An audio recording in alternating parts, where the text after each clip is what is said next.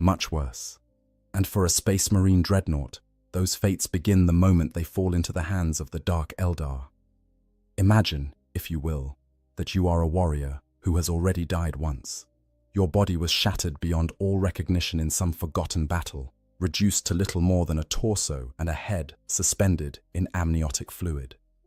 The apothecaries of your chapter salvaged what they could, sealing your broken form inside a walking tomb of adamantium and ceramite. You became a dreadnought, trading the mortality of flesh for an existence measured in centuries of endless warfare and dreamless sleep. It's a half-life at best, but it's service to the Emperor, and service is all you've ever known. Now imagine that your dreadnought chassis lies disabled on some distant battlefield, its systems failing, your connection to the war machine growing dim. You watch through failing optics as Xenos warriors approach, their movements too quick, too precise.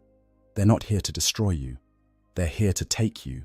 And in that moment, as alien hands begin working on your hull with tools that shouldn't exist, you realize something that fills you with a horror greater than any you've known in centuries of war. Your nightmare is just beginning. This is the reality that awaits any dreadnought unfortunate enough to be captured by the Drukhari, the Dark Eldar of Komorrach. And what happens next makes death seem like a mercy you'll spend eternity begging for. The Dark Eldar, or Drukhari as they call themselves, are a race born from the ashes of catastrophe. 10,000 years ago, the ancient Eldar Empire collapsed in an event so terrible that it literally tore a hole in reality itself. The excessive pleasures and dark pursuits of the Eldar had grown so extreme, so utterly depraved, that they birthed a chaos god from the collective psychic echoes of their civilization. Slaanesh, the Prince of Pleasure, came screaming into existence, and in that moment of birth, consumed the souls of trillions of Eldar across the galaxy.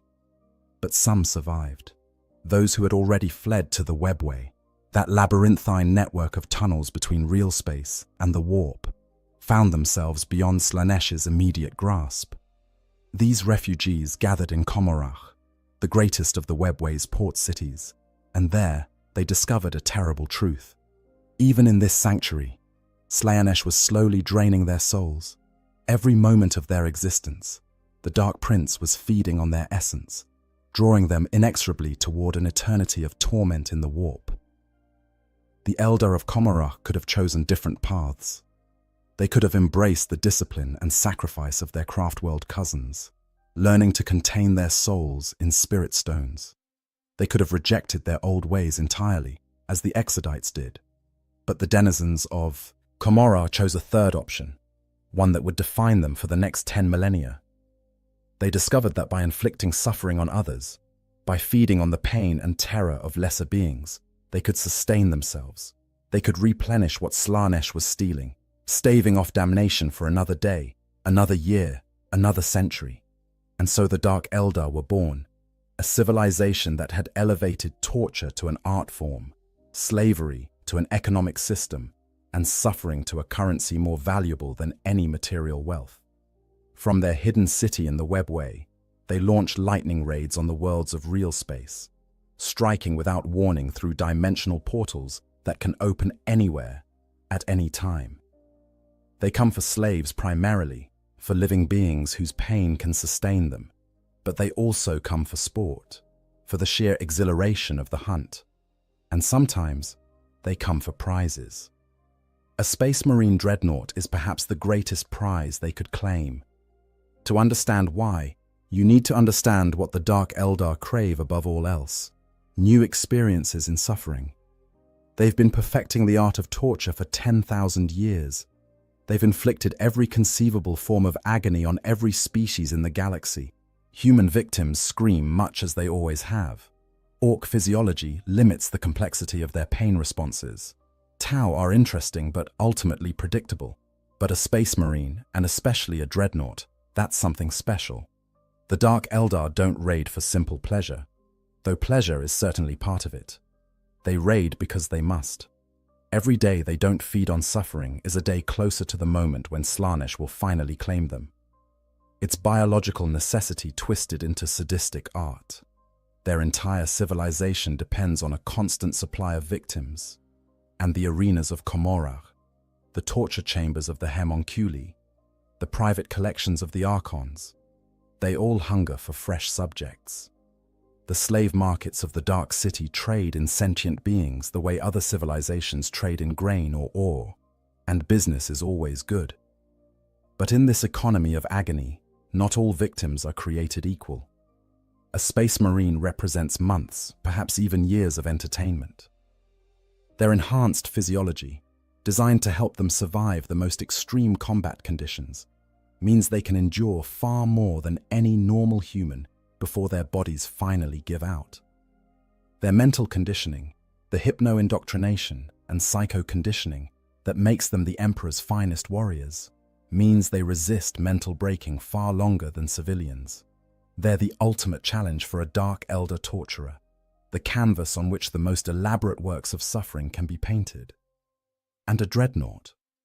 A dreadnought is a space marine who has already been broken once, who has survived injuries that would kill even their enhanced brethren, and who has been given a second life in a walking war machine. Inside that armored sarcophagus is a warrior with centuries of experience, tactical knowledge that could fill libraries, and a will that has already proven unbreakable. To the Homunculi of Komorragh, those insane flesh sculptors who rule the covens beneath the Dark City, a dreadnought isn't just a prize. It's the masterpiece they've been waiting for their entire existence to create. The question isn't whether the Dark Eldar would want to capture a dreadnought. The question is, what happens when they succeed? Before we can understand the horror that awaits a captured dreadnought, we need to understand what a dreadnought truly is. Because contrary to what many Imperial citizens believe, a dreadnought is not simply a large suit of armor or a robot. It's something far more complex and far more tragic. A dreadnought begins with a space marine who has been mortally wounded in battle. Not killed outright, that would be too clean, too final, but injured so severely that even the legendary regenerative capabilities of Astartes' physiology cannot save them. We're talking about injuries that would vaporize a normal human, wounds that leave the marine with perhaps a torso, maybe parts of their limbs, and a head that still contains a functioning brain. The kind of damage that means they'll be dead within minutes or hours at most, no matter how many organs their enhanced biology can do without. When such a warrior is found on the battlefield, the chapter faces a choice. They can grant them the Emperor's peace, a quick death that allows their gene seed to be recovered and their service to be honored.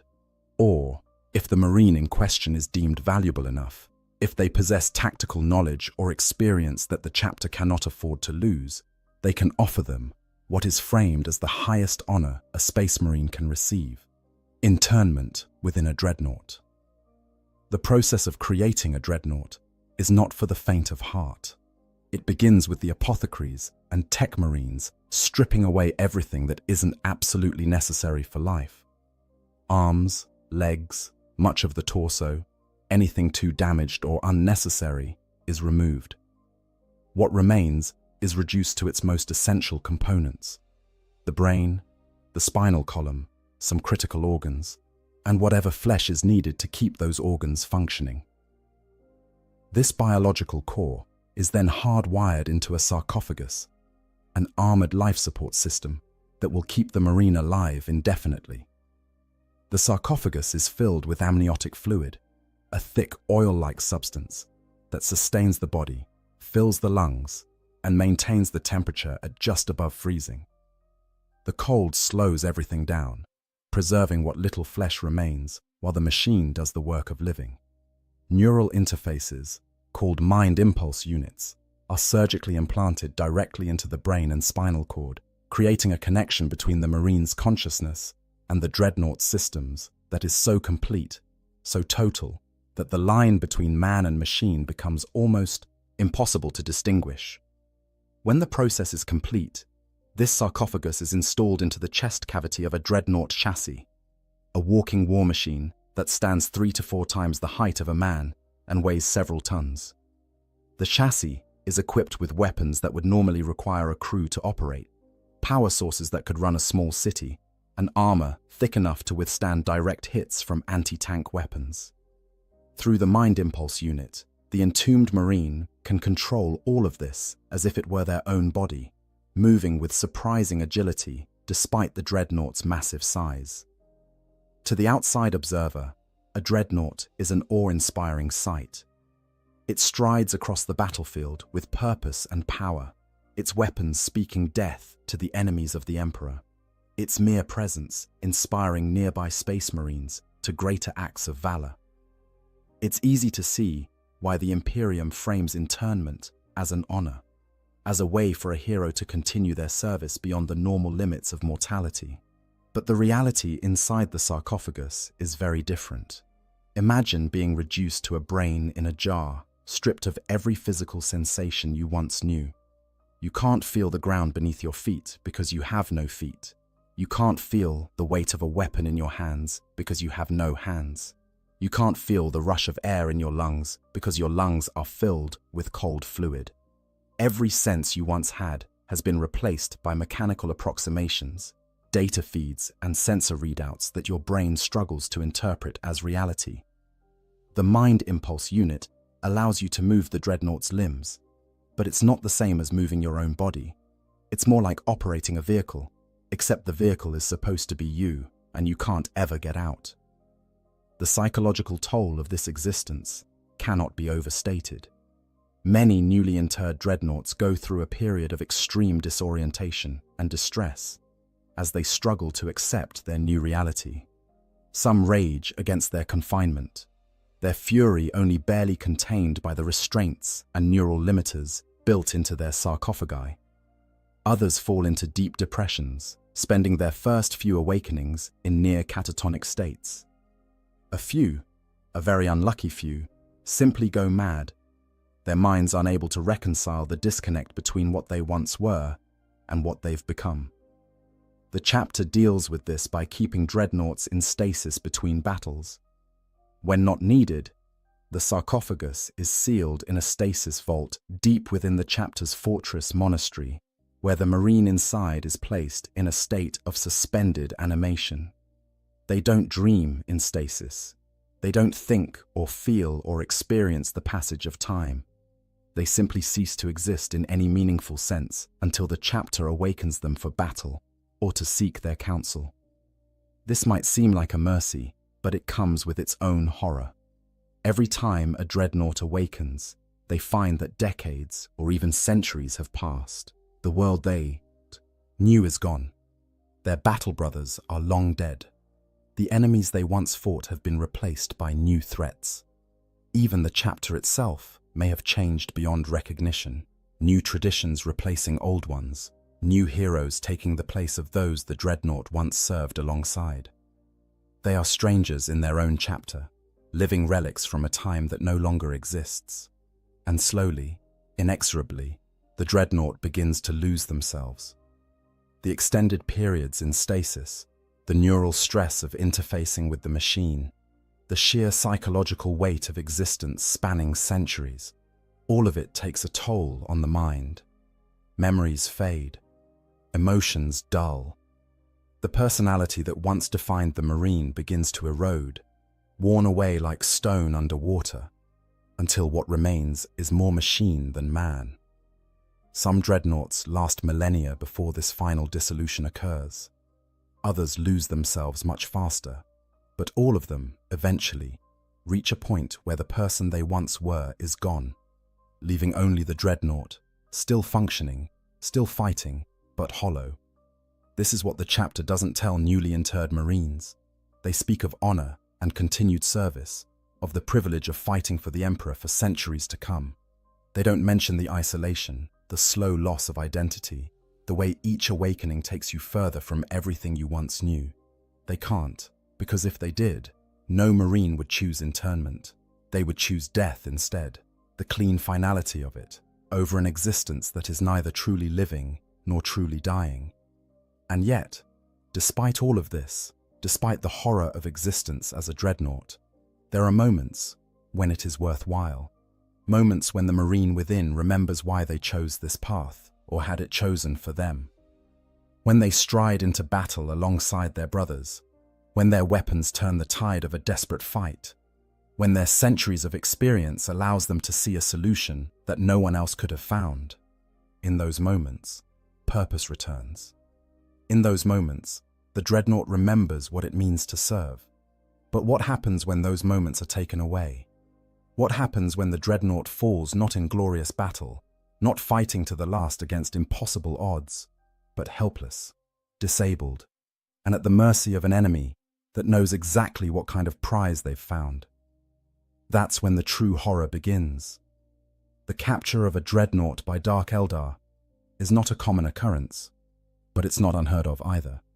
The Drukhari have been raiding real space for 10,000 years, and in that time, they've refined their tactics to an art form. They know what they're looking for, and more importantly, they know how to take it. Dark Eldar raids follow a predictable pattern. They strike from the webway, dimensional portals opening without warning in the midst of populated areas, military installations, or battlefields. The raiders pour through on their anti-gravity skimmers, raiders and venoms, carrying squads of Kabbalite warriors, Wyches, and sometimes the dreaded grotesques and pain engines of the homunculi covens. They move with inhuman speed, their reflexes enhanced by the combat drugs that flow through their veins and the pure adrenaline rush of the hunt. The objective is never to fight a prolonged engagement. Dark Eldar are fragile compared to many of the galaxy's warrior races. Their bodies, for all their speed and grace, lack the durability of orcs, the armor of space marines, or even the numbers of Imperial Guard. They compensate for this with speed, surprise, and overwhelming initial violence. They hit hard, they hit fast, and they're gone before any organized resistance can form. Those they want dead are killed with brutal efficiency. Those they want alive are paralyzed with specialized toxins, wrapped in cocoons of webbing, or simply grabbed by the torture devices built into their vehicles and dragged screaming back through the portal. But capturing a dreadnought requires a different approach. You can't just shoot it with a splinter rifle and hope the poison works. The marine inside is protected by feet of adamantium and ceramite, sealed in an environment suit that makes them immune to biological and chemical weapons. You can't overpower it physically, not without risking damage to the sarcophagus inside, which would ruin the prize. And you can't take your time, because dreadnoughts, even when alone, are among the most dangerous weapons in the Space Marine arsenal. Left to its own devices, a functioning dreadnought can hold off an entire raiding party long enough for reinforcements to arrive. So the Dark Eldar have developed specific tools and tactics for dealing with armored vehicles and war machines. Chief among these are haywire weapons, esoteric devices that emit pulses of electromagnetic energy designed to disrupt and disable mechanical systems. A haywire bomb going off near a dreadnought sends cascading pulses through its systems, shorting out servo motors, disrupting power conduits, and most critically, severing the neural connections between the sarcophagus and the chassis. For the Marine inside, this is a moment of sudden, complete helplessness. One moment, they're fighting, their weapons speaking thunder, their massive form crushing enemies beneath its feet. The next, everything goes dark. The connection to the dreadnought's limbs is severed. The weapon systems go offline. The optical feeds cut out. They're trapped inside their sarcophagus, blind, paralyzed, and utterly at the mercy of whatever's outside. This is the moment the Dark Eldar have been waiting for. Specialized salvage teams move in, warriors trained in the techno-arcana necessary to extract high-value prizes intact. They work quickly, attaching grappler claws to the disabled dreadnought, hooking it up to the anti-gravity systems of their transport vehicles. The whole process takes mere minutes. By the time any Space Marine reinforcements arrive, all they find is scorch marks and the tracks where their ancient brother was dragged away. The journey back to the webway portal is perhaps the last chance for escape, but it's a slim chance at best. The Marine inside the sarcophagus is fully conscious, but completely unable to affect what's happening. They can hear the sounds of the battlefield growing distant, replaced by the alien sounds of Dark Eldar technology and speech. They might feel the lurch as their entire chassis is lifted onto a transport platform. They definitely feel the moment when they're dragged through the portal into the webway itself, a sensation that survivors describe as being turned inside out, while simultaneously being in too many places at once. And then they're gone from real space entirely, pulled into a dimension where the laws of physics operate differently, where the light has a strange quality that doesn't quite match reality, where the very air seems to whisper with echoes of ancient atrocities. The journey through the webway to Komarach can take hours or days depending on the route, time that the imprisoned Marine spends in total darkness, unable to do anything but wait and wonder what fate awaits them. There have been historical examples of dreadnoughts falling into enemy hands, though records are understandably sparse and often classified by the chapters involved. The Salamanders chapter, for instance, has fought multiple battles specifically to recover captured battle brothers from the Dark Eldar, including the famous assault on Komarach itself when an entire strike cruiser was captured and dragged into the Dark City. While that particular incident ended with the Salamanders successfully raiding Komarach to recover their brothers, not every such mission succeeds. Some dreadnoughts are lost forever, their fate unknown to their chapters, their final days spent in the torture chambers of the Dark City. The Imperium's response to such captures is telling. Standard protocol for when a dreadnought is captured by Xenos is to immediately dispatch recovery teams if at all possible. If recovery is not feasible within a limited time frame, the chapter is supposed to declare the dreadnought lost and perform rites of mourning for the fallen hero. In practice, many chapters refuse to give up so easily. They will hunt for years, sometimes decades, following every scrap of intelligence, every whisper of where their lost brother might be, hoping against hope that they can find and recover them before it's too late. It's almost always too late. The webway is a place that defies easy description. It's not quite the warp, though it exists in the spaces between real space and that chaotic dimension. It's not quite a physical location, though you can walk through it and travel its passages. The ancient Eldar created it as a network of tunnels that would allow them to traverse the galaxy without exposing themselves to the predations of the warp, and it served that purpose well for millions of years. But like everything else the Eldar touched, it has become twisted and dangerous in the ages since their empire's fall. For a captured dreadnought being transported through the webway toward Komarach, the journey is a sensory nightmare. Even with their external sensors disabled, the sarcophagus itself picks up emanations from outside. Strange lights that seem to penetrate the armor, sounds that shouldn't be able to reach them, and worst of all, a sense of wrongness, of being in a place that was never meant to contain them, that their very presence violates in some fundamental way. The Dark Eldar transport moves quickly through passages that twist and turn in ways that make no geometric sense. The raiders might take shortcuts through sub-dimensions where hours pass in minutes, or they might deliberately take longer routes to avoid territories claimed by their rivals in the Dark City. The webway is not safe, even for its primary inhabitants. Demons lurk in broken sections, waiting to ambush the unwary. Craftworld Eldar sometimes patrol certain passages, attacking Dark Eldar on sight. And there are things in the deep webway, entities that predate even the Eldars' ancient civilization, things that hunger for any soul foolish enough to wander into their domain. But for all its dangers, the webway is also the Dark Eldar's greatest advantage. From Komarach, they can reach almost anywhere in the galaxy through the network of portals and passages. They can raid a world on the Eastern Fringe, retreat back to the Dark City, and be raiding another world in the Ultima Segmentum before Imperial authorities even know the first attack happened.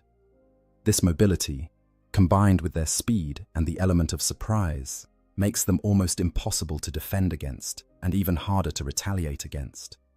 How do you launch a counterstrike against an enemy whose city exists in a dimension you can't reach? As the captured dreadnought's journey continues, they begin to notice changes. The quality of the darkness shifts. The sounds of the webway itself, that strange whisper song that seems to emanate from the very walls, grows louder and more complex. And then, finally, They feel it, the presence of Komaruk itself, a weight on their consciousness that grows stronger with every passing moment, like approaching a black hole made of suffering and malice. The first glimpses of Komaruk, even for a dreadnought with disabled visual senses, are unforgettable. The Dark City announces itself through every sense at once. The temperature drops precipitously as the raiders enter the outer districts, the cold so profound it seems to leach warmth from the very soul. The air, even filtered through the sarcophagus's life support, carries scents that should not exist. Burning flesh mixed with exotic perfumes, ozone from ancient power systems, and underneath it all, the copper-iron stench of blood so old and so abundant, it's become part of the atmosphere. Komaruk is not one city, but thousands, an impossible metropolis that defies every law of architecture and physics. Spires rise higher than mountains, their tops lost in the perpetual twilight that passes for sky in this realm. Buildings hang from the underside of floating platforms, their lights casting strange shadows in directions light should not fall. Streets twist at angles that hurt to look at, creating shortcuts through space itself that allow travel from one district to another with a single step through a dimensional gateway. The entire city is lit by the Ilmea, the black suns, dying stars that the ancient Eldar captured at the height of their technological prowess and installed within sub-realms of the webway to provide light and power to Komaruk. But these are not the warm, life-giving stars of real space. They're red giants, on the verge of collapse, their light a sickly crimson that bathes everything in a color reminiscent of blood. In this light, the spires of Komaruk cast shadows that seem alive, that move independently of the structures that create them. And in those shadows, things lurk that even the Dark Eldar fear. The architecture itself is deliberately hostile, designed not for comfort or efficiency, but to instill awe and terror in equal measure. Every surface is decorated with scenes of torture and debauchery, carved into the stonework or projected as hololithic displays. Gargoyles that might or might not be alive leer from buttresses. Chains hang from every overhang, sometimes empty, sometimes bearing cages containing still living prisoners who are displayed as decoration. And everywhere there are spikes, on walls, on doors, on the vehicles that flow through the air lanes, each one bearing the unmistakable stains of use. As the raiding party approaches the district where they will deliver their prize, the dreadnought might catch glimpses through brief activations of external sensors. They see platforms where gladiatorial games are in progress, the arenas packed with screaming crowds as slaves fight for the entertainment of the masses. They see market squares where beings of every species are bought and sold like cattle, their cries lost in the cacophony of haggling and cruel laughter. They see the high spires where the Archons dwell, those who rule the cabals and command the raiding fleets, each spire a fortress and palace combined, each one competing to outdo the others in displays of wealth and power. And then, as the transport begins to descend toward the lower levels, toward the foundational layers, where the oldest and darkest parts of Komaruk exist, the dreadnought realizes where they're being taken. Down to the subterranean districts, down to where the Homunculi dwell. The Homunculi covens occupy territories deep beneath the Dark City proper, in vast cavern systems that predate Komaruk itself. These are the mad scientists of Dark Eldar society, the flesh sculptors whose skills are necessary for the survival of their species, but whose presence is disturbing even to other Dark Eldar. They've been practicing their art for 10,000 years, and in that time, they've achieved a mastery of biology and pain that would be impressive if it weren't so utterly horrifying. A homunculus is ancient beyond measure. Most are survivors from before the fall, having extended their lives through countless regenerations and modifications to their own bodies. They no longer resemble the Eldar they once were. Their forms are twisted, elongated, decorated with additional limbs and organs harvested from other species or grown in their laboratories. They wear masks of iron and bronze, though whether these are truly masks or have been grafted directly onto their faces is anyone's guess.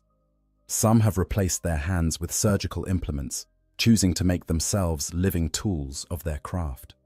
The process of becoming a homunculus is not something anyone fully understands, least of all other Dark Eldar. Some were torture technicians in the old Eldar Empire, practicing their art even before the fall made it a necessity. Others are Dark Eldar who, after millennia of life, find that they've grown bored with everything except the science of suffering and choose to join a coven to learn its secrets. The transformation, whatever it entails, changes them fundamentally. They lose what little empathy Dark Eldar possess, becoming beings who view all other creatures purely as raw materials for their experiments. To understand why a dreadnought is such a prize for a homunculus, you need to understand what drives these creatures. It's not just sadism, though that's certainly part of it. The homunculi are artists, in their own twisted way. They see flesh as a canvas, pain as a pigment, and suffering as the brushstroke that creates their masterpieces. They're scientists too, constantly pushing the boundaries of what's possible, discovering new ways to modify bodies, new methods to extract and prolong agony, new techniques to deny death its ultimate victory. A space marine represents a unique challenge. Their enhanced physiology, the results of genetic modification and surgical implantation that begins when they're recruited as children, makes them resistant to many forms of torture that would quickly break a normal human. Their extra organs, their enhanced bone structure, their ability to enter suspended animation or shut down pain responses through sheer mental discipline, all of these create obstacles that a homunculus must overcome. It's like trying to sculpt with adamantium instead of clay. Difficult, certainly, but when successful, the results are so much more impressive. A dreadnought takes this challenge to another level entirely. Here is a space marine who has already survived what should have been fatal injuries, whose will has already proven strong enough to endure internment in a walking tomb, whose mind has potentially survived for centuries or even millennia. They're a puzzle box of suffering, each layer more complex than the last, and solving that puzzle, breaking that will, extracting secrets from that ancient mind.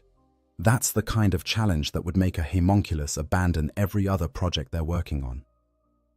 The covens themselves are organized communities, though the word community barely applies to beings this solipsistic and cruel.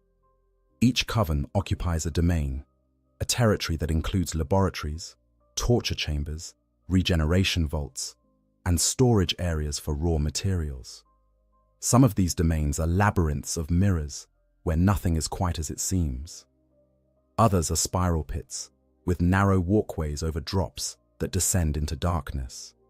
A few are even constructed from living flesh, entire structures grown from the bodies of slaves, kept alive and aware as their forms are shaped into walls and floors and ceilings. Within these domains, the homunculi practice their art. They create new life through vat-grown technology, accelerating embryos to full growth in months rather than years. They modify their servants, the racks, transforming Dark Eldar volunteers into something stronger, more resilient, and utterly loyal to their masters.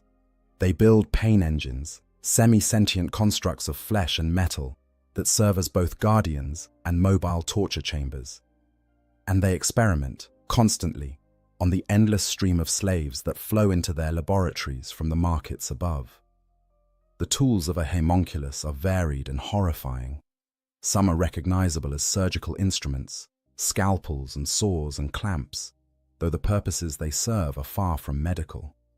Others are more esoteric, devices that stimulate specific nerve clusters, machines that can extend a moment of pain over subjective hours, drugs that enhance consciousness while removing the body's ability to enter shock. There are tools that can keep a subject alive indefinitely, sustaining their body through artificial means even as it's systematically disassembled. And there are tools that work on the mind, that can extract memories, alter perceptions, or simply drive the subject into carefully calibrated states of madness. For the Dark Eldar as a species, the homunculi provide essential services.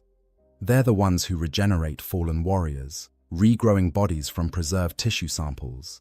They're the ones who create new Dark Eldar through vat growth technology, since natural birth among their kind is extremely rare.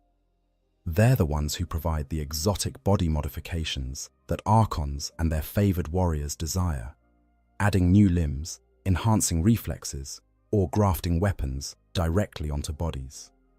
In return, the homunculi demand payment, usually in slaves, sometimes in favors, and always in the freedom to pursue their research without interference.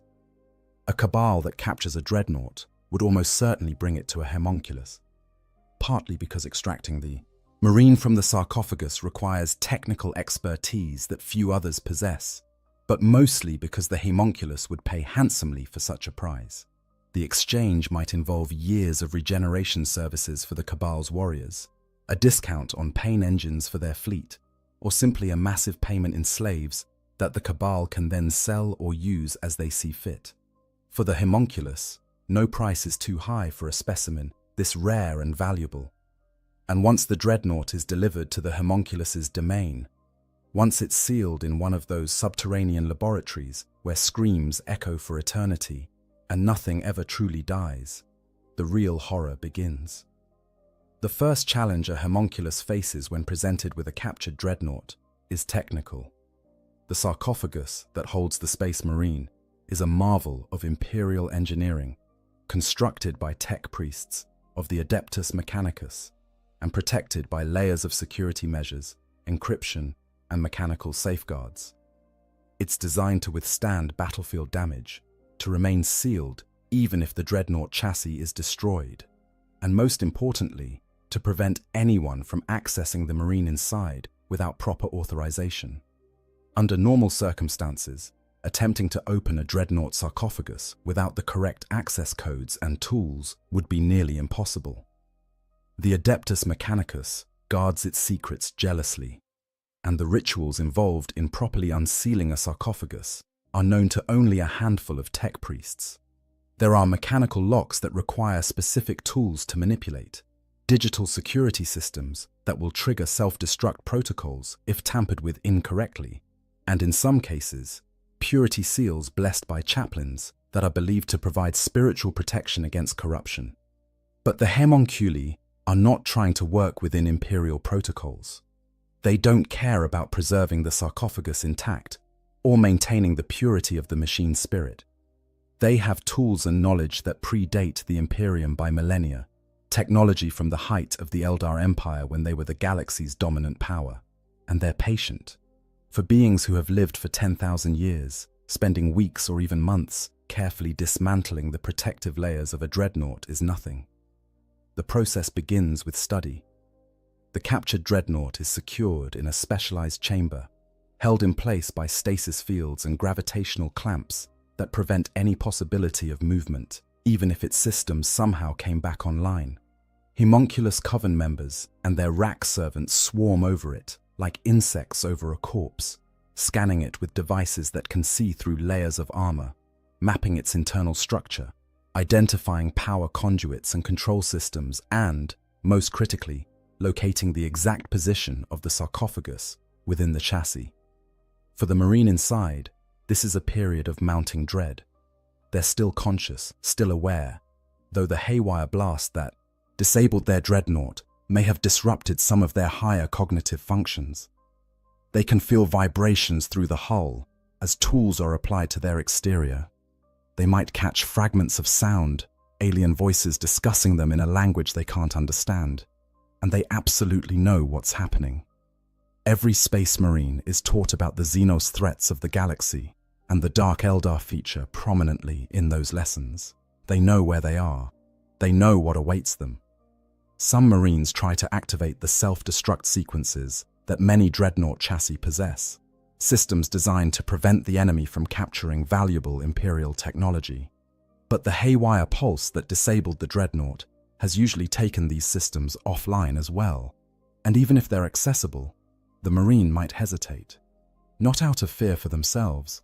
Space Marines are conditioned to face death with courage, but out of fear of what knowledge might be lost. inside their head is centuries of tactical experience, information about their chapter's defenses and battle doctrines, and sometimes, in the case of very old dreadnoughts, historical knowledge that exists nowhere else. To destroy that, even to prevent it falling into enemy hands, requires a choice that few can make easily. And while they're hesitating, while they're trying to decide whether death is preferable to whatever comes next, the homunculi are working. They've identified the weakest points in the sarcophagus's armor, the places where access panels exist for maintenance, or where the seals between the sarcophagus and the chassis are thinnest. They begin cutting through these points with tools that don't rely on heat or physical force, but instead manipulate matter at the molecular level, weapons that were old when humanity first discovered fire. The breakthrough, when it comes, is both relief and terror for the imprisoned Marine. Relief because the waiting is over, because uncertainty is replaced by the horrible certainty of what's about to happen. Terror because that first breach in their containment, that first whisper of outside air that doesn't belong in their sealed environment, means they're no longer protected. The amniotic fluid that has sustained them begins to leak out, replaced by the air of Comorrach itself, and that air carries with it scents that no space marine ever wants to smell: blood and fear and things that have no name. The homunculi work with methodical precision now, carefully expanding the breach, installing their own devices to stabilize the sarcophagus's life support systems before they remove too much of the original equipment. They don't want the Marine to die. Not yet. Not when there's so much more they can do with a living subject. Every connection is carefully noted and replicated. Every tube that carried nutrients or removed waste is replaced with their own equivalents. Every neural interface is mapped before it's disconnected. They're not opening the sarcophagus. They're learning how it works, reverse engineering imperial technology that will prove useful in future experiments.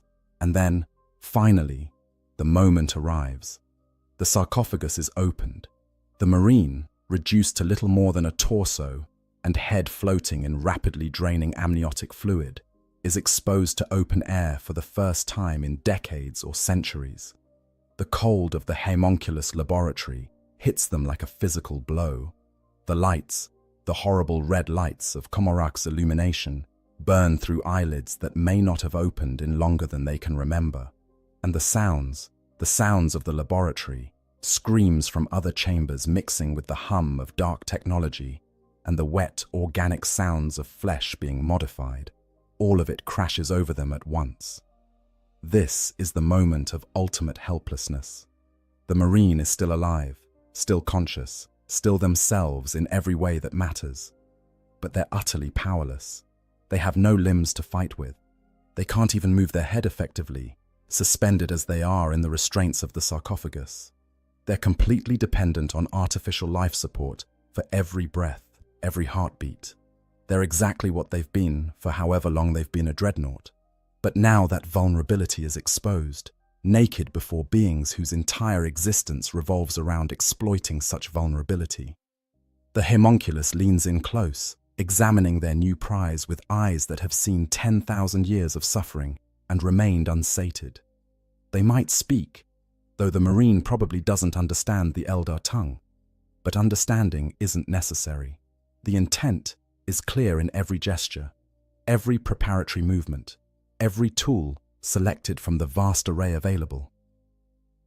The homunculus is an artist about to begin their masterpiece, and the canvas is screaming. The laboratories of a homunculus are designed to be functional spaces, purpose-built for the practice of their art.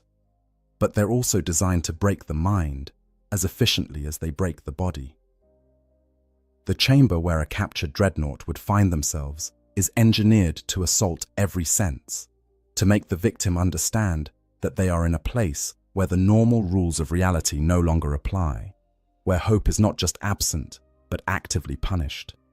The architecture itself is aggressive. The ceiling might be uncomfortably low in some areas, forcing a sense of confinement, then suddenly vault upward into darkness, where things move that might be servants, or might be previous subjects, transformed beyond recognition. The walls are never quite vertical, always angled just slightly wrong to create a subliminal unease. And the surfaces are decorated with frescoes depicting scenes of torture so intricate, so detailed, that they must have been created by someone who had witnessed or performed every act depicted. The lighting is carefully controlled. The red illumination from Komorog's black suns is supplemented by other sources, bioluminescent growths that pulse with irregular rhythms, crystalline structures that glow with their own internal light, and occasionally cages of burning gas that cast dancing shadows across the room. No light source is quite steady. All of them flicker or pulse or shift in intensity, creating an environment where the eye can never quite focus, where shapes at the edge of vision might be real or might be illusions conjured by an exhausted mind. Sound is omnipresent. The laboratory echoes with screams, some near, some distant, all of them indicating that what's happening to the Marine is happening to others as well, has been happening for longer than they can imagine, will continue long after they're gone. But it's not just screams. There's music too. Strange melodies played on instruments that seem to produce notes that shouldn't exist. Songs that work their way into the mind and refuse to leave. And underneath it all, a subsonic rumble, barely perceptible, but constant. A vibration that some believe is the sound of Komorok itself. The city breathing, living, feeding on the suffering of all who dwell within it. The tools of the homunculus are arranged on racks that surround the central workspace where the Marine has been positioned. Some of these tools are recognizable, scalpels and saws and needles, though their proportions are wrong and their edges catch the light in ways that suggest they're sharper than any blade should be. Others are completely alien, devices whose function can only be guessed at from the screams they produce when applied to flesh. And some appear to be living things, semi-organic constructs that writhe with their own motion, eager to be employed. The homunculus begins with assessment. They need to understand the full extent of their canvas before they can begin to work. This means examining every remaining part of the Marine's body, testing nerve responses, measuring pain thresholds, documenting the baseline from which all future modifications and tortures will be measured. For a Space Marine, this process is uniquely horrible, because their enhanced physiology means they can't simply retreat into shock. Their bodies are designed to keep them conscious and aware through injuries that would kill a normal human. That same adaptation now works against them, keeping them alert and present for every moment of what's being done to them. The psychological component of the torture begins immediately. Homunculi are masters of the mind as well as the body. They understand that breaking a Space Marine requires more than just physical pain.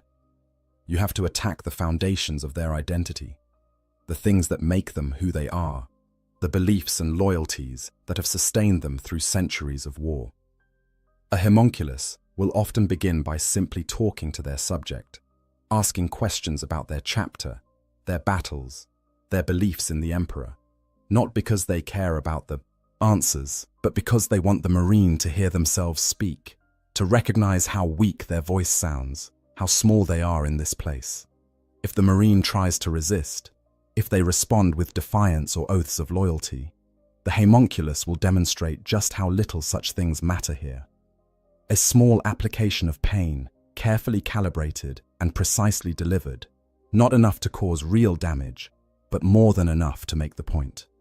You're in a place where your conditioning means nothing, where your loyalty changes nothing, where your willpower is just another resource to be exhausted and consumed. The actual torture takes many forms, limited only by the homunculus's creativity and their desire to make the experience last. Some methods are classical: the systematic flaying of skin, the careful breaking of bones, the introduction of foreign substances into the body to cause pain from within. Space Marines can survive injuries that would kill normal humans, which means a homunculus can inflict much more damage before approaching the threshold where the subject might die. They can remove organs that the Marine has backups for, can break bones knowing they'll heal, can inflict wounds that would be fatal to others, but are merely agonizing to an Astartes. Other methods are more esoteric. The homunculi have devices that can stimulate specific nerve clusters, creating pain that has no source, that the mind perceives as coming from body parts that no longer exist. They have drugs that heighten every sensation to unbearable levels, that stretch subjective time so that a minute of torture feels like hours, that prevent the mind from escaping through unconsciousness no matter how much the body begs for that release. They have techniques that work on the mind directly, extracting memories and forcing the Marine to relive them, editing those memories to make them horrific, creating doubt about what's real and what's been fabricated. The extraction of information is ongoing throughout all of this. The homunculus wants to know everything the Marine knows: tactical doctrines, defensive positions, the names and capabilities of their battle brothers, the location of their chapter's fortress monastery, the rituals and traditions that define their chapter's culture. Not because the Dark Elder plan to use this information for military purposes. They're raiders, not conquerors, and they don't care about the strategic disposition of Space Marine forces. They want the information because extracting it is another form of torture, another way to make the Marine betray everything they've sworn to protect. And here's the truly insidious part. Even if the Marine refuses to answer, the homunculus will eventually extract what they want. They have devices that can read thoughts, technology that can interpret the firing patterns of neurons and reconstruct memories from brain activity. The Marine's silence accomplishes nothing except to draw out their suffering, to make the process take longer, to ensure that when the information is finally taken, they've endured so much that the betrayal feels almost welcome, a surrender that brings temporary relief from the relentless assault. For a Space Marine, beings who have been conditioned since childhood to endure pain, whose psycho-indoctrination is designed to make them resistant to torture, this is a special kind of horror. Their training tells them that they can endure, that pain is temporary and faith is eternal, that no matter what's done to their body, their soul belongs to the Emperor. But the homunculi have been breaking strong-willed beings for 10,000 years. They know every technique the Imperium uses to condition its soldiers. They know how to work around it, through it, or simply outlast it. The duration of the torture varies. For some Marines, the initial breaking might take days or weeks as the homunculus systematically dismantles their resistance. For others, especially those who have already endured centuries as a dreadnought, who have spent so long in isolation that their grip on identity is already tenuous, the process might be faster. But regardless of how long it takes, the endpoint is always the same. The moment when the Marine stops being a warrior of the Emperor and becomes just another piece of raw material in the homunculus's laboratory. But death, that final mercy that every captured soldier hopes for, that doesn't come. Because the homunculi don't let their subjects die. They have techniques to sustain life indefinitely, to repair damage even as it's being inflicted, to bring subjects back from the very brink of death over and over again. For a Space Marine, whose enhanced physiology already makes them difficult to kill, this means their suffering can continue far longer than any normal humans would. The ultimate cruelty is this: a Space Marine's body is engineered to survive. That gift becomes a curse in the hands of the homunculi. What makes the fate of a captured dreadnought uniquely horrible, worse even than the torture inflicted on regular Space Marines, is the way the Marines' own enhanced physiology becomes their greatest enemy. The modifications that once made them superhuman warriors, that allowed them to stride across battlefields like demigods of war, now serve only to prolong their suffering and make death an impossible dream. Consider the Laraman cells, specialized organs implanted in every Space Marine that secrete a substance to quickly seal wounds. In battle, this means a Space Marine can suffer injuries that would cause a normal human to bleed out in minutes and continue fighting. In the torture chambers of a homunculus, It means that wounds inflicted don't stay open long enough to cause blood loss that might lead to unconsciousness or death. The Marine's own body works against them, healing them just enough to keep them aware and suffering.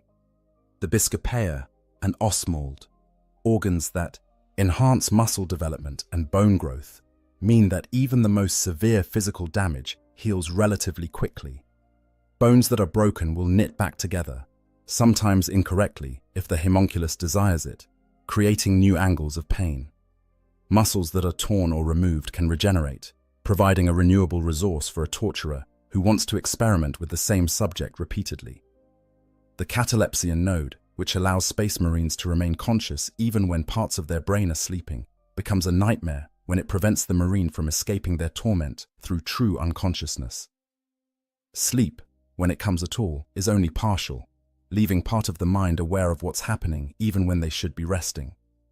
There is no true respite, no moment of oblivion where the pain stops existing. Most cruelly, the Susan membrane, which can put a space marine into a state of suspended animation when grievously wounded, doesn't activate properly in the controlled environment of a homunculus laboratory. That organ requires specific triggers, usually massive trauma combined with certain environmental factors. A skilled homunculus knows how to inflict damage that's severe enough to be excruciating, but not severe enough to trigger the Susan response. The marine remains conscious, aware, present for every moment of their torment. The homunculi enhance these natural resiliences with their own techniques. They have regeneration vats where subjects can be submerged overnight, healing all damage but retaining the memories of how that damage was inflicted. They have drugs that accelerate healing while preventing the body from entering shock. They have neural stimulators that keep the brain active and aware, no matter how much the body is telling it to shut down. In the hands of a homunculus, a space marine's ability to survive becomes an endless loop of suffering, healing, and suffering again. But the physical torture, as terrible as it is, isn't the worst part. The homunculi understand that to truly break a space marine, you have to destroy what they are on a fundamental level: their identity as a warrior, their loyalty to their chapter and their emperor, their sense of purpose and meaning. All of these must be systematically dismantled until nothing remains but raw suffering, without context or hope. This psychological torture takes many forms. Sometimes it's as simple as forcing the marine to watch as other prisoners are tortured, making them complicit in suffering they can't prevent. The homunculus might bring in captured civilians, people the Marines chapter was supposed to protect, and torture them while explaining that this is happening because the Marine failed, because they allowed themselves to be captured, because their weakness has led directly to these innocents suffering. Other times, the approach is more insidious. The homunculus might offer the Marine choices, false choices that seem to provide some control, but actually just force them to participate in their own torment. Which limb should be removed first? Would you prefer pain that's intense but brief, or lesser pain that continues for hours? If you answer one question about your chapter, we'll stop for the day, but if you refuse, we'll continue indefinitely. Every choice is designed to make the Marine feel complicit, to erode the sense that they're simply a victim of circumstances beyond their control. The homunculi are also masters of manipulating time perception. They have drugs and techniques that can make minutes feel like hours, hours like days, days like years. A Marine might experience subjective decades of torture in what's actually only weeks of real time. When they're finally pulled out of that state, they find they can't tell what's real anymore. How long have they been here? Days? Centuries? Has anyone come looking for them, or have they been forgotten entirely? The uncertainty is itself a form of torture, one that breaks down the mental defenses that might otherwise allow them to endure. Memory manipulation is another tool in the homunculus arsenal. They can extract specific memories, force the Marine to relive them with modifications that make them traumatic. A memory of a victorious battle might be altered so that the Marine remembers their brothers dying due to their own failures in tactics. A memory of their original induction into the chapter might be edited to make them remember begging not to be chosen, pleading to be left alone, showing cowardice that they know they never displayed. These false memories are installed alongside the real ones, creating a confusion of identity. What did they really do? Who are they really? If they can't trust their own memories, what can they trust? Some homunculi take particular delight in breaking down the Marine's faith. They'll engage in philosophical debates, pointing out the logical inconsistencies in imperial theology, noting how the emperor's protection has utterly failed in this case. They'll describe in detail what will happen to the Marine's soul when they finally die, how Slanesh, or whatever warp entity is closest, will claim them because they died in a state of such suffering and despair. They'll suggest that the emperor never cared about them personally, that they were just a tool, and now that the tool is broken, they've been discarded and forgotten. And perhaps worst of all, they introduce the slow poison of hope repeatedly offered and then crushed. A homunculus might pause the torture for days or weeks, allowing the Marine to heal, giving them time to think maybe, just maybe, it's over. Then they resume with renewed vigor, or they might stage a fake rescue attempt, complete with sounds of battle and familiar voices calling for the Marine, only to reveal it was all an elaborate illusion designed to make the subsequent return to torture even more crushing. Every time hope rises, it's specifically so the homunculus can destroy it again, teaching the Marine that hope itself is just another form of suffering. The stretching of time, the manipulation of memory, the systematic destruction of identity, all of it serves a singular purpose: to make the Marine forget who they were, to reach a point where they can't remember being a warrior, can't recall the face of their chapter master, can't recite the oaths they've sworn thousands of times. When they reach that point, when the person they were has been erased and only suffering remains, only then does the homunculus consider the initial phase of their work complete. Because at that point, the real experimentation can begin.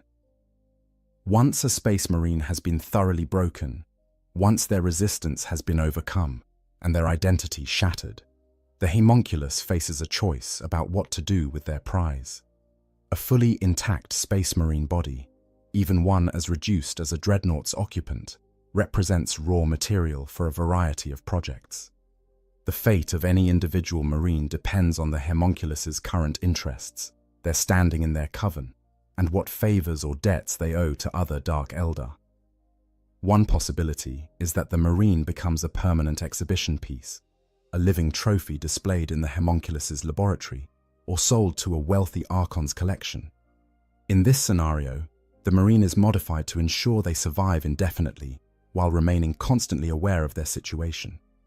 They might be partially flayed, their enhanced musculature and organs visible beneath transparent replacement skin, serving as both a demonstration of Astartes' physiology and a constant source of suffering. They might be suspended in a stasis field that prevents movement but doesn't prevent sensation, unable to do anything but experience their situation for years or decades or centuries at a stretch. These exhibition pieces are sometimes displayed in semi-public areas, places where other Dark Eldar can come to view them. Part of the appeal is educational, Dark Eldar warriors paying to learn about the physiology and weaknesses of the Imperium's finest soldiers. But mostly, it's entertainment, the chance to see a broken demigod, to mock something that was once so powerful. The Marine remains conscious through all of this, unable to respond, unable to die, just existing as a curiosity for beings who find their suffering amusing. Another common fate is conscription into the gladiatorial arenas. Komorragh has vast stadiums where combat for entertainment is a daily occurrence, and space marines, even broken and mutilated ones, are always popular attractions. The homunculus might sell the marine to a witch cult, those gladiator warriors who rule the arenas, or they might lease them out for specific events. The marine is given basic augmentations to ensure they survive the fights, but these augmentations are deliberately painful, a constant torment even between battles. In the arena, the Marine is forced to fight for the entertainment of crowds that number in the tens of thousands. Sometimes they fight other slaves, orcs, humans, tyrannid organisms captured and shipped in just for the occasion. Sometimes they fight dark Eldar warriors who want the prestige of defeating an Astartes in single combat. And sometimes, in the cruelest matches, they're forced to fight other captured space marines, brothers turned against brothers for the amusement of a species that has no concept of loyalty or honor. The conditioning required to make a space marine fight in the arena is extensive. Even broken, even tortured beyond what any being should endure, a space marine's indoctrination runs deep. They won't fight for their captors willingly, so the homunculi employ a combination of drugs, neural implants, and psychological programming to override their will. Pain compliance systems that activate if they refuse to fight. Stimulants that flood their system with artificial aggression. In the worst cases, personality overrides that temporarily suppress their consciousness entirely, leaving their body fighting on pure instinct and training, while their mind screams in the darkness. Some Marines last years in the arenas. Their enhanced physiology and combat training make them survivors, even in these hopeless circumstances. But survival in the arenas isn't mercy. Every fight is designed to injure but not kill, to provide maximum entertainment value while keeping the fighters alive for future matches. The Marine accumulates damage that their body struggles to heal, developing a kind of physical and psychological scarring that goes beyond what even Space Marine resilience can handle. Eventually, even the strongest break completely, reduced to something that barely remembers it was once human, much less a warrior of the Imperium. Perhaps the most horrifying fate is transformation into a grotesque. These are the homunculi's most successful experiments in flesh sculpting, beings that have been so extensively modified that they bear almost no resemblance to their original form. The process of creating a grotesque is extensive and varies depending on the homunculus's preferences, but it generally involves massive increases in size and strength, the addition of weapons grafted directly onto the body, and modifications to the brain that increase aggression while reducing higher cognitive function. For a space marine, becoming a grotesque is the final death of who they were. The process strips away everything that made them an individual, leaving only a creature of muscle and rage.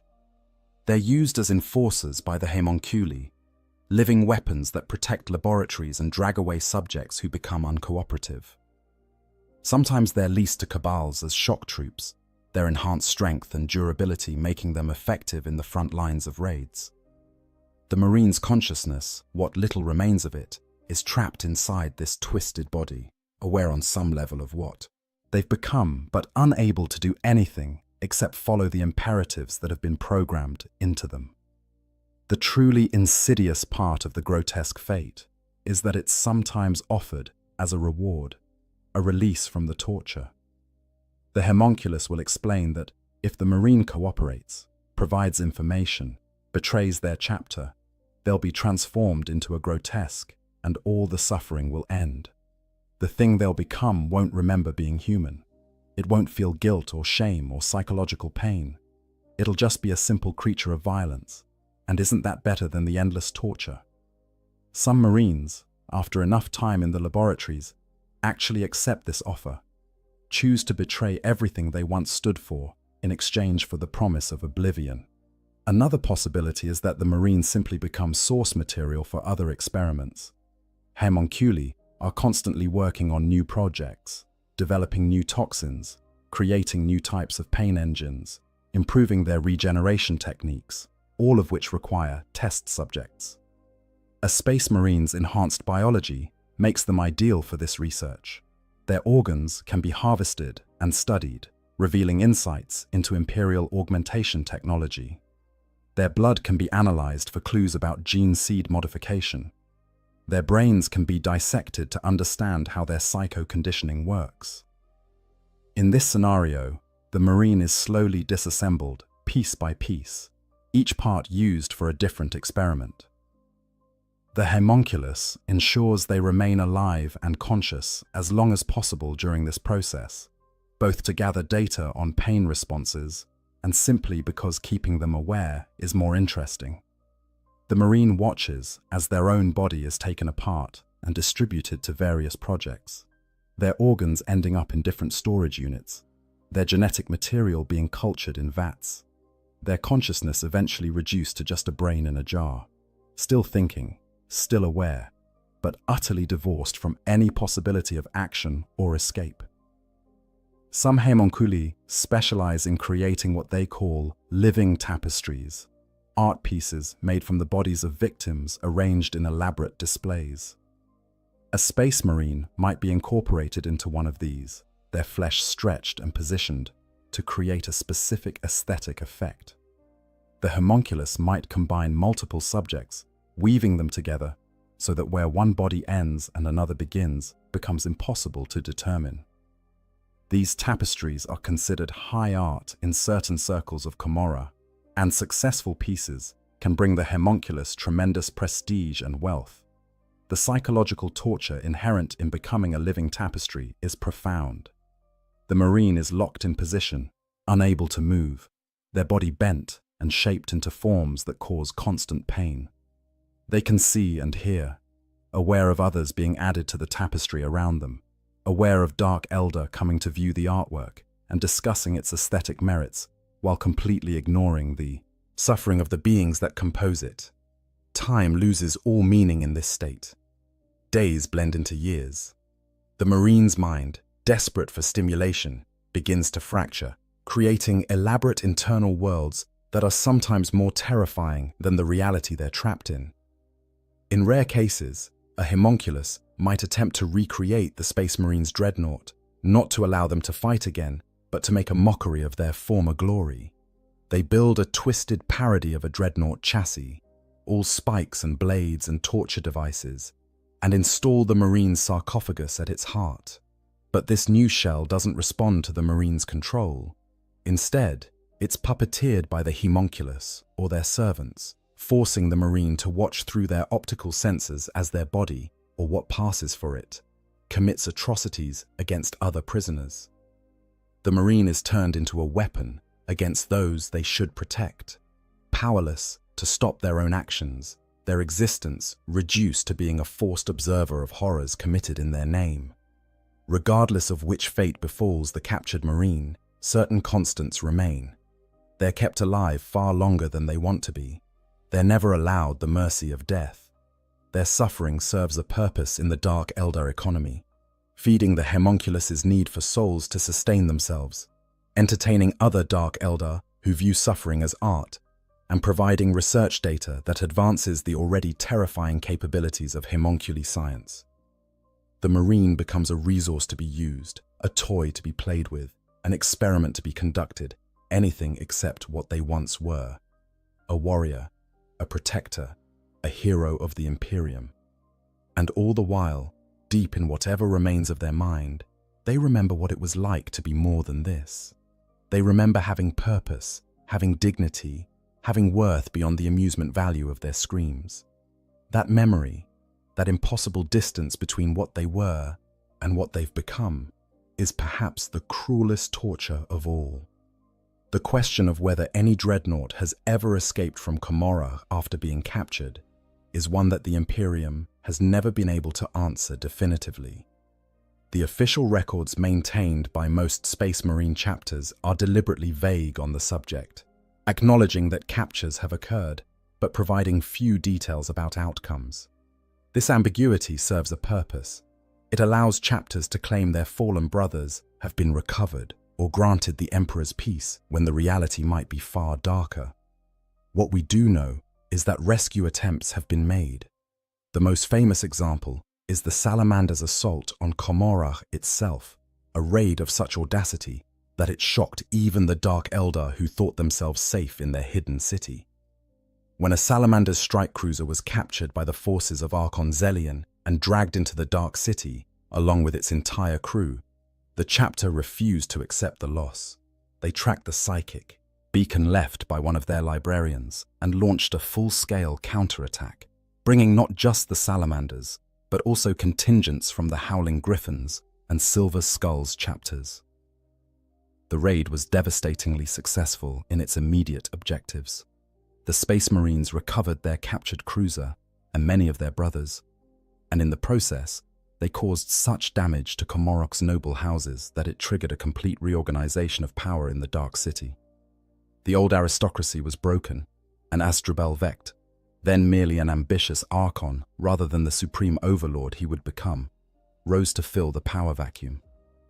From the Imperium's perspective, it was a clear victory, proof that even the Dark City could be breached and that the Dark Eldar were not invulnerable.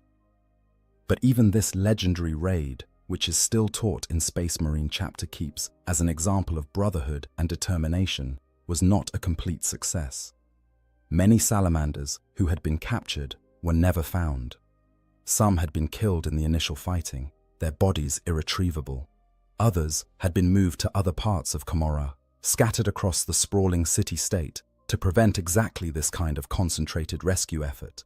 And some, including at least one dreadnought, according to classified chapter records, were found but could not be saved. They had been so thoroughly modified, so completely transformed into something else, that recovery was impossible.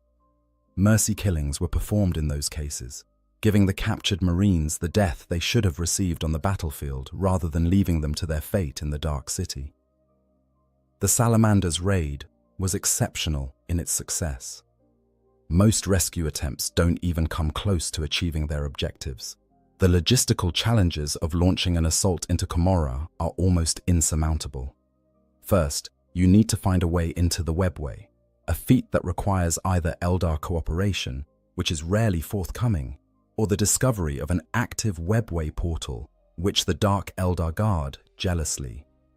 Then you need to navigate the webway itself, a dimension that shifts and changes, where paths that existed yesterday might be gone today. And if you somehow reach Komorra, you find yourself in a city of impossible scale, where millions of Dark Eldar live, where every district is a death trap designed to defeat invaders, where the very architecture serves as a weapon against intruders.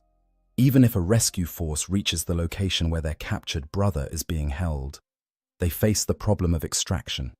The captured Marine has likely been there for weeks or months at minimum, possibly years, depending on how long it took the chapter to organize a rescue attempt. In that time, the homunculi have had ample opportunity to begin their work. The Marine might be barely recognizable as what they once were. They might be too badly injured to move. They might be so deeply conditioned that they attack their would-be rescuers. And even if they can be freed from whatever apparatus holds them, getting them out through hostile territory back to the webway portal, while under attack from every Dark Elder force in the vicinity, borders on the impossible. The mathematics of such rescue attempts are brutally clear.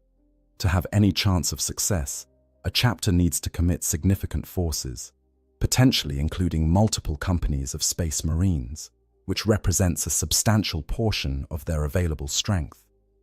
The likelihood of success is low, the casualties will be high, and even if they succeed, what they recover might be too damaged to ever resume any kind of meaningful existence.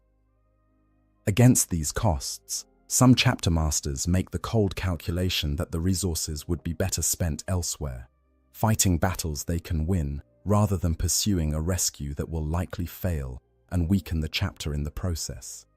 This is not a decision made lightly or without anguish. Space Marines value their brothers above almost all else, and the idea of abandoning one of their own to such a fate goes against everything they believe in. But they're also pragmatists, taught to weigh costs against benefits, to make the decisions that give the Imperium the best chance of survival. If rescuing one captured brother costs the lives of 50 others and weakens the chapter so much that entire worlds fall to the enemies of mankind, is that an acceptable trade? The debate over this question has caused rifts within chapters, with some brothers arguing for rescue attempts at any cost, while others advocate for a more measured approach. Some chapters handle this by setting strict time limits.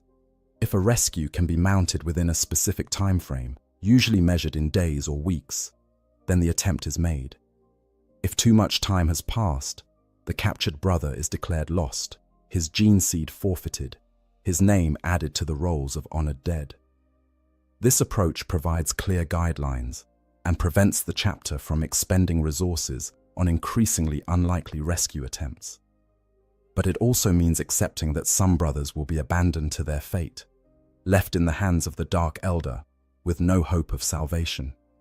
There are persistent rumors in Imperial military circles of Space Marines who have been in Dark Elder captivity for decades or even centuries and then somehow escaped or been recovered.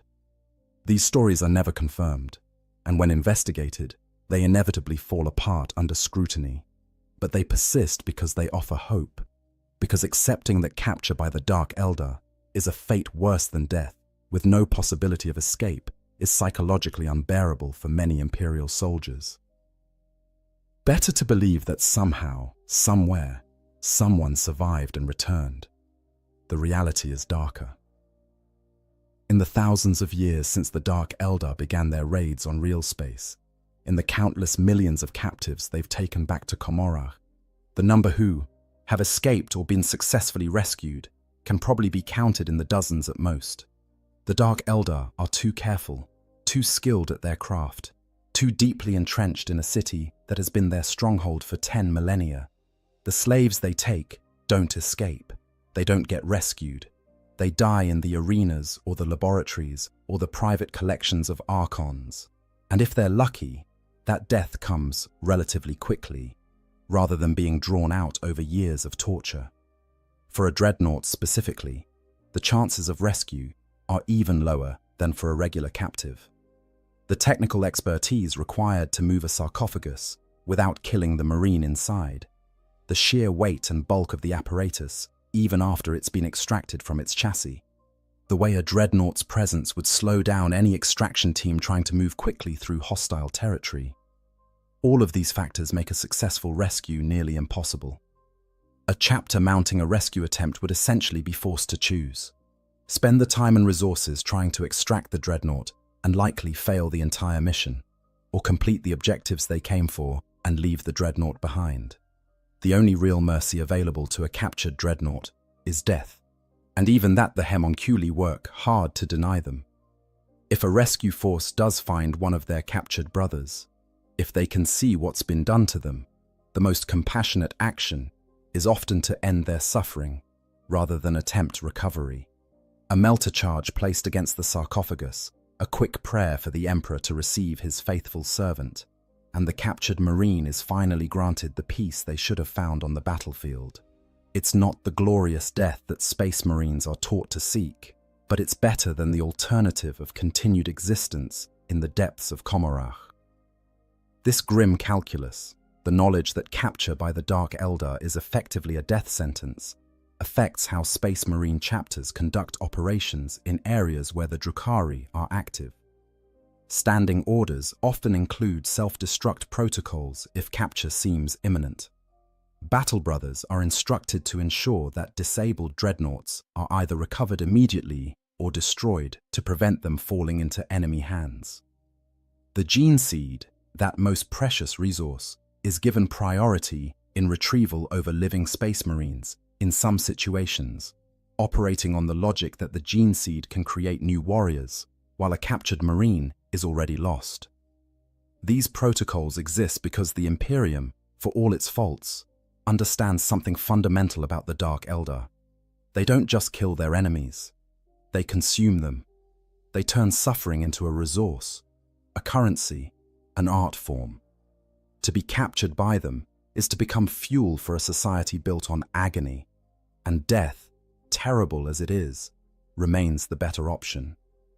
The capture of a Space Marine dreadnought by the Dark Eldar carries implications that extend far beyond the fate of the individual Marine trapped inside.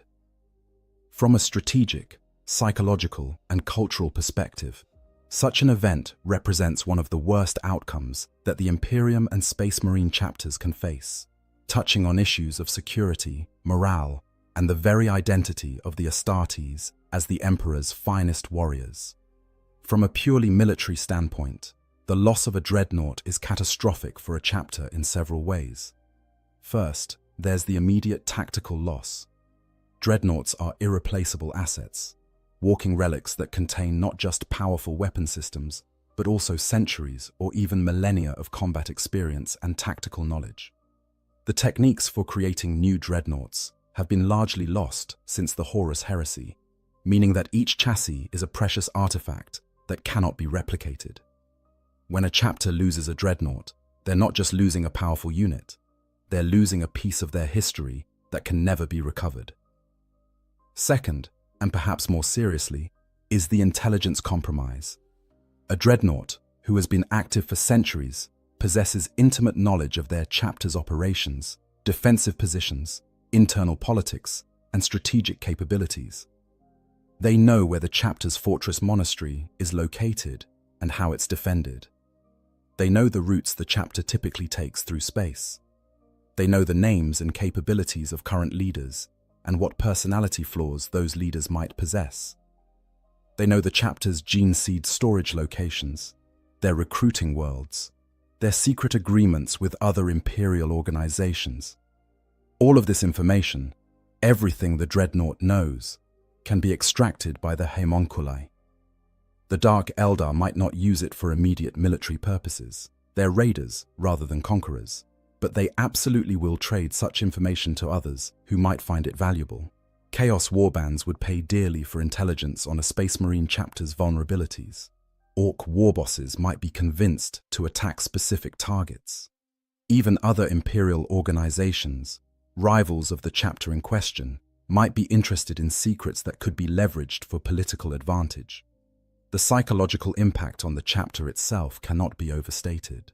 Space Marines are taught from their induction that they are the Emperor's chosen, that they will face death without fear, that their purpose is to serve, and if necessary, die in his name.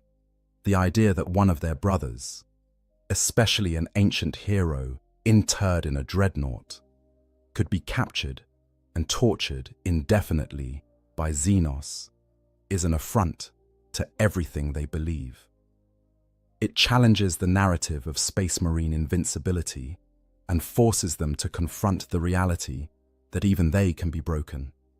When a chapter realizes one of their dreadnoughts has been captured, especially if they're unable to mount a successful rescue, it creates a crisis of faith within the Brotherhood. Some Marines become obsessed with vengeance, dedicating themselves to hunting Dark Eldar wherever they can be found. Others fall into despair, wondering if the same fate awaits them should they fall in battle. Still others become paranoid about security, insisting on additional safeguards and protocols to prevent future captures, changes that can strain relationships with other Imperial organizations and even create tensions within the chapter itself. The cultural impact extends beyond just the chapter that suffers the loss. When word spreads through Imperial military circles, which it inevitably does despite efforts at secrecy, it affects morale across multiple organizations. Imperial Guard regiments hear that even Space Marines can be taken by the Dark Eldar and subjected to fates worse than death. And suddenly, their own training about what to do if captured seems hopelessly inadequate. Naval crews become more fearful of webway attacks, knowing that conventional weapons and tactics offer little protection. Even civilians on worlds that have survived Dark Eldar raids become more traumatized, as the idea that the Emperor's angels can't protect themselves suggests they certainly can't protect anyone else. From the Dark Eldar perspective, the capture of a dreadnought is a tremendous victory, one that brings prestige to the cabal that accomplished it, and wealth to the homunculus who receives the prize.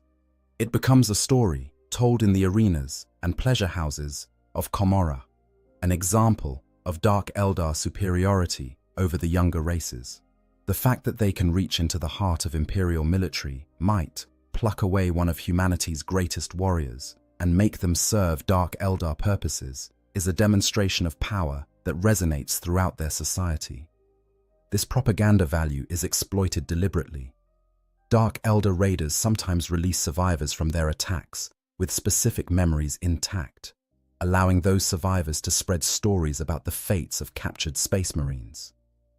These tales, distorted by trauma and the unreliability of memory, but nevertheless containing cores of truth, serve to terrify Imperial populations and make Dark Elder raids seem even more unstoppable than they already are.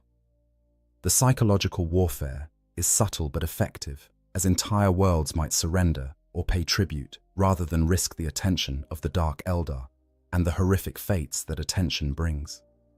For the wider Imperium, the capture of dreadnoughts by Dark Elder is part of a broader pattern of vulnerability that Imperial authorities struggle to address. The Drukhari represent a threat that conventional military doctrine has trouble accounting for. They don't conquer territory, so you can't draw defensive lines against them. They don't have supply chains that can be disrupted or home bases in real space that can be attacked. They strike from nowhere, take what they want, and disappear before any response can be organized. And they're specifically motivated to capture the most valuable targets, the heroes and leaders whose loss hurts the Imperium most.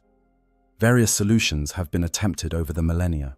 Some chapters have developed protocols where dreadnoughts are never deployed alone, always accompanied by forces dedicated to their protection and recovery. Others have installed more aggressive self-destruct systems in their dreadnought chassis, systems that can be triggered remotely if capture seems imminent. A few chapters have even explored the idea of limiting what information is shared with their dreadnoughts, keeping them ignorant of certain strategic details so that if they are captured, the intelligence compromise is minimized. None of these solutions are entirely satisfactory. They all involve compromises, trading some capability or principle for improved security. And ultimately, they all rest on the acknowledgement of a terrible truth. The Imperium cannot fully protect its warriors from this particular threat. The Dark Eldar are too fast, too skilled, too deeply embedded in a dimension that Imperial forces cannot effectively access. They will continue to take prisoners. Some of those prisoners will be Space Marines, and some of those Space Marines will be dreadnoughts. The theological implications add another layer of complexity. The Imperial cult teaches that the Emperor protects his faithful, that those who serve him are rewarded either in life or in death. But what does it mean when a loyal servant, a warrior who has already given everything to the Imperium, is abandoned to endless torture in a Xenos city? How do you reconcile the teachings of the Ministorum with the reality of what happens in Comorragh? These are questions that ecclesiarchy theologians struggle with, usually falling back on the argument that such fates are tests of faith, trials that prove the strength of the captured Marine's devotion. This argument provides little comfort to the chapters affected or to the wider Imperial military. It sounds hollow when measured against the reality of what Dark Eldar torture entails. But it's the only explanation the Imperium can offer, because the alternative, admitting that sometimes faith isn't enough and the Emperor's protection has limits, would undermine the entire religious foundation of Imperial society. There's also a practical element that gets discussed quietly in chapter strategiums, but rarely spoken of openly. What should be done if a captured dreadnought, or any captured Space Marine, is eventually recovered after extended time in Dark Eldar custody? The Astartes that returns will not be the same warrior who was captured. They'll have been broken in ways that challenge even Space Marines' psychological resilience. They might be carrying trauma that affects their performance in battle. They almost certainly will have divulged information under torture, creating a security concern even among their own brothers. Some chapters have protocols for this situation. Extensive psycho-reconditioning, sometimes taking years, designed to rebuild the Marine's identity and loyalty. In extreme cases, mind wipes that erase the memories of captivity along with much else, essentially creating a new person in the body of the returned Marine. And in the darkest cases, quiet executions disguised as training accidents, operating on the logic that a compromised Space Marine represents too great a risk to the chapter's security. These measures are never discussed openly because they raise uncomfortable questions about the nature of Space Marine brotherhood and loyalty. If a chapter will kill one of their own because they've been tortured past some undefined breaking point, what does that say about the bonds between battle brothers?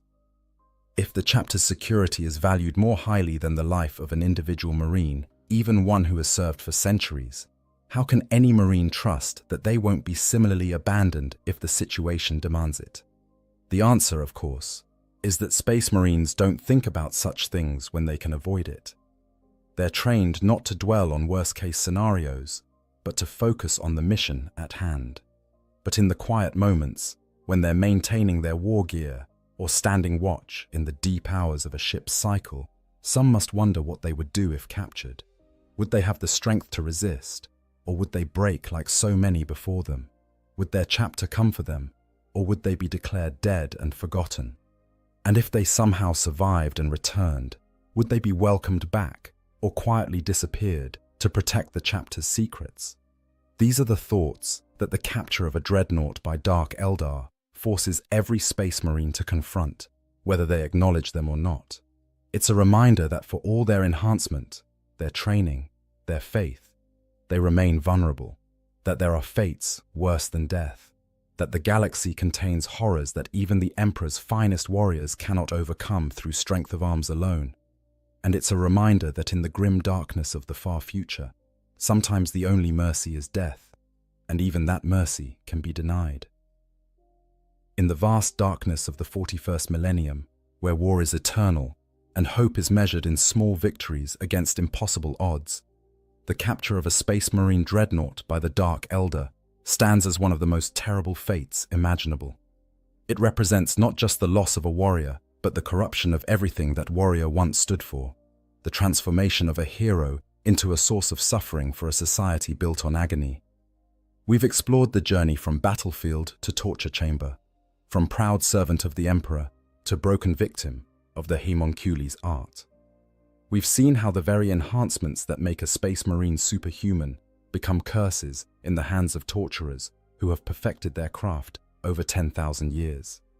We've understood that death, that final enemy all warriors must eventually face, becomes instead an unattainable dream, a mercy continuously denied by beings who sustain themselves on suffering. The horror of this fate lies not in any single moment of pain, though those moments are beyond imagining, but in the totality of the experience. It's the knowledge that you will never escape, never be rescued, never die. It's watching your identity erode, your memories fade, your purpose dissolve until you can't remember who you were or why you once believed your existence mattered. It's existing as a plaything for creatures who view your agony as entertainment and your body as raw material, knowing that centuries might pass in this state, decades measured not in service to the Emperor, but in variations of torment. For those of us who engage with Warhammer 40k's lore, this scenario exemplifies why the setting is described as grim dark. It's not just that terrible things happen, wars are brutal, and death is common in countless fictional universes. It's that the terrible things are so thoroughly developed, so completely thought through, that they achieve a kind of horrifying plausibility. The Dark Eldar aren't just evil for the sake of being villains. They're evil because their survival depends on it, because they're a dying race that has found the most depraved possible way to stave off extinction. And that evil, when applied to someone like a Space Marine dreadnought who has already sacrificed everything for the Imperium, creates a tragedy that resonates precisely because we can understand how it happens and why it cannot be prevented. The broader message, if such a dark topic can be said to have a message, is about the cost of service in a universe that doesn't care about individuals. The Imperium sends its warriors to die in their billions, and occasionally something worse than death finds them instead. The chapters that lose dreadnoughts to the Dark Eldar must continue fighting, must train new warriors, must prosecute the Emperor's wars, even as they know that any of their brothers could suffer the same fate. That's the true grim darkness of the setting. Not that bad things happen, but that they happen in service of an Imperium that cannot or will not prevent them. And that even knowing all this, the Space Marines continue to serve, because service is all they've ever known. There's something almost tragic about the Dark Eldar themselves in this context. They're condemned to prey on others because their own society's excesses doomed them to an eternity of feeding on suffering. They capture and torture not out of simple cruelty, though cruelty is absolutely involved, but out of existential necessity. In a strange way, the Space Marine dreadnought and the homunculus who tortures them are both prisoners of circumstances beyond their control, both caught in cycles of violence and suffering that predate their own existences and will continue long after they're gone. The question of what we as audience members take from stories like this is worth considering. Why do we engage with narratives this dark? Perhaps it's because, in their extremity, they help us appreciate the absence of such horrors in our own lives. Perhaps it's because they explore philosophical questions about identity, suffering, and the limits of endurance in ways that more conventional narratives cannot. Or perhaps it's simply that the Warhammer 40k universe, for all its darkness, is compelling precisely because it commits so completely to its premise, never flinching away from the logical consequences of the grimdark future it has created.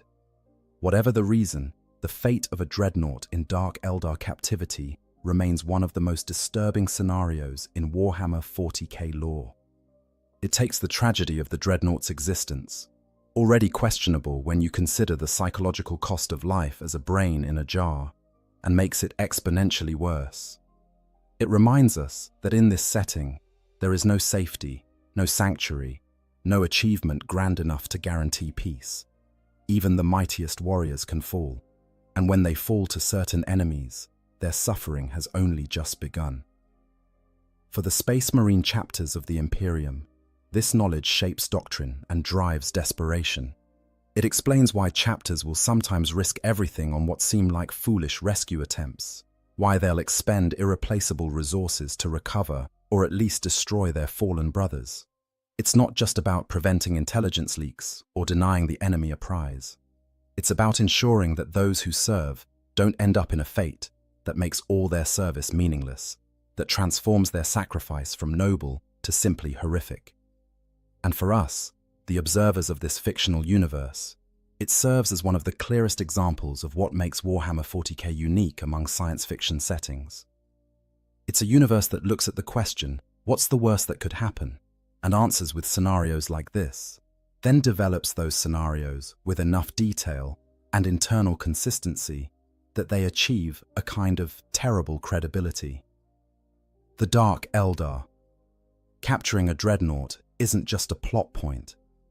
It's a fully realized nightmare, complete with logistical details, psychological implications, and consequences that ripple through multiple levels of the setting's lore. If you found this exploration of one of 40k's darkest scenarios interesting, disturbing, or thought-provoking, I encourage you to like this video and subscribe to the channel.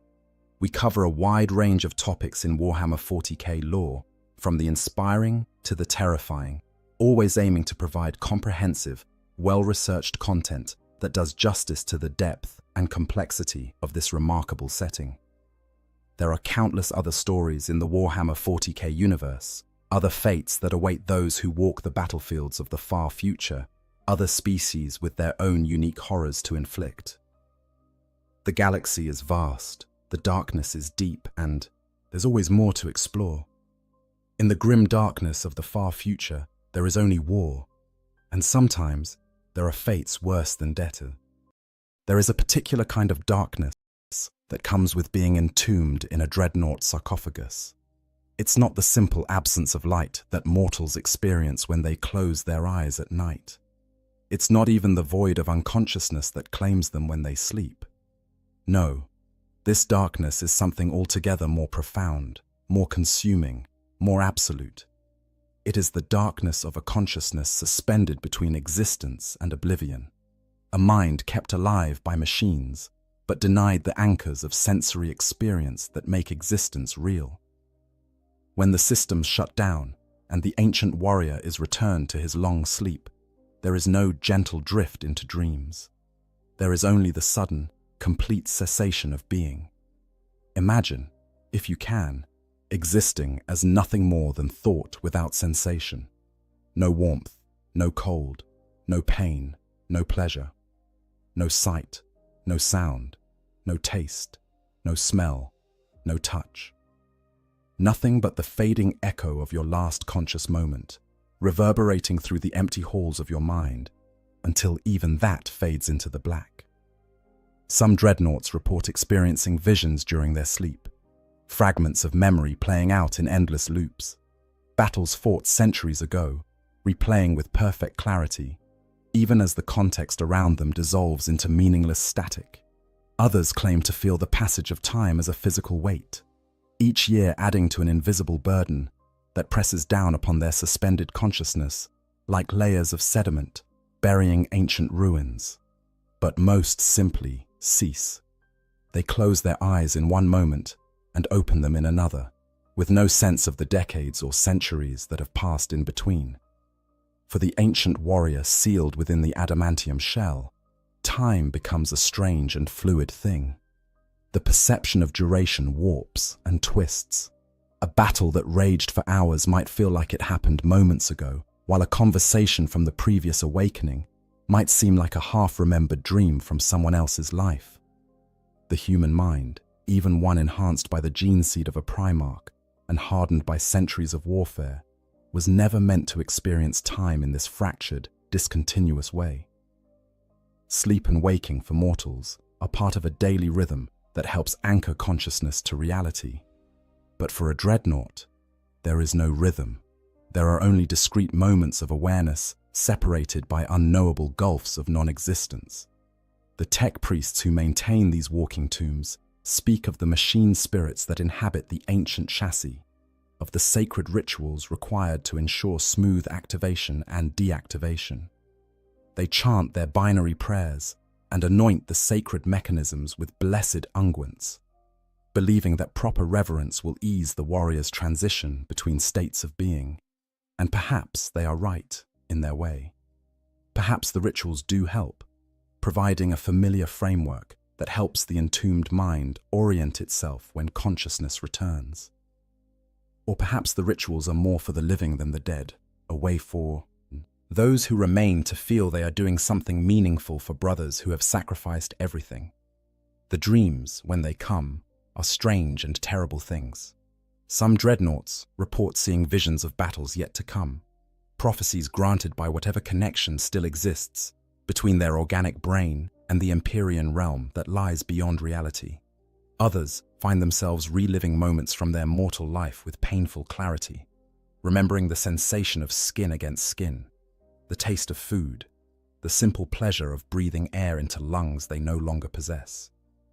These memories can be a comfort or a torture, depending on the warrior's disposition.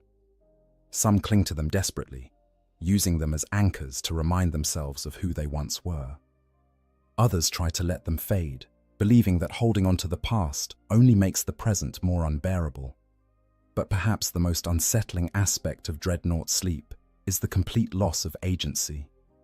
When a mortal goes to sleep, they do so by choice, lying down in a safe place and allowing their body's natural processes to take over. They know, on some level, that they will wake again in a few hours, refreshed and ready to face a new day. A dreadnought has no such certainty. When the tech priests initiate the shutdown sequence, the ancient warrior has no choice but to yield to it, feeling their consciousness slip away like water through grasping fingers. They do not know if they will ever wake again. They do not know if their chassis will fail during the long sleep, or if the chapter will simply decide that their service is no longer required. They do not know if the next battle will be in a month, a year, a decade, or a century. They surrender control completely, placing their fate in the hands of others and hoping that they will be deemed worthy of resurrection when the time comes. This, then, is what it means to be a dreadnought. To exist in moments stolen from the endless dark, to wage war with weapons that respond to thought as if they were limbs, to watch the world change and evolve while you remain frozen, unchanging, a relic from an age that grows more distant with each awakening. The chapters who maintain these ancient warriors treat them with the reverence due to living legends, consulting them for tactical wisdom and historical knowledge. But that reverence comes at a price. The dreadnought is no longer truly one of their brothers. he is something else. Something set apart. Something both more and less than what he once was. He is a weapon, a monument, and a warning all at once. A reminder of what sacrifice truly means in the service of the Emperor of mankind. The void between moments. The last thing the ancient warrior remembers before the darkness claims him is the voice of the tech marine, speaking in soothing tones through the Vox link that connects directly to what remains of his biological brain. Words of gratitude, perhaps, or assurances that his service has been noted and valued. Sometimes there are promises that his rest will be peaceful, that he will be awakened only when truly needed.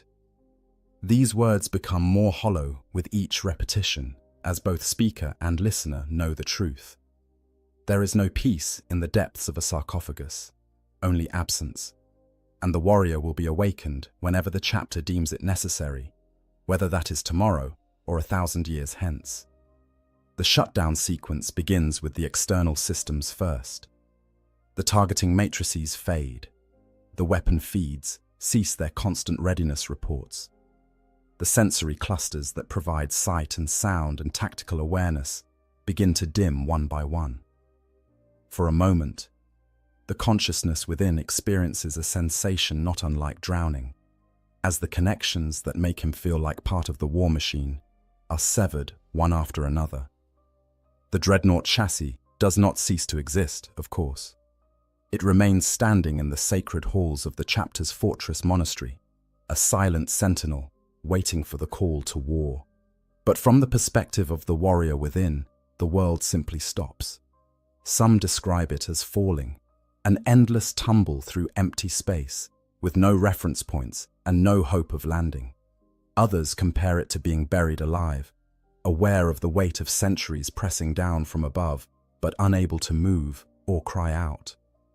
A few claim to maintain some form of awareness during their sleep, existing as a tiny spark of consciousness adrift in an infinite dark, counting the moments until they can return to the world of light and war and purpose.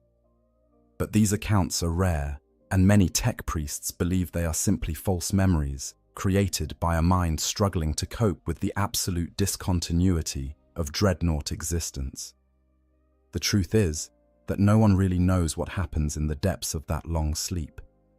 The organic components of a dreadnought's brain show minimal activity during stasis, barely enough to register on the most sensitive medical auspex.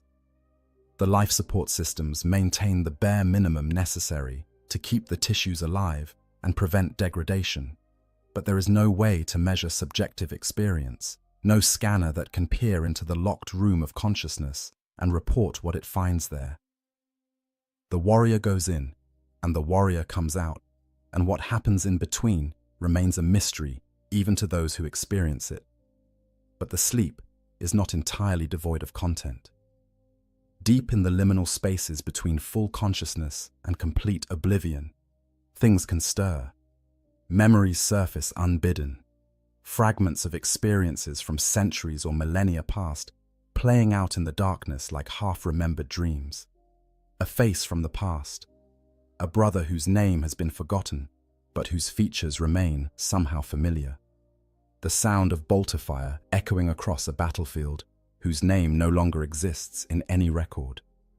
The sensation of standing on solid ground with legs of flesh and bone, feeling the weight of power armor pressing down on shoulders that no longer exist in any physical sense. These sense memories float through the dark like debris in a void, untethered from context or meaning, and the sleeping consciousness grasps at them desperately, trying to hold on to something, anything, that feels real. Sometimes the dreams take on a more coherent form. The warrior finds himself walking through the halls of his chapter's fortress monastery, as it was in his youth, when he was still flesh and blood, and the galaxy seemed full of possibility rather than endless war. He sees his brother Marines as they were then, young and vital, laughing and training and planning campaigns against enemies that seemed less incomprehensible than those they face now.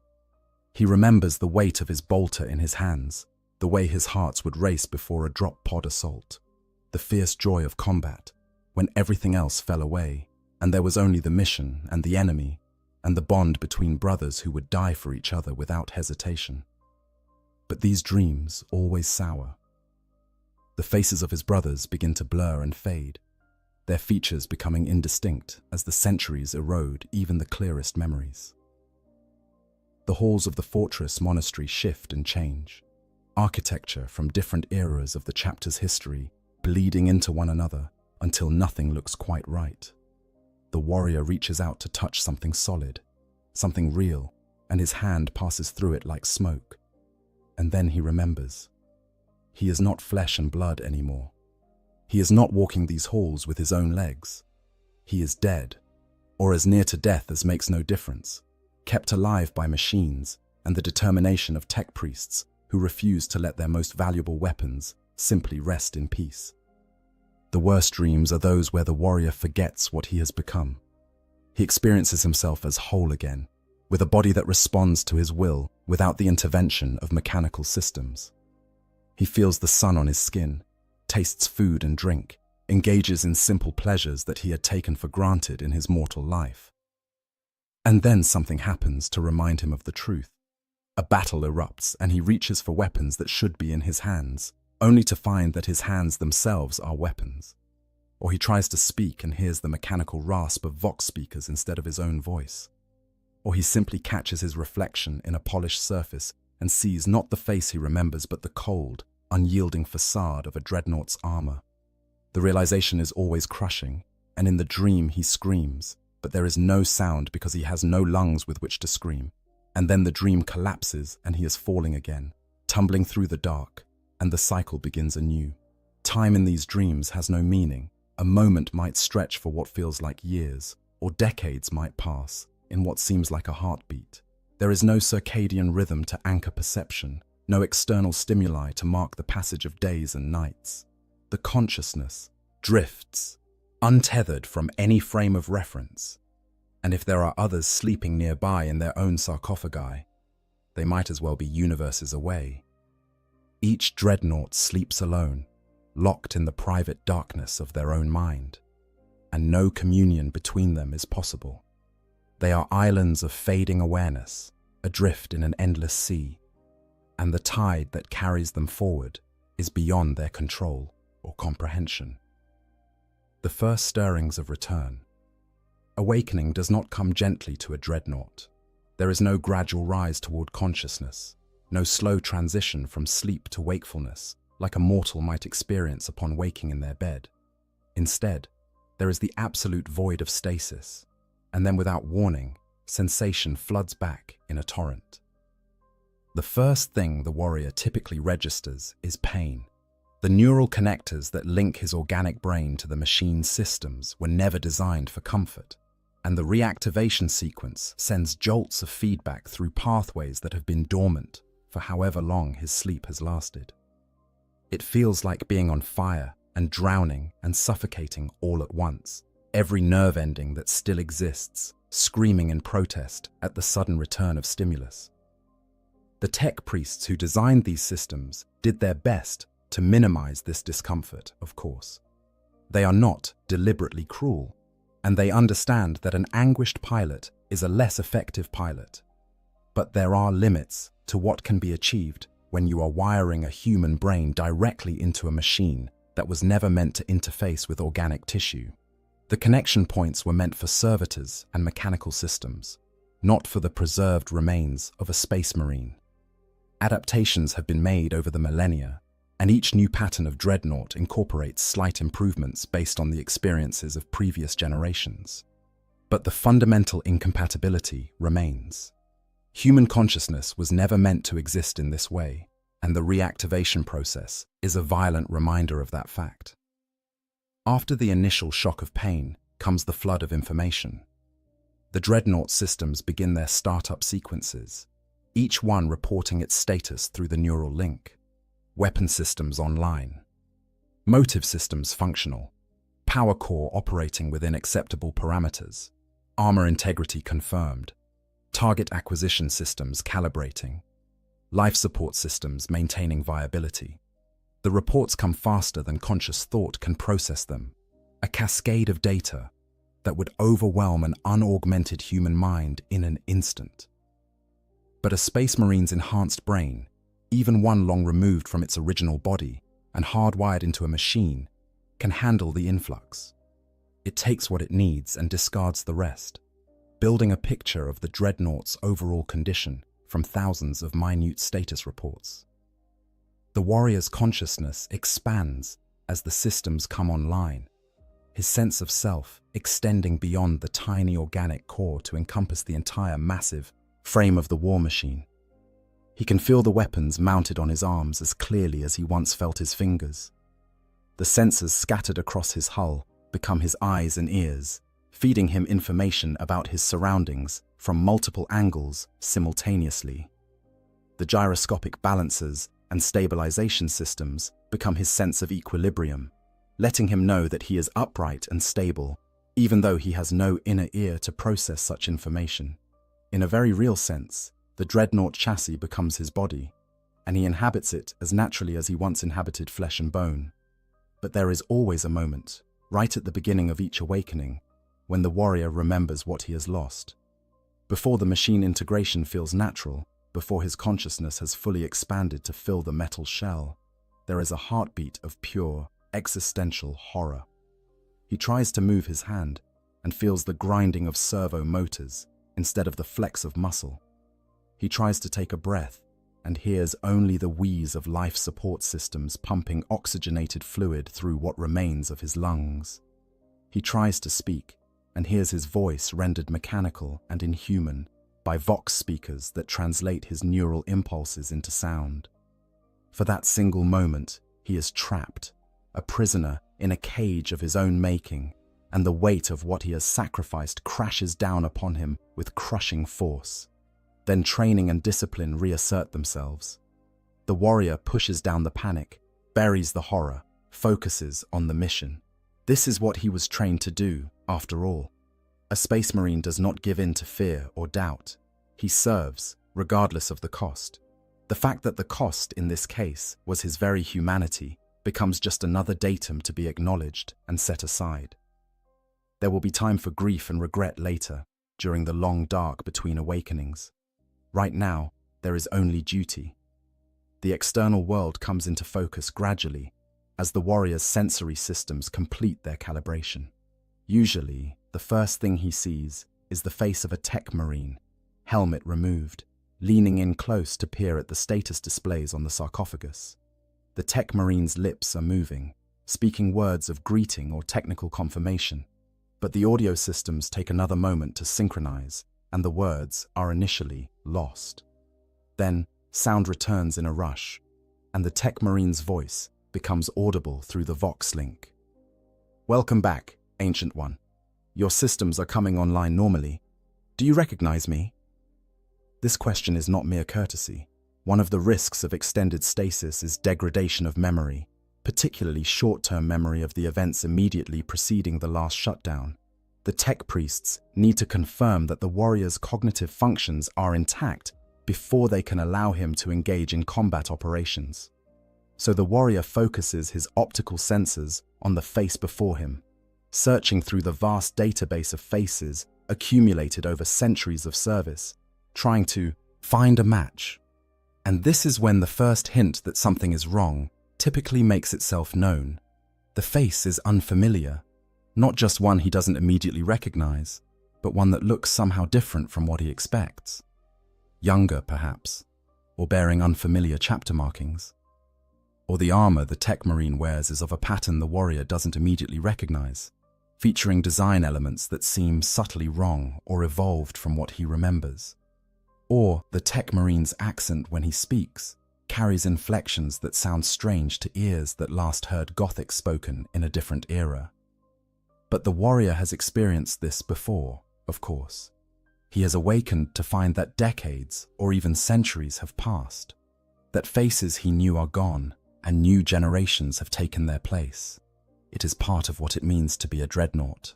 So he reaches for the appropriate response, the one that has served him in the past. I recognize your chapter markings, brother, but your face is unknown to me. How long have I slept? The answer to this question will determine everything that follows. Usually, the response is measured in years or decades, long enough that the specific individuals the warrior knew before his last sleep have moved on to other duties or fallen in battle, but not so long that the fundamental nature of the chapter or the Imperium has changed. These awakenings are relatively straightforward. The warrior is briefed on recent events, given his mission parameters, and deployed to do what he does best. But sometimes, the answer is different. Sometimes, the Tech Marine hesitates, as if unsure how to deliver news that will shatter the ancient warrior's understanding of reality. Sometimes the hesitation stretches long enough that other figures step forward, chapter masters or chaplains, or venerable captains who have been summoned to bear witness to this awakening.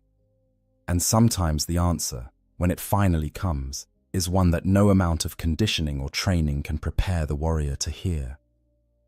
Ancient One, much has changed since your last awakening.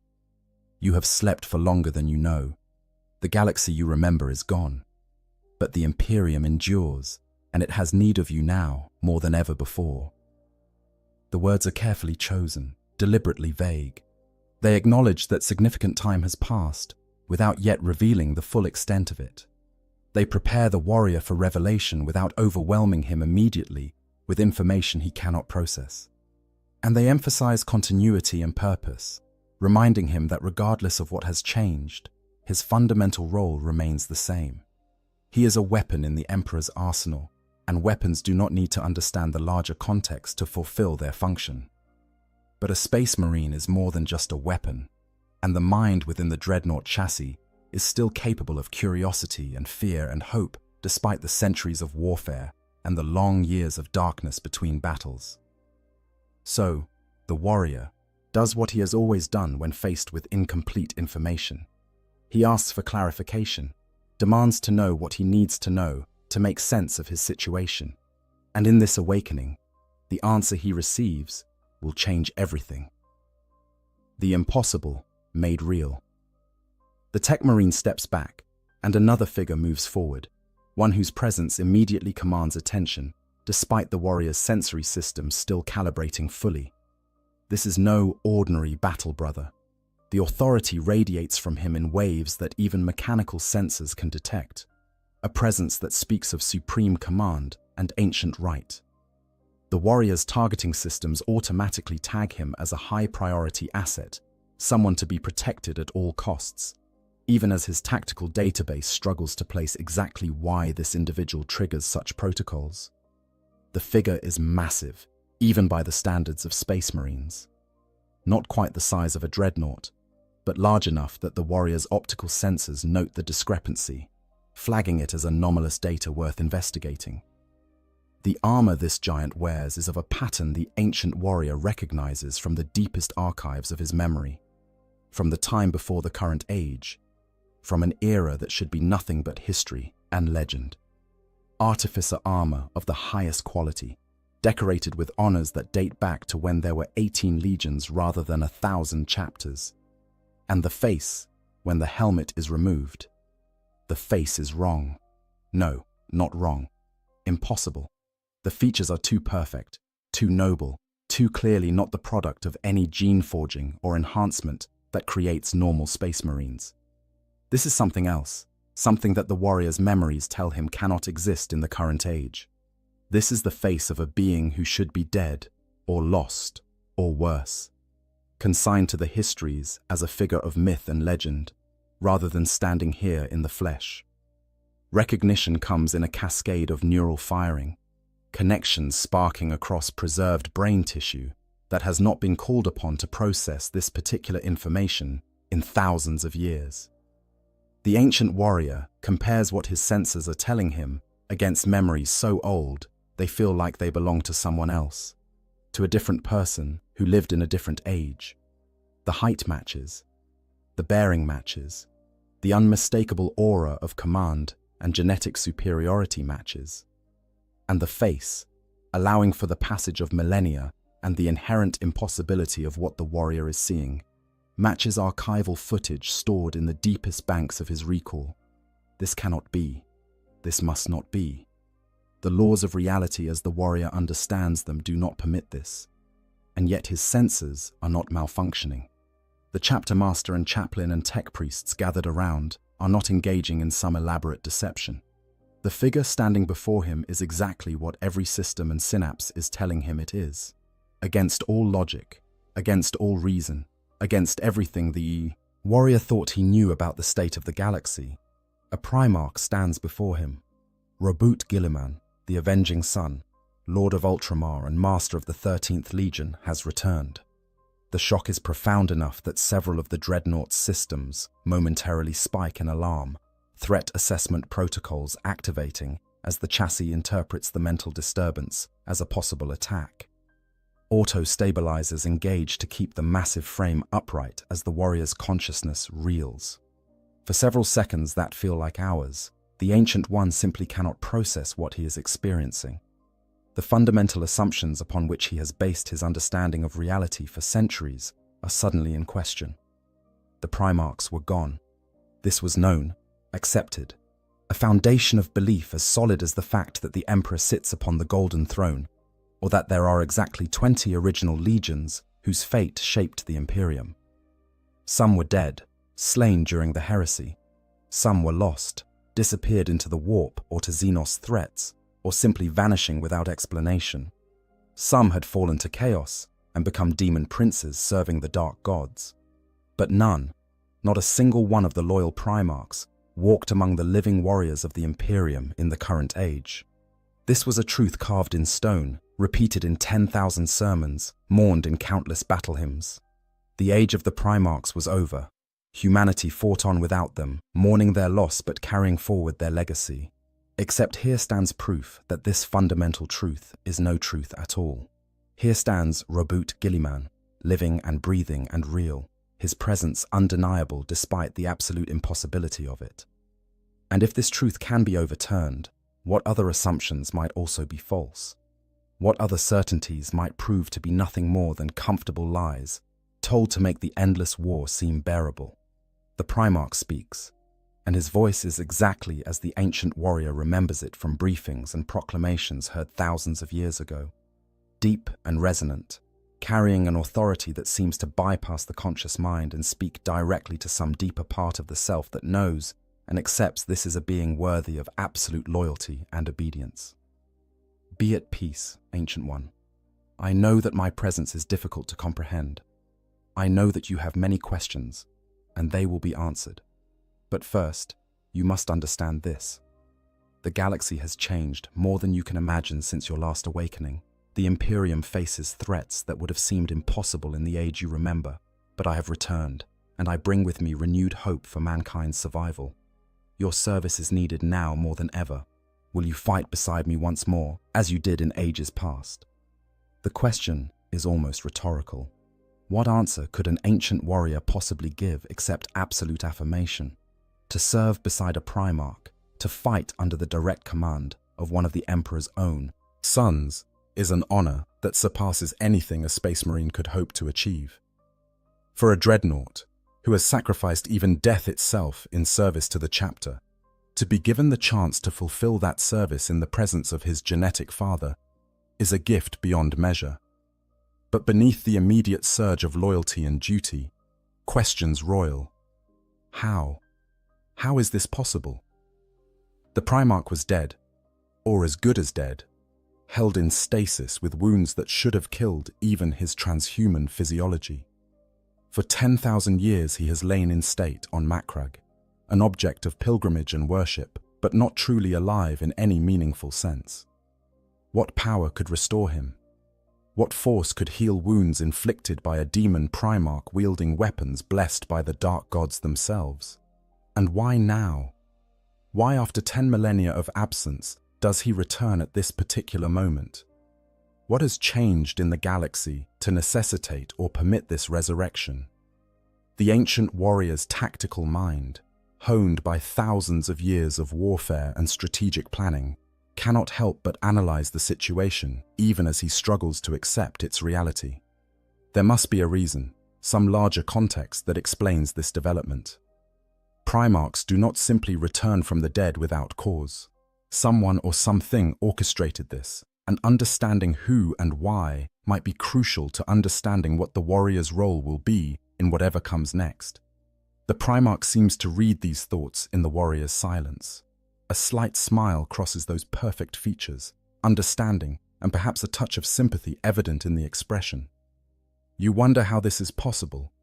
That is good. A warrior who cannot question is merely a weapon, and I need brothers who can think as well as fight.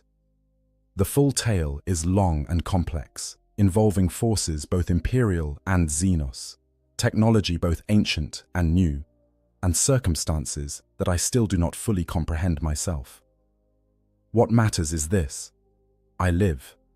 I have taken up once more the mantle of Lord Commander of the Imperium, and I have launched a crusade to reclaim what has been lost to darkness and chaos. This crusade needs warriors like you, Ancient One. Those who remember what the Imperium was meant to be, who carry within them memories of a time before the age of blind faith and superstition. Will you march beside me? The answer forms before conscious thought can intervene. I will, my lord. Whatever you command, wherever you would deploy me, I am yours to direct. This I swear by the Emperor, and by the honor of the chapter. Good, the Primarch says, and something in his bearing relaxes slightly, as if he had genuinely been uncertain of the response. Then let me show you what has become of my father's Imperium, and what we must do to save it from the darkness that threatens to consume it entirely. What follows is a briefing unlike any the ancient warrior has experienced in his long existence. As tech priests make final adjustments to his systems and prepare him for deployment, the Primarch himself takes the time to explain the current state of the galaxy. And with each revelation, the warrior's understanding of reality shifts further from anything he thought he knew. The galaxy has been split in two by a massive warp storm known as the Cicatrix Maledictum, or the Great Rift. This tear in reality stretches from the Eye of Terror all the way across to the eastern fringe, cutting off vast swathes of Imperial territory from Terra and the light of the Astronomicon. On the far side of this rift lies what is now called the Dark Imperium, or Imperium Nihilus, where worlds fight on in isolation against chaos and Xenos threats, without hope of reinforcement or even knowledge of whether the wider Imperium still exists. The Primarch had been resurrected through a combination of ancient technology and Xenos witchcraft, specifically the power of the Inari and their death god. This alone would have been shocking enough, but the Primarch speaks of it matter-of-factly, as a tactical necessity rather than heresy. He had made common cause with aliens to save the Imperium, and while some in the ecclesiarchy had protested, his authority as Lord Commander and the desperate state of the Imperium meant that pragmatism won out over dogma. Following his resurrection, the Primarch had launched the Indomitus Crusade, the largest military campaign since the Great Crusade itself. This crusade brought with it new weapons, new technology, and most shocking of all, a new generation of Space Marines. These Primaris Marines, as they are called, are larger and stronger than standard Astartes, created using genetic techniques developed by the Archmagos Belisarius Cawl over the course of 10,000 years. They represent an evolution of the Space Marine template, and they are being deployed across the galaxy to reinforce existing chapters or form entirely new ones. The numbers are staggering. 12 years since the start of the Crusade. Countless worlds liberated or reclaimed. Hundreds of thousands of new Primaris Marines awakened from stasis. New chapters founded, old chapters reinforced. The Imperium, which had been on the verge of collapse, given a chance to survive. And at the center of it all, directing the massive war effort with the strategic genius that made him legendary, stands Robut Guilliman himself. The ancient warrior tries to process all of this, to fit these new facts into his understanding of the galaxy and the Imperium. But the sheer scope of the changes is overwhelming. He has slept through the most significant events in 10,000 years. missed the resurrection of a Primarch and the launch of a crusade that might determine the survival or extinction of humanity itself. While he lay in darkness, the galaxy transformed around him, and now he awakens to find himself in a reality he barely recognizes. And yet, beneath all the shock and confusion, there is something else stirring. Something that the ancient warrior has not felt in longer than he can remember. Hope. After centuries of fighting and endless holding action, of watching the Imperium slowly crumble no matter how many battles were won or how many enemies were slain, there is finally a reason to believe that victory might actually be possible. A Primarch has returned. The Emperor's own son leads them once more, and whatever challenges lie ahead, they will face them with the leadership and strategic brilliance that only a Primarch can provide. Encountering the Primaris. The first time the ancient warrior sees a Primaris Marine up close, his initial reaction is confusion. The figure standing before him is clearly one of the Emperor's Space Marines, bearing the heraldry and colors of the chapter with pride. But something is wrong with the proportions. The warrior's tactical systems have decades or centuries of experience analyzing the dimensions and capabilities of standard Astartes, and this individual does not match the expected parameters. He is too tall, too broad, the armor he wears featuring design elements that the warrior's database cannot immediately classify. For a moment, the Ancient One wonders if his optical sensors are malfunctioning, providing distorted data that makes this Marine appear larger than he actually is. But diagnostic checks return clean results. The sensors are functioning within normal parameters, which means the distortion is real. This Space Marine genuinely is larger than standard Astartes, approaching but not quite reaching the size of warriors in Terminator armor. And the armor itself, while clearly descended from the Mark 7 and 8 patterns that the warrior recognizes, incorporates improvements and innovations that suggest centuries of development. The Primaris Marine snaps to attention with crisp precision, his posture perfect despite the additional mass he carries. When he speaks, his voice carries the distinctive timbre of enhanced vocal cords. But there is something different about the resonance, a deeper quality that suggests even more extensive augmentation than standard Astartes receive. Ancient One, I am Brother Sergeant Lethis of the 3rd Company. It is an honor to fight alongside one of the chapter's venerable elders. I have been assigned as your tactical liaison for the coming engagement. The words are respectful, almost reverential, but the ancient warrior detects an undertone of curiosity in the Primaris Marine's bearing. This is someone who has been told about dreadnoughts, who understands their significance to the chapter's history, but who has never actually worked with one before. His generation has no personal memory of what it means to fight alongside these walking tombs, no first-hand experience of how to coordinate with a warrior whose tactical perspective spans centuries. At ease, Brother Sergeant, the ancient warrior replies, his mechanized voice conveying more warmth than the flat tone might suggest to someone unfamiliar with dreadnought communication. I am called Honorus, though that name has not been spoken in longer than I care to contemplate. You say you are Primaris. I confess I do not fully understand what that designation entails beyond the obvious physical differences. Brother Sergeant Lethis relaxes slightly, though his posture remains parade ground perfect. We are the result of 10,000 years of genetic research, Ancient One. The Archmagos Belisarius Call, working from notes left by the Primarch himself before his wounding, developed techniques to create Space Marines with 3 additional gene seed organs beyond the standard 19. This makes us more resilient, stronger, and capable of enhanced performance across all combat parameters. 10,000 years of research. The number strikes the ancient warrior with fresh force. He knew intellectually that significant time had passed, but hearing it stated so casually as simple background information drives home just how much of history he has missed. While he slept, an entire age of development and improvement happened without his knowledge or participation. The Space Marines of the current era are literally built differently than the ones he fought alongside in his mortal life. 3 additional organs, Honoris repeats, processing this information. That would make 22 total, a significant modification to the Emperor's original design. There must have been substantial risk in implementing such changes. The gene seed is sacred, not to be tampered with lightly.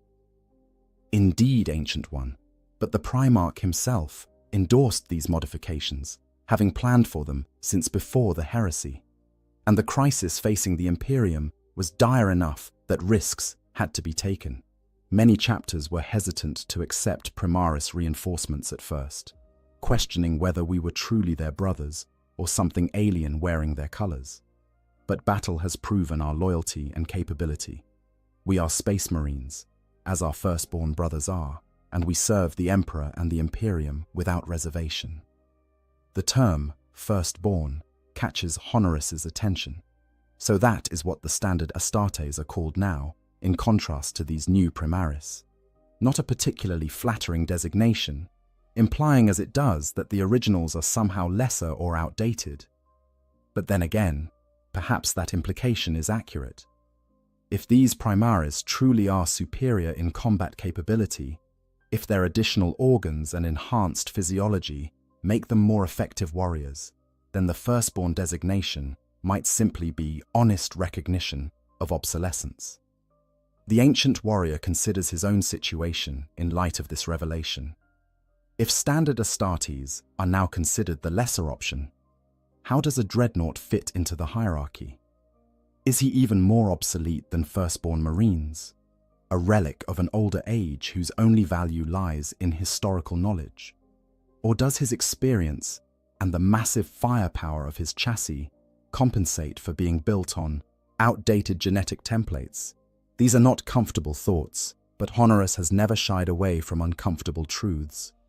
I see, he says carefully. And how do your fellow Primaris regard dreadnoughts?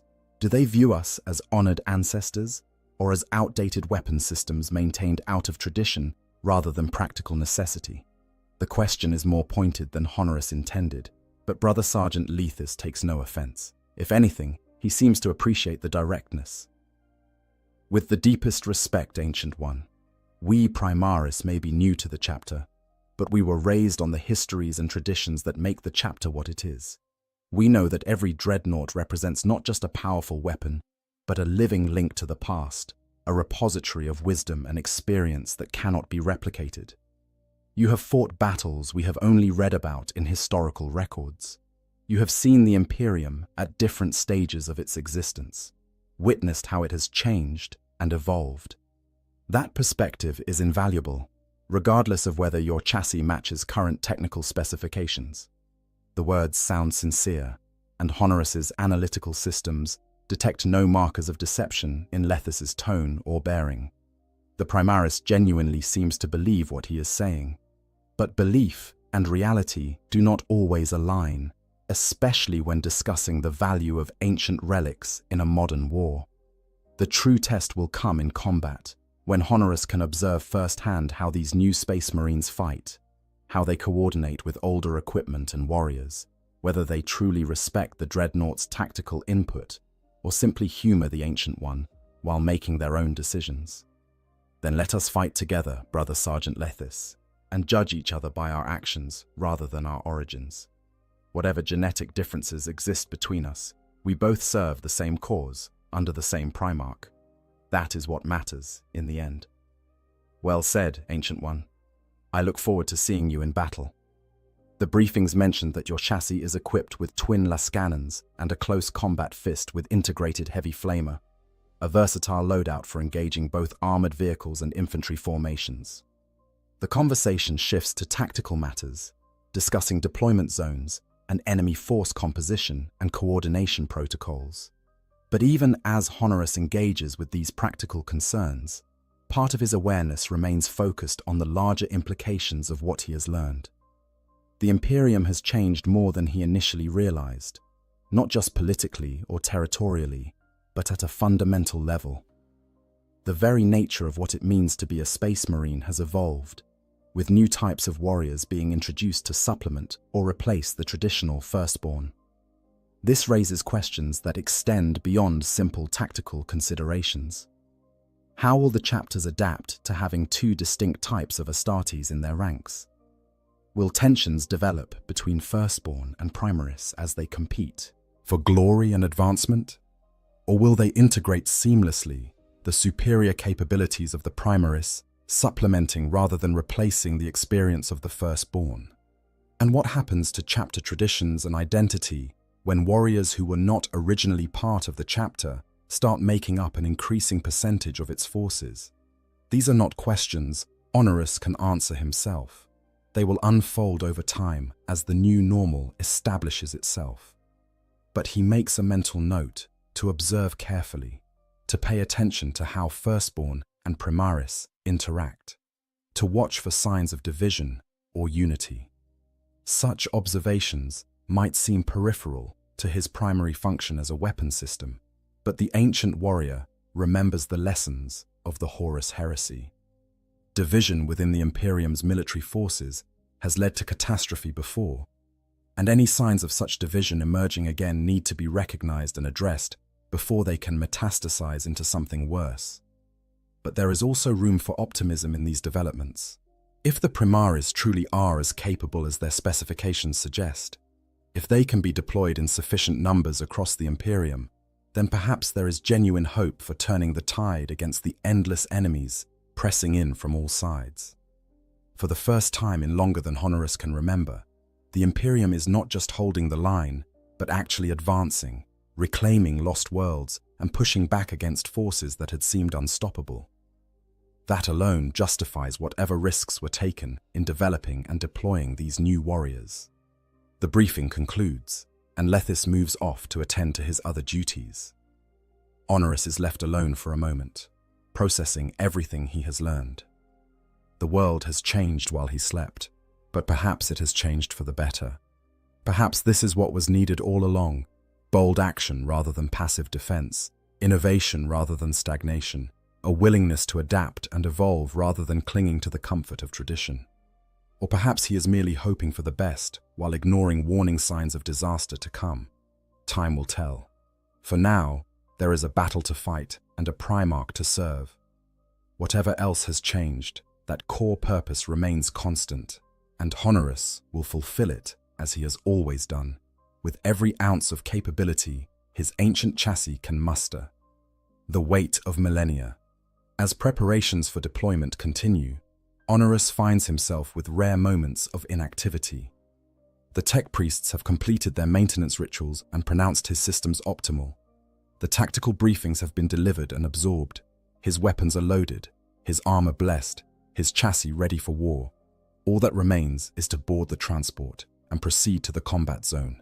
In these gaps between activity, awareness turns inward, and the ancient warrior confronts a truth he has been avoiding since his awakening. Everyone he knew is dead. It is not the first time Honorus has faced this reality. Every awakening brings fresh reminders that decades or centuries have passed, that faces once familiar are gone. But the sheer scope of the gap this time makes it different. He has not slept for years or even decades. Based on the briefings and the casual references to historical events, he has been dormant for more than a century, perhaps much more. The exact duration is unclear, lost in the chaos of the Great Rift and the time distortions it caused. But the specifics matter less than the fundamental truth. An entire generation of warriors has lived and died while Honorus slumbered. The chapter master who ordered his last activation is gone. The tech marine who performed his maintenance before that final sleep is gone. The squad mates who fought beside him in that last campaign, whose voices he can still hear echoing in his memory banks, are all gone. Every face he knew, every name he remembers, belongs now to the dust and the dead. He alone remains, kept artificially alive within his armored tomb, while the living move on without him. This is not tragedy in the conventional sense. Space Marines understand and accept death as part of their service. The chapter does not mourn individuals, but celebrates their contributions to the collective. Names are recorded in the rolls of honor, deeds memorialized in the chapter's histories, gene seed harvested, and implanted in new warriors to carry on the legacy. Death is transition rather than ending, a warrior fulfilling his purpose so that others can take up the mantle he leaves behind. But for a dreadnought, the experience is fundamentally different. Honorus did not transition to anything. He simply stopped existing for a while, and when he resumed, the world had moved on without him. There is a peculiar loneliness in this, a disconnection from the continuous flow of chapter life that his battle brothers experience. They live in a community of shared experiences, forming bonds that carry them through the challenges of their service. Honorus exists outside that community, appearing and disappearing like a ghost, never fully part of the current generation while being unable to return to his own. He wonders, not for the first time, whether this is truly the honor the chapter claims it to be. To be preserved beyond death, yes, that has a certain appeal. To continue serving the Emperor long after mortal form would have failed, absolutely that is admirable. But to exist in this liminal state, neither truly alive nor fully dead, watching the world change while remaining frozen in the moment of his internment. Sometimes Honorus questions whether this is gift or curse, whether the chapter preserves its dreadnoughts for their benefit or for its own. The thought is disloyal, and Honorus pushes it away almost as soon as it forms. Space Marines do not question, they serve. The fact that service sometimes comes at a cost that seems disproportionate to the benefit is irrelevant. What matters is that the job gets done, that the enemy is defeated, that the Imperium survives another day. Individual comfort, individual preference, individual happiness, all of these are luxuries that the galaxy cannot afford to indulge. But pushing away the thought does not make it disappear entirely.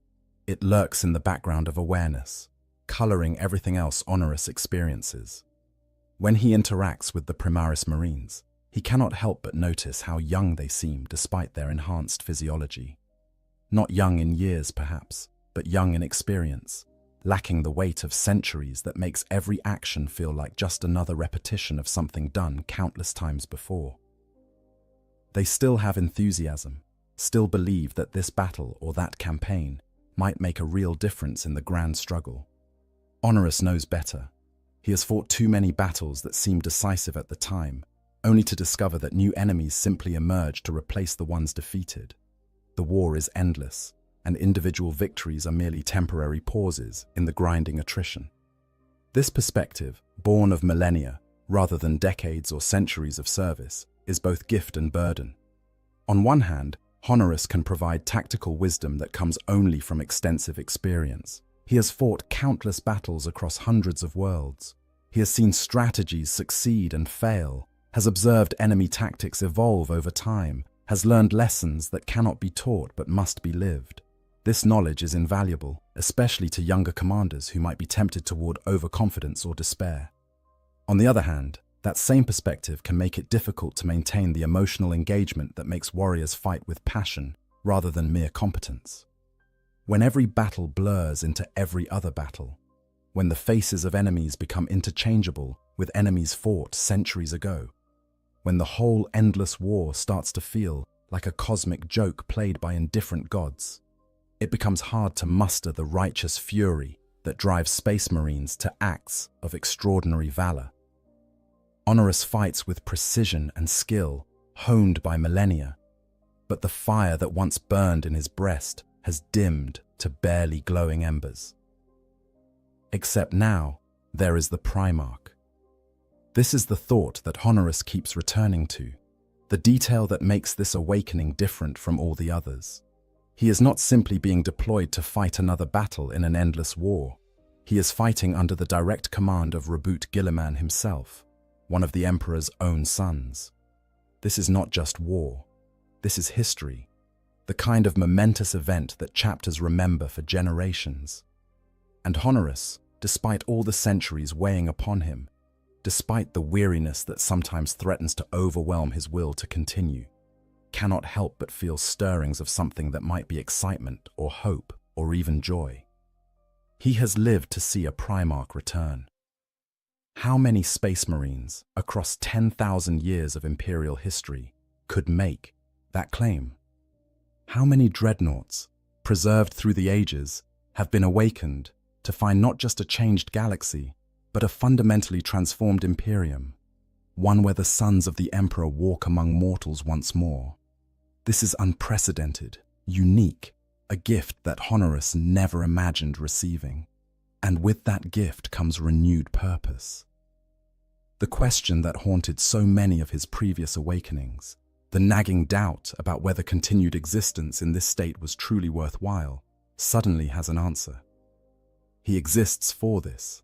He was preserved through the ages so that when the Primarch returned and the Imperium needed its most experienced warriors, he would be available. All the centuries of darkness, all the battles fought and victories won, all the loss and loneliness and existential dread, all of it led to this moment.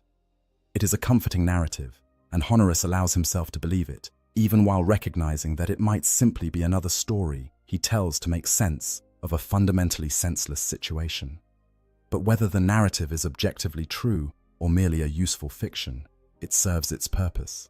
It gives him reason to engage fully with the coming battle, to fight not just with skill but with passion, to remember what it felt like in his earliest days as a space marine, when every action carried weight and meaning because it contributed to something larger than himself. Preparing for war eternal. The boarding ramp of the Thunderhawk gunship clangs beneath Honoris's massive frame as he stomps aboard, each footfall resonating through the deck, plating with force that makes the nearby Primaris Marines glance over instinctively. The dreadnought requires his own dedicated transport space, unable to share the standard troop compartments designed for warriors who still possess legs that can bend at the knee and torsos that can fit through regulation doorways. A section of the hold has been cleared and reinforced specifically for this deployment, with heavy-duty mounting clamps ready to secure the ancient chassis against the violence of atmospheric entry and combat maneuvering. Tech Marine Piriel oversees the securing process personally, his augmented eyes scanning the readouts that stream from contact points between dreadnought and ship. Each clamp engages with a satisfying chunk of metal on metal, magnetic locks activating to hold tons of armor and weaponry in place against forces that would shear apart any lesser fastening.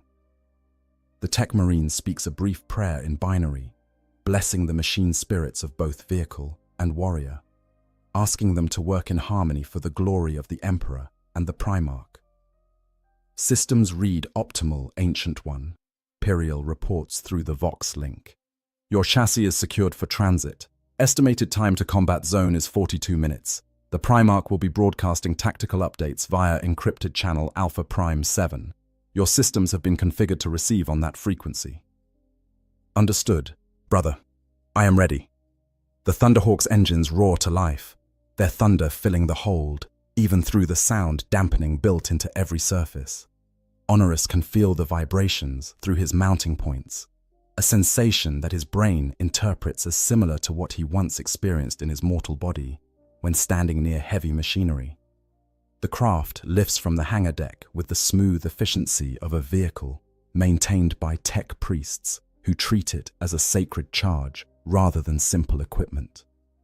Through the open boarding ramp, Honoris catches a glimpse of the strike cruiser's vast hangar bay, filled with dozens of other craft preparing for the same descent, a fleet of angels preparing to bring the Emperor's wrath to his enemies.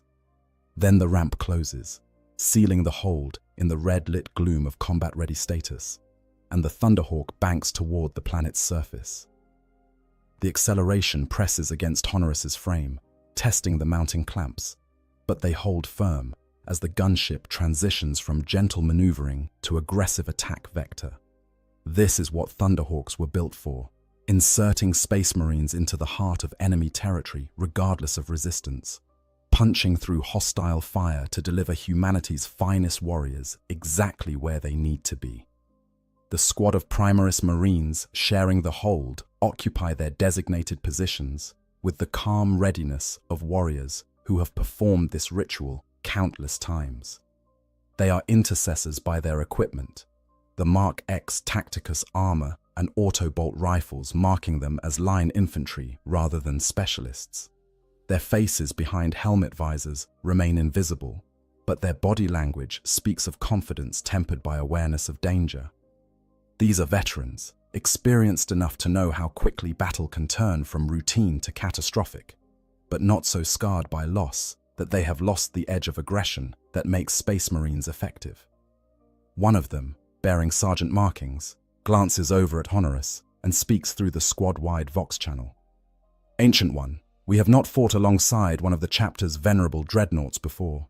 Our training covered basic coordination protocols, but if you have any specific tactical preferences for how we should support you, please advise." It is a reasonable question, professionally phrased. The sergeant understands that different dreadnoughts prefer different fighting styles, and coordination works better when everyone knows what to expect from their allies. Some dreadnoughts like to take point, using their massive armor to absorb fire that would obliterate standard Astartes, while their supporting squads flank around the distraction. Others prefer to hang back and provide covering fire while the infantry advances, using their heavy weapons to suppress enemy positions. Coordination between dreadnought and infantry can mean the difference between victory and catastrophic failure.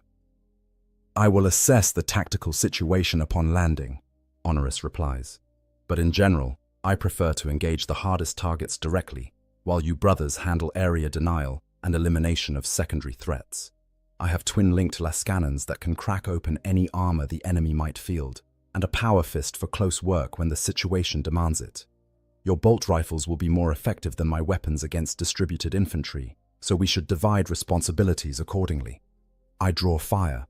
You eliminate threats that would otherwise flank or overwhelm me." "Understood, Ancient One.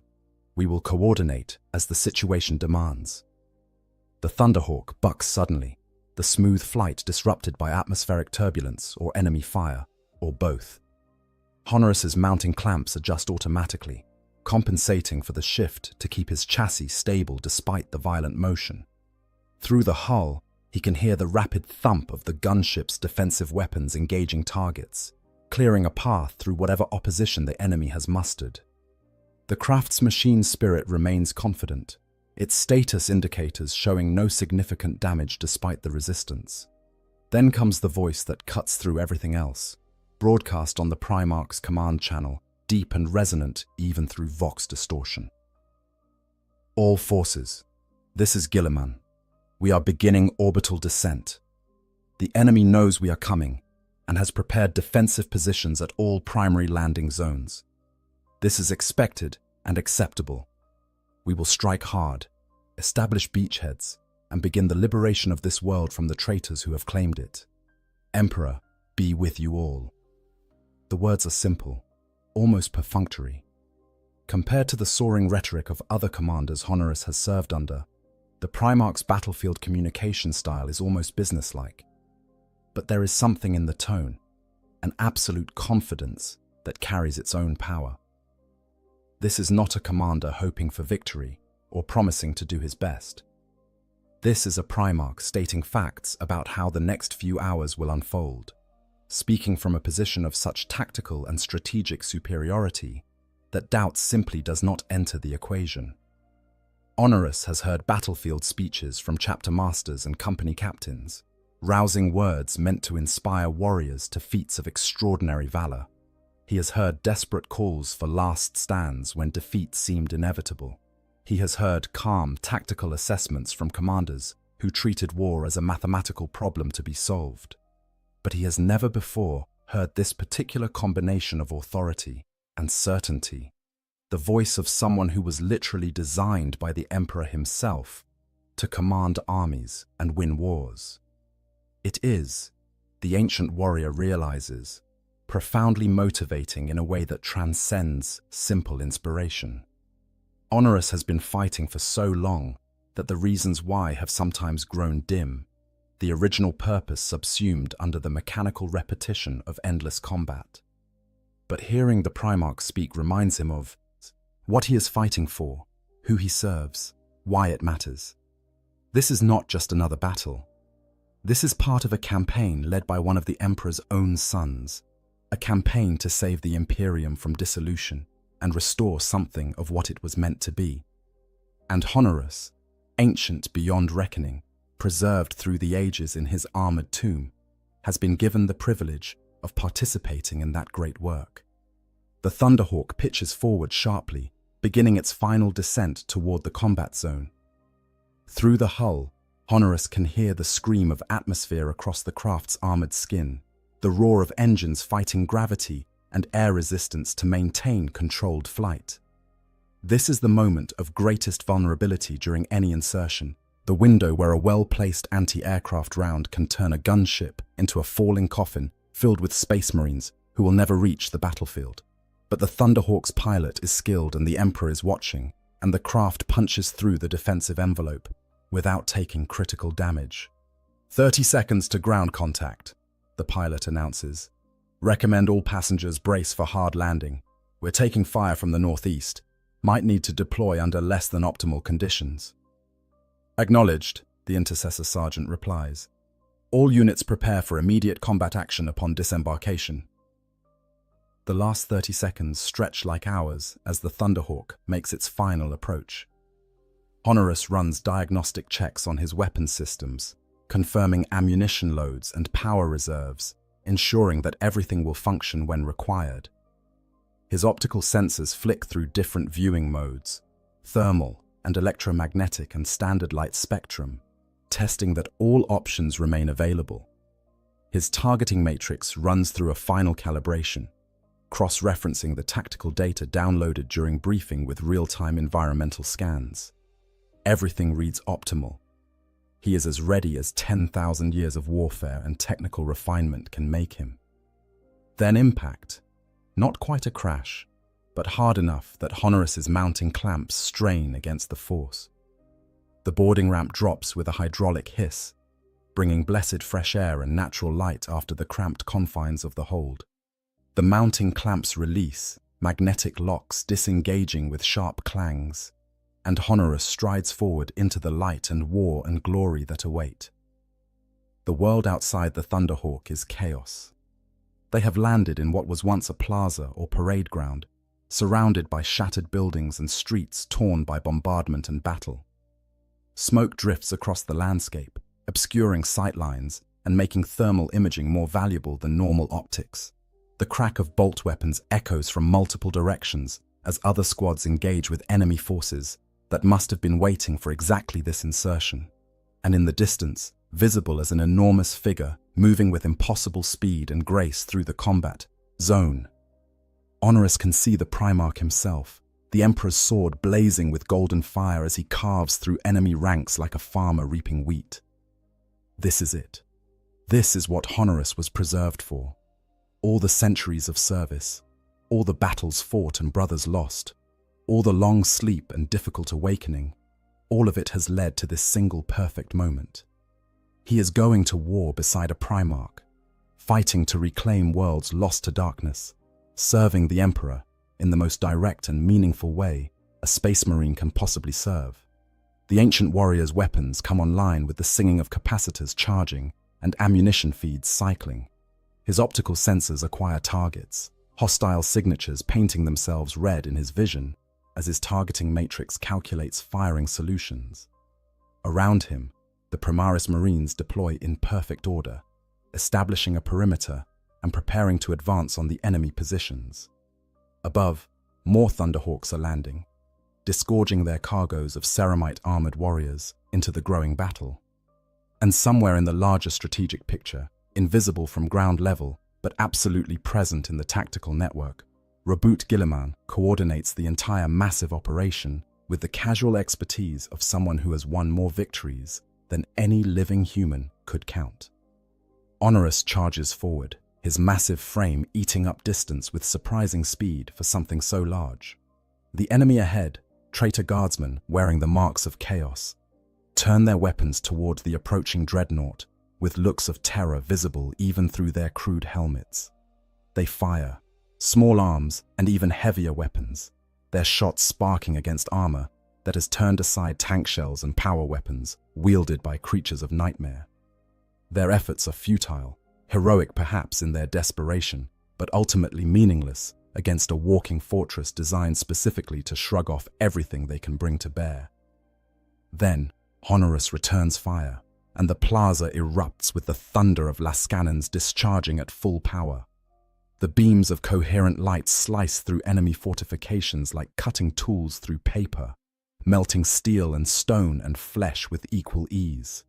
A traitor, Lehman Russ tank, dug into a defensive position and covered with blasphemous sigils, simply ceases to exist in the practical sense, as twin lascannon beams converge on its ammunition storage and turn it into a miniature sun. The explosion sends debris flying in all directions, shrapnel pinging off Honorus's armor like metallic rain, and the ancient warrior laughs, his mechanized voice booming across the battlefield in a sound that is equal parts joyful and terrible. After so long asleep, after so long wondering if his service still mattered, after so long questioning whether continued existence was blessing or curse, he has his answer. This is what he exists for. This is what makes the endless dark bearable. This is purpose and meaning and glory, all rolled into one perfect moment of righteous destruction. He is a dreadnought of the Adeptus Astartes, fighting beside a Primarch in service to the Emperor of mankind. And for this one perfect moment, all is right with the universe. A new age of crusade.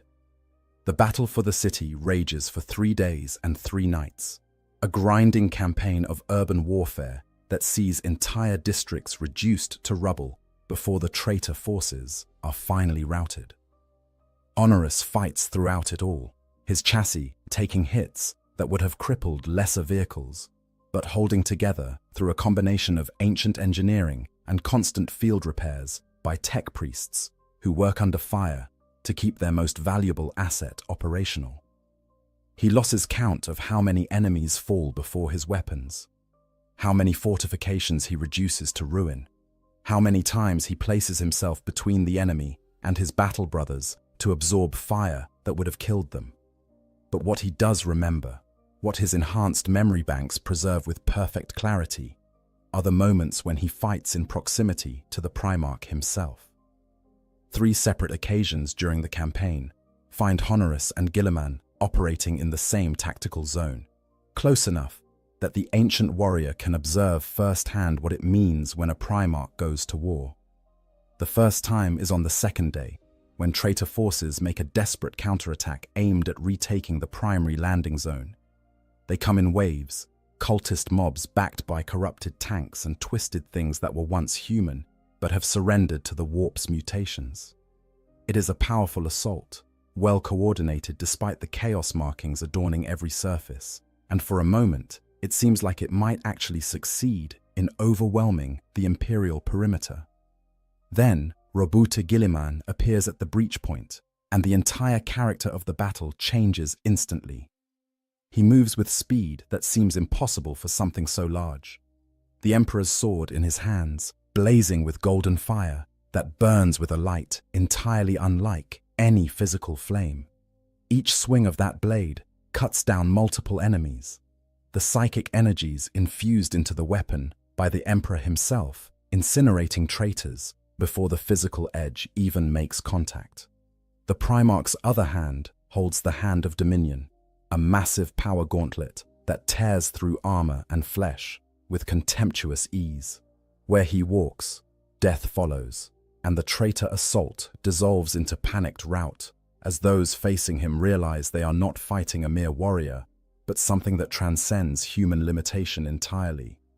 Honorus finds himself advancing alongside the Primarch, providing supporting fire while Guilliman carves a path through the enemy ranks. The ancient warrior's lascannons pick off targets that try to flank the Primarch, eliminating threats before they can bring their weapons to bear. Together, they push the enemy back, step by grinding step, until the counterattack completely collapses and the surviving traitors flee back into the ruins they came from. The Primarch turns to Honorus as the immediate threat fades, his perfect features showing no sign of exertion despite the intensity of the combat. "Well fought, Ancient One. Your targeting was precise, and your positioning optimal. The Emperor chose well when your chapter decided to preserve you in that chassis. The words are simple, a brief acknowledgement of successful coordination, but coming from a Primarch, they carry weight that makes Honorus's consciousness soar. This is not some mortal commander offering praise, but one of the Emperor's own sons, a being whose judgment can be trusted absolutely. If Guilliman says Honorus fought well, then it is objective fact rather than mere encouragement. Thank you, my lord. It is an honor beyond measure to fight at your side. I remember the Great Crusade, before the heresy. I remember what it was like when the Primarchs led us. I never thought to experience that again. Guilliman's expression becomes more complex, something that might be sadness or regret flickering across those perfect features. The Great Crusade is long past, Ancient One.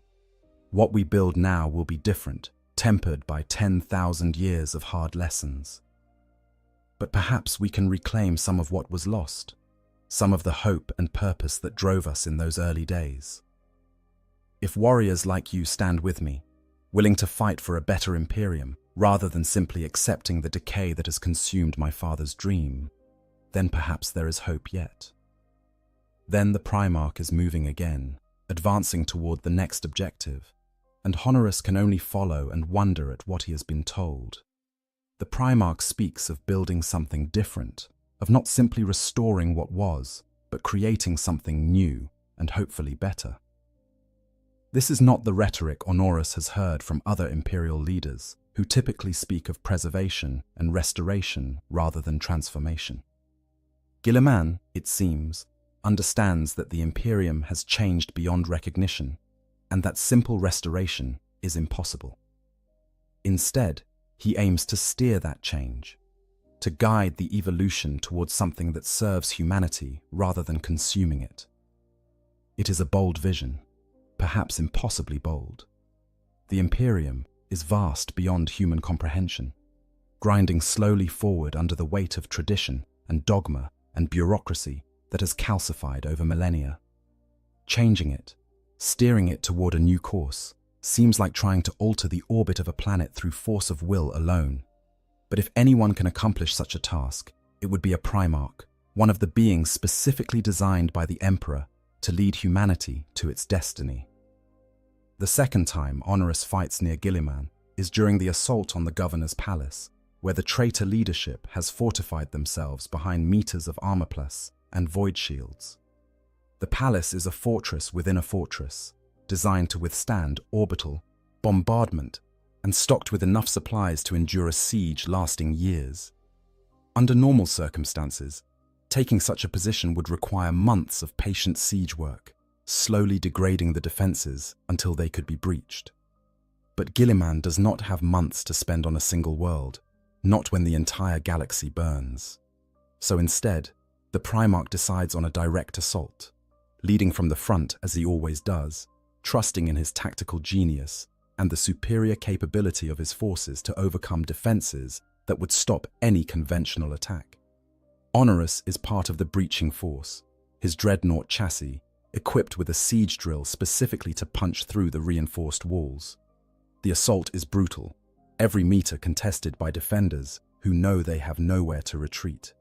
But step by step, the Loyalists advance, pushing deeper into the palace complex, clearing rooms and corridors with the methodical violence that Space Marines bring to close-quarters combat. And at the center of it all is the Primarch, wielding the Emperor's sword like an extension of his own will, his presence radiating such profound authority that even hardened traitors hesitate when facing him directly. Honorus watches in awe as Guilliman personally duels the Chaos Lord, leading the defense, a towering brute in corrupted Terminator armor, who must have been a formidable warrior before his fall. The duel lasts perhaps 10 seconds. Then the Chaos Lord's head tumbles from his shoulders, cut clean through by a blade that burns with the Emperor's own power, and the traitor defense collapses as its leadership literally loses its head. The third encounter comes on the final day of fighting, when the last traitor holdouts are being cleared from the underhive levels beneath the city proper. These are the fanatics and the desperate, those who know that capture means execution and have decided to sell their lives as dearly as possible. They have rigged the underhive with explosives and traps, turned the entire subterranean warren into a deadly maze where every corner might conceal an ambush or improvised bomb. Clearing such spaces is slow, dangerous work, even for Space Marines. Honorus is part of a kill team working systematically through one of the deeper sections when the Vox network suddenly lights up with emergency signals. A squad of Primaris Marines has been ambushed and pinned down by heavy fire from multiple directions, their position untenable without immediate reinforcement. The coordinates put them 3 levels down and nearly half a kilometer distant, too far for Honorus to reach in time, even at his chassis' maximum speed. But it is not too far for a Primarch who knows exactly where he needs to be and has no patience for obstacles that slow lesser warriors. Guilliman reaches the ambushed squad in less than 2 minutes, moving through the underhive with such speed that the enemy barely has time to react before he is among them. By the time Honorus and his accompanying forces reach the location, the fighting is already over. The Primarch stands amid a circle of enemy corpses, calmly reloading the bolt weapon he carries, while the rescued Primaris Marines look on with something approaching religious awe. "Ancient One," Guilliman acknowledges as Honorus arrives. "Your kill team should proceed to grid reference 7 Alpha 3. Intelligence reports a munitions cache there that needs to be secured before the enemy can detonate it and collapse this entire section. I will continue clearing this level with these brothers." "At once, my lord." As Honorus moves to comply, he reflects on what he has witnessed over these 3 days of fighting. The Primarch is everything the legends said, and more. A warrior whose capabilities exceed even enhanced human limits. A tactical genius who can process information and make decisions with superhuman speed. A leader who inspires absolute loyalty simply through the force of his presence. Fighting under his command is like being part of a perfectly orchestrated symphony, every warrior playing their part in harmony with the whole, directed by a conductor who understands the music better than any individual musician ever could. But there is something else too, something that takes Honorus longer to articulate even to himself. The Primarch cares, not in the abstract sense that all commanders must care about their forces if they hope to maintain morale and combat effectiveness, but in a genuine, personal way that seems strange for a being who rules over hundreds of worlds and commands millions of warriors. Guilliman knows the names of individual Space Marines, remembers details about their service records, takes time to acknowledge their contributions and sacrifices. He treats them not as expendable resources, but as brothers, fellow warriors engaged in a common struggle. This stands in stark contrast to the Imperial commanders Honorus has served under for most of his existence, officials who view Space Marines as weapons to be deployed against problems, rather than as individuals worthy of consideration. The Primarch remembers what the Imperium was meant to be, when the Emperor's dream was still fresh and uncorrupted by 10,000 years of dogma and decay, and he is trying, against all odds and obstacles, to bring some of that original vision back to life. It is a noble goal, perhaps a foolish one, but it gives Honorus something he has not felt in longer than he can remember, a sense that the endless war might actually be building towards something, rather than simply grinding on forever. The Primarch's crusade is not just about reconquest, but about transformation, not just about holding the line, but about pushing forward to create something better. And if a centuries-old dreadnought can contribute to that vision in some small way, then his preservation and all the sacrifices it entailed suddenly seem worthwhile. The Dark Imperium revealed. After the victory on the planet, designated Tertia 7, there is a brief respite as the Crusade fleet regroups and prepares for the next objective. The world they have liberated burns with purifying fires as the ecclesiarchy begins the process of reconsecrating every structure that bore the taint of chaos.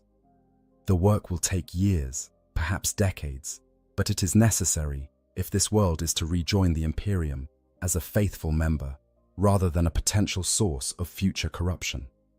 Honorus watches from the strike cruiser's observation deck as Promethean flames consume the buildings where traitors made their last stands, thinking about all the other worlds across the galaxy that need similar cleansing. During this lull in operations, Honorus is summoned to the strike cruiser's strategium for a comprehensive briefing on the current state of the galaxy.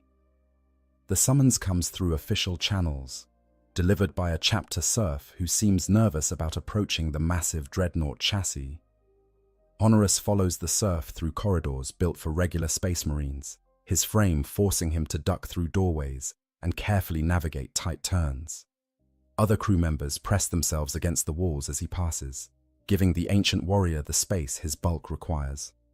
The strategium is one of the few spaces on the vessel large enough to accommodate a dreadnought comfortably. It is a vast chamber, its walls covered with display screens and hololithic projectors capable of rendering the entire galaxy in perfect detail. Tech priests man consoles around the perimeter, monitoring data feeds and coordinating communications with other vessels in the Crusade fleet. At the center stands a massive table capable of projecting three-dimensional maps and tactical displays, and around this table gather the strike cruiser's command staff. Honorus recognizes most of the faces present. Chapter Master Orestes stands at the head of the table, his expression grave. To his right is Chaplain Mordrin, whose skull-faced helmet rests on the table before him, revealing a scarred face that has seen more battles than most mortals could imagine. Several company captains are present as well, along with a handful of Primaris Marines, whose presence still feels slightly incongruous to Honorus, despite having fought alongside them for months. He has already received tactical data specific to individual engagements, of course. Before every deployment, there are briefings covering enemy dispositions and objectives and coordination protocols. But this is something different. This is a strategic overview, showing not just where the enemy is, but the larger context of why the war is being fought as it is. This is the kind of briefing that Honorus remembers from his mortal days, when chapter leadership would gather to discuss campaigns lasting years or decades, rather than mere battles lasting hours or days. Chapter Master Orestes presides over the briefing, his voice carrying the grave weight of someone delivering news that he still has trouble fully accepting himself. Ancient One, you have fought well since your awakening, but I believe you do not yet grasp the full scope of how radically the galaxy has changed. What I am about to show you may seem impossible, but I assure you every detail has been verified through multiple sources. The hololithic display activates, projecting a three-dimensional representation of the Milky Way galaxy in the center of the strategium. At first glance, it looks like any standard tactical map Honorus has seen before. The densely packed stars of the galactic core, the spiral arms extending outward, key systems marked with identifying icons that denote Imperial presence or Xenos threats.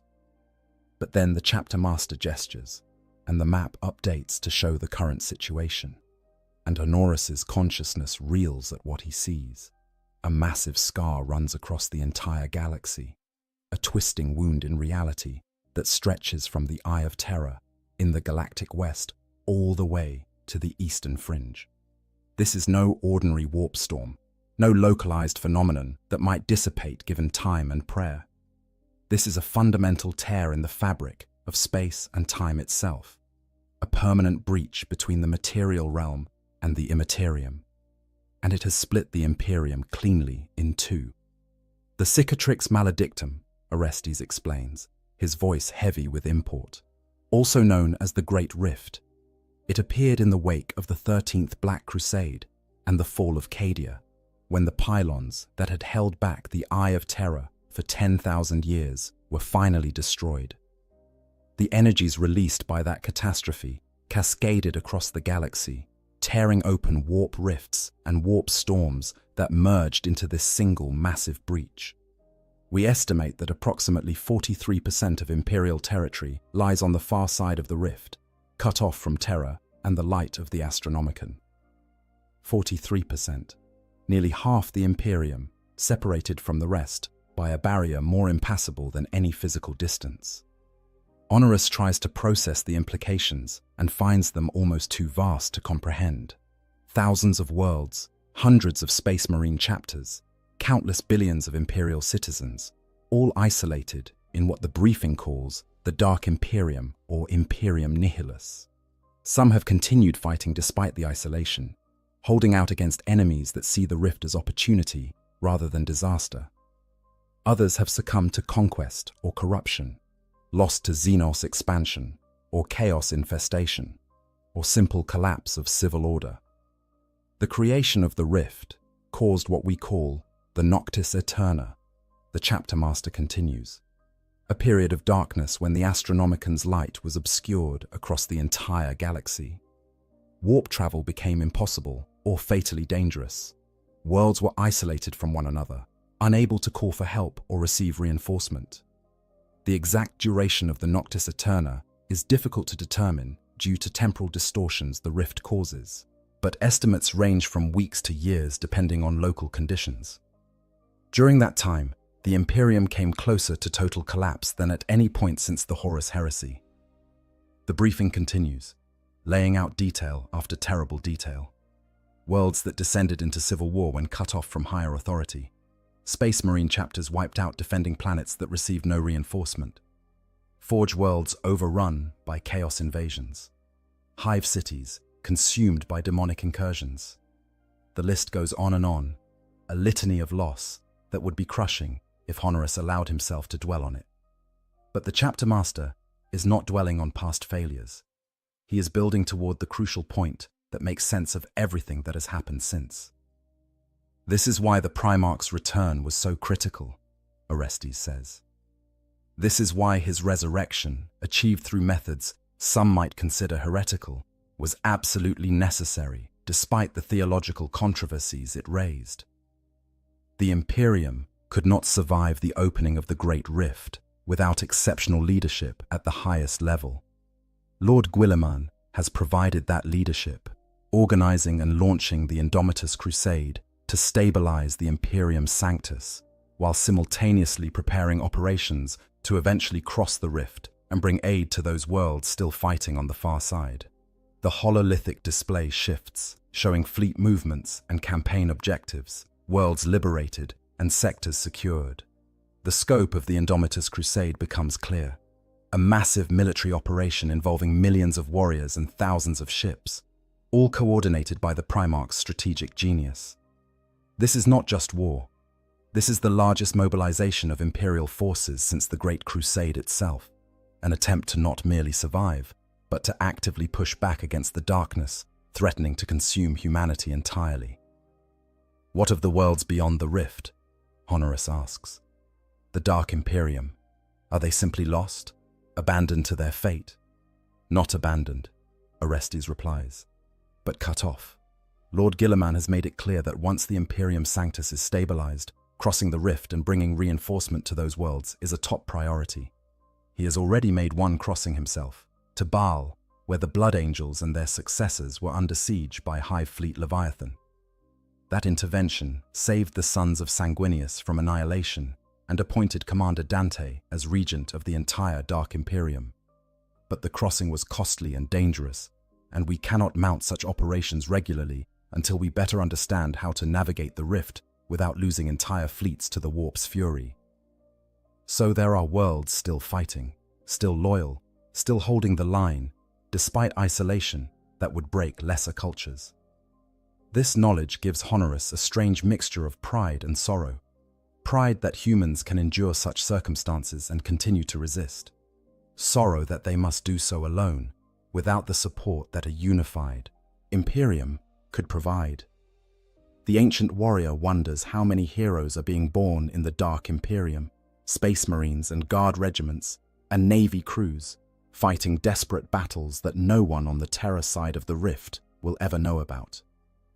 The briefing covers other developments as well, the Primaris Marines and how they are being deployed across the Imperium, the return of other threats like the Tyranids and the Necrons, the stirring of ancient enemies like the Aeldari, who seem to be pursuing their own agendas with increased desperation.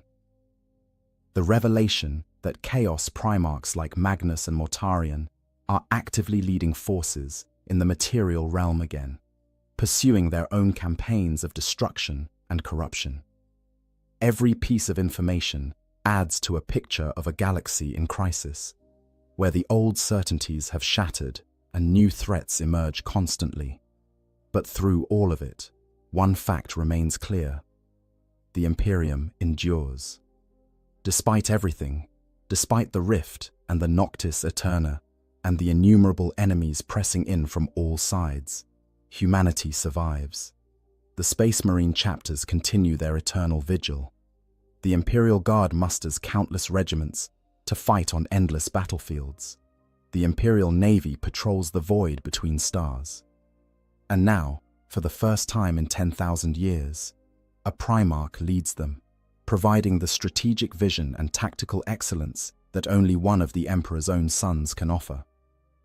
Honorus absorbs all of this, integrating the new information into his understanding of the galaxy and his place in it. He has awakened to find himself in an age of catastrophe, yes, but also an age of opportunity. The Great Rift has shattered the old order, forced the Imperium to adapt or die. And in that forced adaptation, perhaps there is space for something better to emerge. The Primarch certainly seems to believe so, speaking as he does of reform and rebuilding rather than mere restoration. The briefing concludes with tactical assignments for the next phase of the crusade, specific worlds and systems that need to be liberated or secured. Honorus's chassis will be deployed to Theta Secundus, an agri-world threatened by Orc raiders taking advantage of the chaos following the rift's opening. It is not glamorous work, not the kind of battle that will be remembered in chapter histories, but it is necessary. Every world saved is a victory. Every population preserved is a contribution to humanity's survival. And Honorus has learned over his centuries of service that glory is less important than effectiveness, that quiet competence serves the Emperor better than dramatic heroism. As he leaves the Strategium, the ancient warrior reflects on what he has learned. The galaxy is broken, perhaps irreparably. The Imperium faces challenges that would have seemed overwhelming even in the days of the Great Crusade when all the Primarchs fought together. But there is hope too, embodied in the return of Raboot Guilliman and the launching of the Indomitus Crusade. The war is far from won, but for the first time in longer than Honorus can remember, it seems like it might actually be winnable, and that makes all the difference. The honor of ancient days. Sleep comes for Honorus again eventually, as it must for all dreadnoughts. After months of continuous deployment, after dozens of battles fought across multiple worlds, the tech priests finally declare that his chassis requires maintenance too extensive to perform in the field. The wear and tear of sustained combat has stressed systems that were already ancient before the current generation of Space Marines was born. Seals need replacing, ammunition feeds need recalibration, armor plates require rewelding where enemy fire has scored deep gouges through blessed ceramite. The work will take weeks, possibly months, and cannot be done while Honorus remains active. So the ancient warrior is returned to the strike cruiser, to the sacred halls where dreadnoughts sleep between deployments. Tech priests swarm over his frame, beginning the laborious process of diagnostics and repair, while chanting prayers to machine spirits that may or may not actually exist. Honorus remains conscious through the initial stages of this process, watching through his optical sensors as the techs work, ensuring that they treat his chassis with the respect it deserves. Eventually, though, they will begin work on systems that interface directly with his organic brain, and he will need to be placed in stasis to prevent damage to the precious tissues that hold his consciousness. Chapter Master Orestes comes to the Dreadnought Bay the night before the stasis protocols will be initiated. It is unusual for one of his rank to personally attend such occasions. but perhaps the chapter master feels that acknowledgement is owed after the service Honorus has provided during this campaign. Or perhaps he simply recognizes that the ancient warrior might have concerns or questions that deserve to be addressed before the long dark claims him once more. Ancient One, Orestes begins, his voice carrying formal respect. Your service during the Indomitus Crusade has been exemplary. 14 major engagements, 57 confirmed kills of enemy armor, tactical consultations provided to 3 different company captains, and 0 instances of mechanical failure requiring field evacuation. The chapter honors you for your dedication and skill. I have done only what any warrior of the chapter would do, Honorus replies, his mechanized voice modulating to convey humility. The honor is mine, to have served beside a Primarch and contributed however slightly to his great work. You contributed more than you know. The Primarch himself noted your performance during the assault on Tertia 7. He said that warriors like you represent the best of what the Imperium can be, carrying forward the traditions and values of the Great Crusade while adapting to serve in the current age. High praise from one who does not offer empty compliments. The ancient warrior processes this information, trying to understand what it means that a Primarch has noticed and commented on his actions. It is one thing to fight beside Guilliman, to receive brief acknowledgements during active operations. It is quite another to learn that the Lord Commander of the Imperium has specifically noted a single dreadnought's performance and deemed it worthy of comment. I am humbled, Honorus says, and means it. I never imagined when I was interred in this chassis that I would live to serve directly under a Primarch. That alone would have made the sacrifice worthwhile. To learn that my service was adequate to his standards is gratification beyond measure. Orestes nods, understanding what is being said beneath the formal words. You will sleep now, for a time, but I want you to know that you will be awakened again. The crusade continues, and we will have need of your wisdom and your weapons.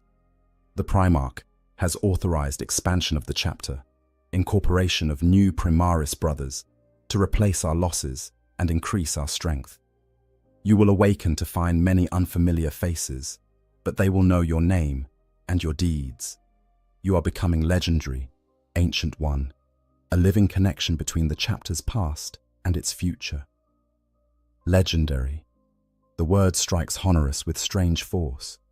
He has been a dreadnought for so long that he sometimes forgets others see him differently than he sees himself.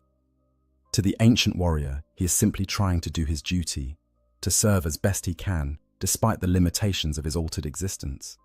But to younger Space Marines, those who have heard the tales and read the histories, but never actually met one of the chapter's venerable ancients, he must seem like something out of myth. A warrior from an earlier age, preserved through the centuries to fight on long after his mortal body should have failed. I will serve as long as I am able, Honorus says. As long as the chapter has need of me, as long as the Emperor's enemies threaten the Imperium, I will continue this vigil. There is no higher calling, no greater honor, than to spend one's existence in service to humanity's survival. That is the spirit that makes you worthy of preservation, the chapter master responds. Sleep well, Ancient One. When you wake, you will find the galaxy changed yet again. But you will also find that the chapter endures, that the Emperor's work continues, and that there is still purpose in the fight. These certainties remain constant, even as everything else shifts and transforms. With that, Orestes departs, leaving Honorus alone with the tech priests who continue their maintenance rituals. The ancient warrior watches them work for a time, observing the careful reverence with which they handle each component, the prayers they speak over every system. They serve the machine god. These tech priests believe that consciousness can reside in circuits and code as surely as in flesh and blood. Perhaps they are right. Perhaps Honorus's essence now extends beyond the organic brain preserved at his core, distributed throughout the mechanical systems that give him form and function. Perhaps he is more machine than man now, after so long living in this state. The thought does not trouble him as much as it once did. He has made peace with what he has become, accepted that this is his fate and his purpose. The sacrifices required to serve as a dreadnought are real and profound, but they are worth making for the sake of the greater good. Individual comfort, individual preference, individual humanity, all of these matter less than the continuation of the species and the preservation of the Emperor's dream. As the tech priests finish their preliminary work and begin preparing the stasis protocols, Honoris allows his consciousness to drift, reviewing the memories he has accumulated during this awakening. The battles fought, the brothers met, the glimpses of the Primarch that have been burned into his recall with perfect clarity. These experiences will sustain him during the darkness, giving him anchors to hold on to when the void threatens to consume all sense of self. And there is one memory above all that Honoris will treasure, one moment that made the entire awakening worthwhile. It happened during the final stages of the campaign on Tertius 7, when the traitor forces were breaking and fleeing and the Imperial victory was assured. Honoris had been holding a defensive position, providing overwatch for Primaris Marines who were securing critical infrastructure. The fighting in his immediate area had died down, giving him a rare moment to simply observe the larger battlefield. And there, visible through smoke and distance, stood Roboute Guilliman, surrounded by officers and officials who were already beginning the work of transitioning the world from combat zone to liberated territory. The Primarch's armor was scored by battle damage, and his perfect features showed signs of strain despite his superhuman endurance. But his posture remained unbowed, his bearing still conveying absolute authority and determination. He was discussing something with an imperial governor, gesturing at maps and hololithic displays, already planning how to rebuild what war had destroyed. In that moment, Honoris understood something profound. The Primarch was not just a war leader, not simply a tactical genius deployed to win battles. He was a builder, an administrator, someone who thought in terms of centuries and millennia rather than campaigns and engagements. Guilliman was trying to do what the Emperor himself could not complete, create a functioning galactic civilization that could survive and thrive despite the infinite threats pressing against it from all sides. The military campaigns were necessary, yes, but they were means rather than ends. The true goal was to give humanity a future worth fighting for. This understanding gave Honoris's service new context. He was not just fighting to kill enemies or reconquer worlds. He was contributing, however minutely, to the greatest work of civilization building in human history. Every battle won, every world secured, every year that humanity survived another turn of the galactic cycle, all of it mattered, because all of it gave the Primarch more time and space to build something better than what had existed before. The tech priests activate the shutdown sequence, and Honoris feels the familiar cascade of systems going offline, awareness dimming as connections sever, and consciousness begins its retreat toward the void. But this time, the darkness does not feel quite so absolute. This time, he carries with him the knowledge that he has served something larger than himself, contributed to a work that might actually succeed in creating lasting change. And when he wakes again, whenever that might be, he will continue that service with renewed purpose and dedication. The last thing Honoris experiences before consciousness completely fades is the voice of a tech priest speaking a final benediction over the stasis pod. Rest now, Ancient One. You have earned your repose. When the chapter calls, you will rise again to serve.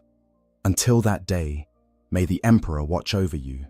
May the machine god preserve your systems, and may you dream of victory eternal. Then the darkness comes, and the ancient warrior sleeps, and the galaxy turns on without him, for the glory of the Imperium. If you've been captivated by this journey through the awakening of an ancient warrior, if you've felt the weight of millennia and the sudden surge of hope that comes with a Primarch's return, then I invite you to become part of our growing community.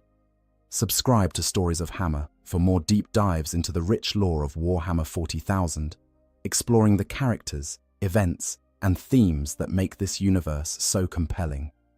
Hit that like button if this story resonated with you, and share it with fellow fans who appreciate the darker corners of the 41st millennium. The Imperium endures, and so do we, one story at a time. Thank you for listening, and remember, even in death, there is still duty. There are warriors in the Imperium of Man who remember a time before the galaxy burned. They walked when the Emperor still moved among his sons, when Primarchs led their legions to bring the light of civilization to a dark and savage universe. They heard words spoken by the Master of Mankind himself, words that were never meant to echo through 10,000 years of bloody history. And now, entombed in walking sarcophagi of adamantium and ceramite, they keep those words locked behind layers of silence as impenetrable as their armor.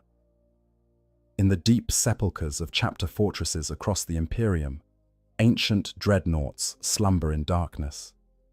These venerable warriors, some dating back to the founding of their chapters, to the Horus heresy itself, or even to the glory days of the Great Crusade, are roused only when their wisdom or their fury is desperately needed.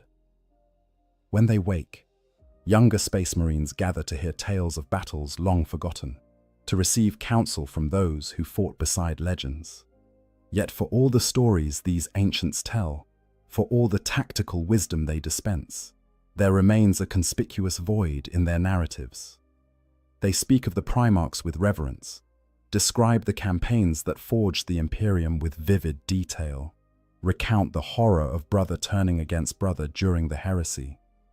But when it comes to the Emperor himself, when the conversation turns to the Master of Mankind, and the things he said, the things he believed, the vision he held for humanity's future, the Ancient Ones grow careful with their words. They offer platitudes. They speak in generalities. They redirect the conversation. This is not an accident. This is not the simple fog of memory that comes with millennia of intermittent consciousness. This is a deliberate choice, made by warriors who have endured longer than any should have to endure, who carry knowledge that could shake the very foundations of the Imperium they have spent 10,000 years defending. The question is not whether these ancient dreadnoughts know things that the rest of the Imperium does not. The question is why they have chosen, across countless awakenings, through the rise of the imperial cult and the transformation of everything the Emperor built, to keep those things to themselves. Why does Bjorn the Fell-Handed, who fought at the Emperor's side, who knew Lemon Russ as both man and Primarch, respond to the title God Emperor with what might be laughter or might be the sound of weapons systems reloading? Why do the handful of other dreadnoughts who remember those days deflect questions about the Emperor's true nature with practiced ease? The answer lies in understanding what these warriors are, what they have become through the centuries of their tortured half-life, and what they protect by their silence. It lies in recognizing that sometimes the greatest service a warrior can render is not to speak the truth, but to guard it like a fortress under siege. It lies in comprehending the terrible burden of being one of the last who remembers what the Emperor actually said, what he actually wanted, what he actually was, when the Imperium you have bled for across 10 millennia has been built on a foundation of carefully maintained misunderstanding. Understanding dreadnoughts, walking tombs of heroes. Before we can understand why ancient dreadnoughts keep their secrets, we must first understand what it means to be a dreadnought at all. The process of internment is not, as imperial propaganda suggests, a simple honor bestowed upon the greatest heroes. It is a nightmarish fusion of man and machine, a desperate measure taken when a Space Marine's body has been so catastrophically damaged that death is certain. Yet some spark of life remains that the chapter's apothecaries are unwilling to let slip away into the Emperor's embrace. When a Space Marine suffers wounds that even their superhuman physiology cannot overcome, when their torso is crushed their spine shattered, their limbs torn away, when they lie on the battlefield with minutes or seconds left before their twin hearts finally cease their beating, a choice is made. Not by the dying warrior, not usually, but by those who stand over him, weighing the value of what this brother knows against the horror of what they are about to condemn him to. The chapter's most skilled tech marines and apothecaries work in concert, performing surgery that is as much arcane ritual as medical procedure. They harvest what remains of the warrior, cutting away everything that cannot be sustained, everything that is too damaged to preserve. What remains is almost unrecognizable as having once been human. The organic remnant that is finally sealed within the armored sarcophagus at the heart of a dreadnought is little more than a brain, perhaps some vital organs, floating in nutrient-rich amniotic fluid that is thick as oil and numbingly cold. Neural interface plugs stab into what remains of the brainstem, connecting the warrior's consciousness to the dreadnought's systems. When the process is complete, when the last seals are welded shut and the final prayers are spoken over the newborn machine warrior, the man who entered is gone. What emerges is something else, something that will never again feel the warmth of sunlight on skin, never again taste food or water, never again know the simple pleasure of moving through a world with a body of flesh and bone. The sensory experience of being a dreadnought is fundamentally alien to anything that could be called human. Vision comes through optical sensors that can see across spectrums no natural eye could perceive, but which can never again see the face of a battle brother with the clarity and depth that human vision provides. Sound is filtered through acoustic sensors that can detect the whisper of enemy movement kilometers away, but which translate all input into mechanical approximation. Touch becomes pressure readings on armor plating, the sensation of fingers replaced by the impact of power fists against enemy armor. Taste and smell, those most primal of senses, are simply gone, replaced by atmospheric analysis readouts and chemical composition data. But the true horror of the dreadnought's existence is not the loss of the body. Space Marines are already so far removed from baseline humanity, so conditioned to see their physical forms as merely tools in service of a greater purpose, that the loss of flesh alone might be bearable. The true horror is the isolation, the stasis, the slow dissolution of self that comes with the centuries. Between battles, dreadnoughts are returned to their chapter's sepulchre, a sacred space deep within the fortress monastery where these venerable warriors are maintained. Here, the tech marines disconnect the higher functions, placing the entombed warrior into a state of induced unconsciousness that is not quite sleep and not quite death. In this darkness, decades pass, sometimes centuries. The dreadnought's consciousness floats in a void, aware but not aware, existing but not experiencing. There are no dreams, no thoughts, no passage of time as a conscious being would measure it. There is only the absence, vast and cold and empty. When the dreadnought is finally awakened, when crisis demands that the chapter rouse one of its ancients, the transition is jarring beyond description. Systems that have lain dormant for decades roar to life. Neural connections that have carried no traffic suddenly flood with sensory input. The warrior's consciousness, which has existed in comfortable oblivion, is suddenly and violently returned to awareness. And with that awareness comes the recognition of how much time has passed, how much has changed, how many of the brothers they knew are now dead and dust. This cycle of awakening and sleep is what ultimately destroys the personality, the individuality, the essential humanness of the warrior within. Each time they wake, they find themselves more disconnected from the world around them. Faces they remember are attached to names they can no longer recall.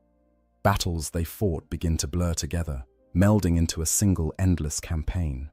The details of their former life, the things that made them who they were before their internment, fade like old parchment exposed to sunlight. What remains is the warrior, the tactical knowledge, the fighting skills honed across centuries. But the man, the person who once inhabited that warrior's frame slowly erodes away. This is the fate that awaits all dreadnoughts, given enough time.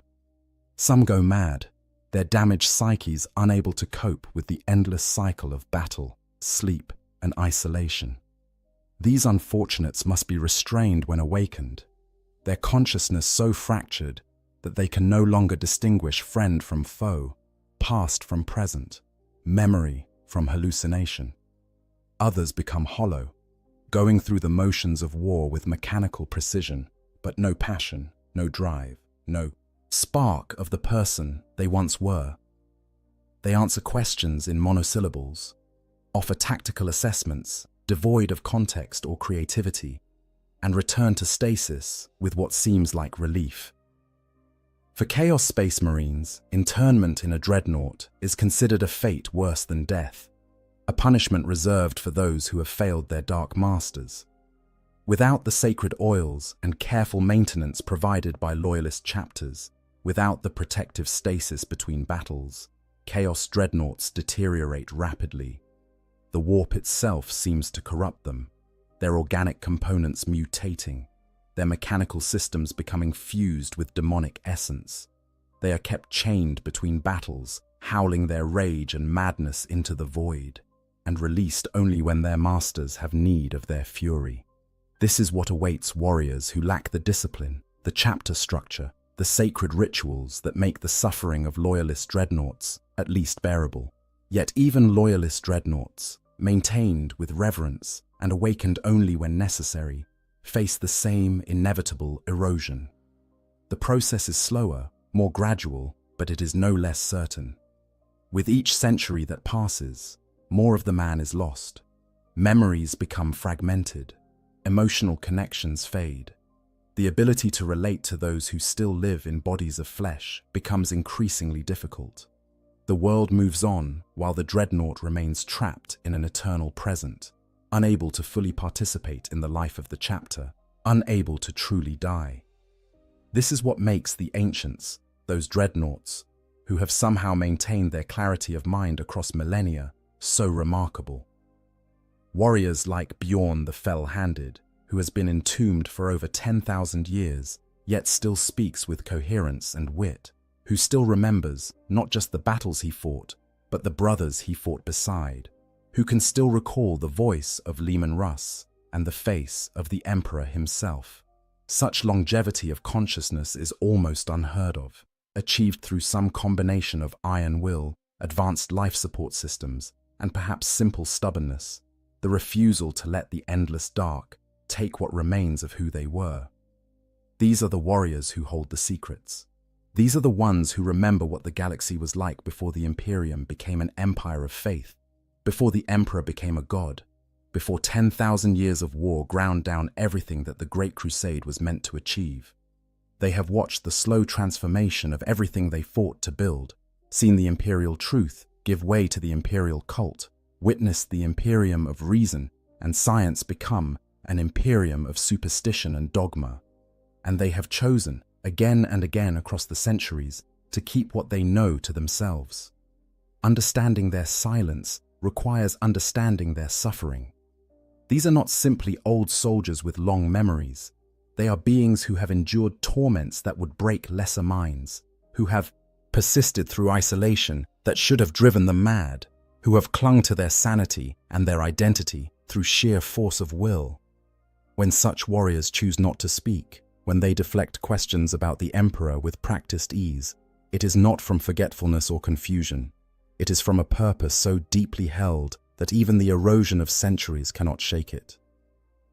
Bjorn the Fell-Handed, the last who remembers. Among all the ancient dreadnoughts that still serve the Imperium, one stands apart as the undisputed eldest, the last living link to the age when the Emperor walked among his warriors and the Primarchs led their legions to conquest. Bjorn the Fell-Handed, ancient of the Space Wolves chapter, has been entombed for over 10,000 standard years. He fought in the Great Crusade. He stood beside Leman Russ during the burning of Prospero. He saw the Emperor with his own eyes, heard his voice with his own ears, before the master of mankind was interred within the Golden Throne. He is, by any measure, the oldest living loyalist space marine in the Imperium, and the weight of that longevity is both his honor and his burden. Bjorn's story begins not as a legend, but as a relatively unremarkable space wolf. He was a grey hunter in the Tra Great Company, one warrior among thousands in the 6th Legion, distinguished mainly by a mistake that nearly cost a remembrancer his life. When Bjorn, in his zeal to defend Fenris, shot down a shuttle carrying the archivist Caspar Hauser, he was assigned to guard the very man he had nearly killed. This inauspicious beginning would set in motion events that would shape Bjorn's legend, but in those early days, he was simply another young warrior learning the hard lessons of war. His moniker, the Fell-Handed, meaning he who lost his hand, came during the burning of Prospero, that terrible campaign when the Space Wolves descended upon their brother Legion at the Emperor's command. It was here, in the smouldering ruins of the Thousand Suns homeworld, that Bjorn confronted a demon wearing the face of Horus, the War Master who had not yet revealed his true allegiance. In that battle, Bjorn lost his arm, severed by demonic claws, and earned both his title and his first real glimpse into the horrors that the galaxy contained. The Horus heresy transformed Bjorn from a promising young warrior into a leader of men. When brother turned against brother, when legions that had fought side by side for decades suddenly found themselves locked in civil war, Bjorn stood firm in his loyalty to the Emperor and to Russ. He fought in the Alaxes Nebula, where the Space Wolves were ambushed by the Alpha Legion, barely escaping with his life. He helped pull Russ back from the brink of despair, convincing the Wolf King to forge his own path rather than simply serving as the Emperor's executioner. Through it all, Bjorn was there, witnessing firsthand the unraveling of everything the Great Crusade had built. After the heresy, when Russ disappeared into the Eye of Terror, searching for answers, or perhaps for the Tree of Life that might heal the Emperor, Bjorn became the first Great Wolf, leading the Space Wolves through the treacherous years of the Great Scouring. He led his chapter for centuries, adding glory to his already considerable reputation, earning the respect even of Primarchs from other legions. But the wars of the 31st millennium were brutal beyond measure, and eventually, even Bjorn's luck ran out. During the Proxima Rebellion in 934 M31, Bjorn led a raid against a fortress that should have been just another victory in a career full of them.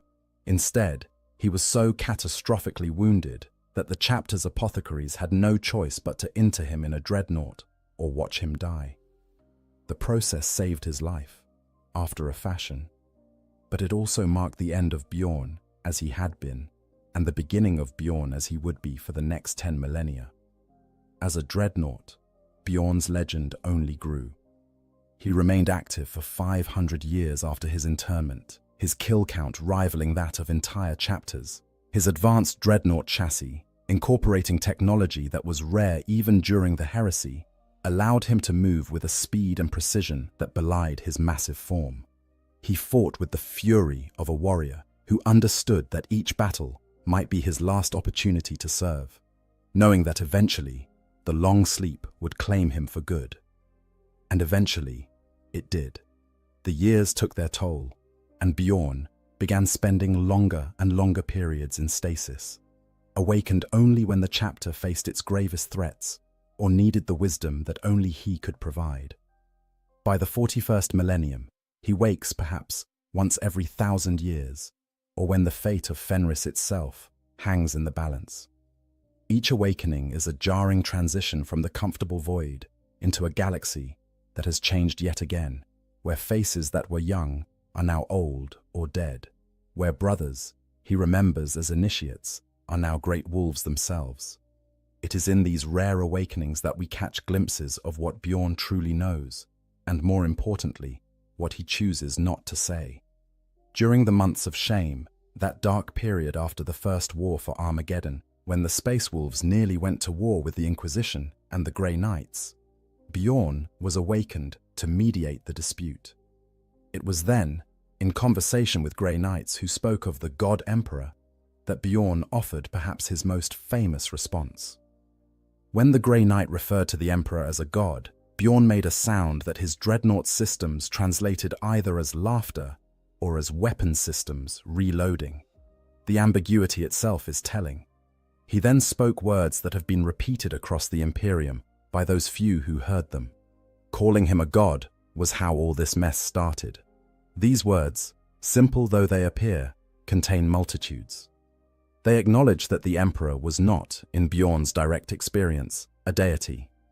They suggest that the deification of the Emperor, the transformation of the imperial truth into the imperial cult, was not only incorrect, but actively harmful. They imply that Bjorn understands, far better than most, how the Imperium went from the rational, atheistic empire the Emperor intended to build to the theocratic nightmare it has become. And they demonstrate that Bjorn remembers what the Emperor actually said, actually wanted, actually was. But notice what Bjorn does not do in this moment. He does not elaborate. He does not explain what the Emperor told him during the Great Crusade. He does not detail the conversations he heard between Russ and the Master of Mankind. He does not reveal the secrets that he must carry about the Emperor's true nature, his plans for humanity, his vision of what the Imperium was meant to become. He offers a single sardonic observation, wrapped in what might be laughter or might be threat, and then he moves on. This is not accident. This is not the rambling of a mind too old to maintain coherent thought. Bjorn's responses, when he speaks of the Emperor at all, are carefully calibrated to acknowledge that he knows more than he's saying, while offering nothing that could actually destabilize the faith that holds the Imperium together. He walks a razor's edge between truth and necessary deception, maintaining his integrity as a warrior who has never been known to lie, while refusing to volunteer information that would shatter the foundations of everything the Imperium has become. Consider another moment from the same incident. When Inquisitor Lord Kisneros expressed shock that Bjorn had walked when the Emperor still lived, Bjorn responded with characteristic bluntness. Walked, ran, pissed, and killed. I did it all. I met the Allfather, you know. Fought at his side more than once. I do believe he liked me. Again, there is so much in what Bjorn says, and, more importantly, in what he doesn't say. He confirms that he knew the Emperor personally, that he fought alongside him, that there was some personal connection between them. The use of Allfather, a title from Fenrisian mythology, rather than God Emperor, subtly reinforces that Bjorn's relationship with the Emperor was different from the worshipful adoration that defines the 41st millennium. The casual mention that the Emperor liked him treats the Master of Mankind as a person capable of personal preferences, not as an abstract divine being beyond such human concerns. But when pressed for details, when asked what the Emperor was like, what he said, what he wanted, Bjorn becomes evasive. He tells stories about the battles, about the campaigns, about the Primarchs. He speaks of Russ with the affection of a warrior who served under a beloved commander. He recounts tactical decisions made during the Great Crusade. But about the Emperor himself, about the Master of Mankind's actual words and intentions, Bjorn remains conspicuously vague. This pattern holds across all of Bjorn's recorded awakenings. When younger Space Wolves gather to hear his stories, they always want to know about Leman Russ, about the glory days of the Legion, about what the Emperor was like. And Bjorn, who has endured 10,000 years of isolation specifically so that he could serve as a link to that past, deflects these questions with practiced skill. He tells them what they need to hear, what will reinforce their faith and their determination, but not what he actually knows about the vast gulf between what the Emperor intended and what the Imperium has become. The question, then, is why?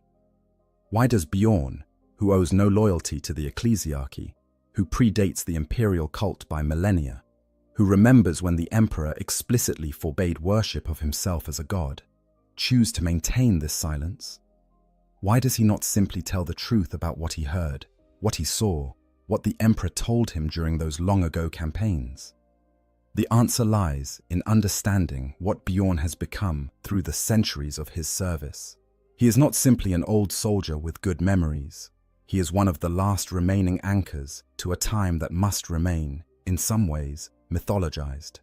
He has watched the Imperium transform, has seen it adapt and survive through the age of apostasy, the age of redemption, the countless wars and crises that would have destroyed a less resilient civilization. And he has come to understand, with the terrible clarity that only 10,000 years can bring, that sometimes the truth is less important than survival. Sometimes the lie, however uncomfortable, serves a purpose that truth cannot. Bjorn's silence is not betrayal. It is the ultimate loyalty, the willingness to bear the burden of uncomfortable knowledge so that others can maintain the faith that keeps them fighting. It is the recognition that the Imperium the Emperor wanted, the rational empire of science and reason, is no longer possible, that it died during the heresy, if not before. What remains is an Imperium that runs on faith, on the belief that the God Emperor watches over his servants and guides them through the darkness. And Bjorn, who knows that this belief is built on foundations of misunderstanding, chooses to let it stand because the alternative would be chaos. The age of the Emperor, when giants walked among men. To understand why ancient dreadnoughts keep their secrets, we must first understand what they are keeping secret. We must go back to a time that exists now, only in fragmented records, and the fading memories of warriors who should have died millennia ago. We must reconstruct, as best we can, what it was like when the Emperor walked among his legions, when the Great Crusade blazed across the stars, when the future seemed bright with the promise of a unified humanity ruling a rational empire. The Emperor during the Great Crusade was not the silent, enthroned deity of the 41st millennium. He was a being of tremendous presence and power, yes, but he walked and talked, and commanded his forces directly. He stood on the bridges of warships, planning campaigns alongside his sons. He descended to conquered worlds and spoke with their leaders, offering them the choice to join the Imperium or be destroyed. He was real in a way that the distant figure on the golden throne can never be, present in a way that 10,000 years of separation have made impossible. Those who served during the Great Crusade describe encountering the Emperor in terms that emphasize his humanity as much as his power. He was tall, taller than even the Primarchs, radiating an aura that made lesser beings want to kneel in his presence. But he was also pragmatic, strategic, willing to engage in detailed discussions about tactics and logistics. He had preferences, made jokes, showed anger and approval. He was, in the most fundamental sense, a person, however far beyond normal human capacity that person might have been. The warriors who served him knew this. They saw him in the planning chambers, heard him give orders, watched him fight alongside them when the situation demanded it. They knew that whatever else the Emperor might be, he was not a god in the traditional sense. He claimed no divine parentage, performed no miracles in the religious sense, demanded no worship. Indeed, he explicitly forbade such worship, viewing it as one of the many superstitions that had held humanity back during the age of strife. This was the foundation of the imperial truth, the philosophical framework that the Emperor intended to guide his empire. The imperial truth held that the universe operated according to natural laws, that the warp and its denizens were simply another aspect of physics rather than supernatural entities, that humanity's salvation lay in reason and science rather than faith and prayer. The Emperor intended to drag humanity kicking and screaming into an age of rationality, to strip away the accumulated superstitions of old night and replace them with cold, hard fact. To this end, he explicitly banned all forms of religious worship throughout the Imperium. The Word-Bearers Legion, led by the Primarch Lorgar, learned this the hard way when they were censured for building temples to the Emperor and preaching his divinity. The Emperor himself descended upon the planet Monarchia, the greatest of the word-bearer's holy cities, and had it razed to the ground as an object lesson. He made Lorgar and his entire legion kneel in the ashes of their greatest achievement, while he explained, with terrible clarity, that he was not a god and would not be worshipped as one. This moment is crucial to understanding the tragedy of what the Imperium has become. The Emperor was so committed to his vision of a rational empire, so determined to prevent the deification that he knew would corrupt and distort his work, that he humiliated one of his own sons and destroyed the works of an entire legion to make his point clear. He did not want worship. He did not want faith. He wanted humanity to stand on its own, guided by reason rather than superstition. The ancient dreadnoughts remember this. They remember serving in an imperium where the emperor explicitly forbade what the 41st millennium considers its highest virtue. They remember when calling the emperor a god was not an expression of devotion, but a failure to understand his vision, a regression to the kind of thinking he was trying to eliminate. They remember when the imperial truth was not a forgotten philosophy, but the governing principle of the entire imperium. They also remember what the emperor told them about his plans for humanity. During the Great Crusade, the emperor was relatively open about his ultimate goals. He intended to reunite all of humanity under one banner, to reclaim the lost colonies of Old Night and forge them into a single, unified civilization. Once this was accomplished, once the great enemies of mankind, the Xenos and the heretics, were defeated or driven to the edges of the galaxy, he intended to withdraw from direct rule. The Imperium would become a rationalist paradise, guided by the principles of science and reason, with humanity reaching heights of achievement that would make the dark age of technology look primitive by comparison. The Primarchs were central to this plan. Each was designed with specific roles in mind, skills, and temperaments suited to different aspects of building and maintaining this new civilization. Guilliman would organize and administrate. Dawn would fortify and defend. Sanguinius would inspire and lead. Horus would conquer and bring compliance. Each had their place in the grand design, and once that design was complete, once their assigned tasks were finished, the Emperor intended to guide them toward new purposes suited to peacetime rather than war. The Space Marines themselves, those transhuman warriors who formed the backbone of the legions, were also supposed to be transitional. They were tools of conquest, designed to bring the galaxy to heel through superior combat capability. But once the Great Crusade was complete, once the Imperium stretched from one edge of the galaxy to the other, there would be no more need for such warriors.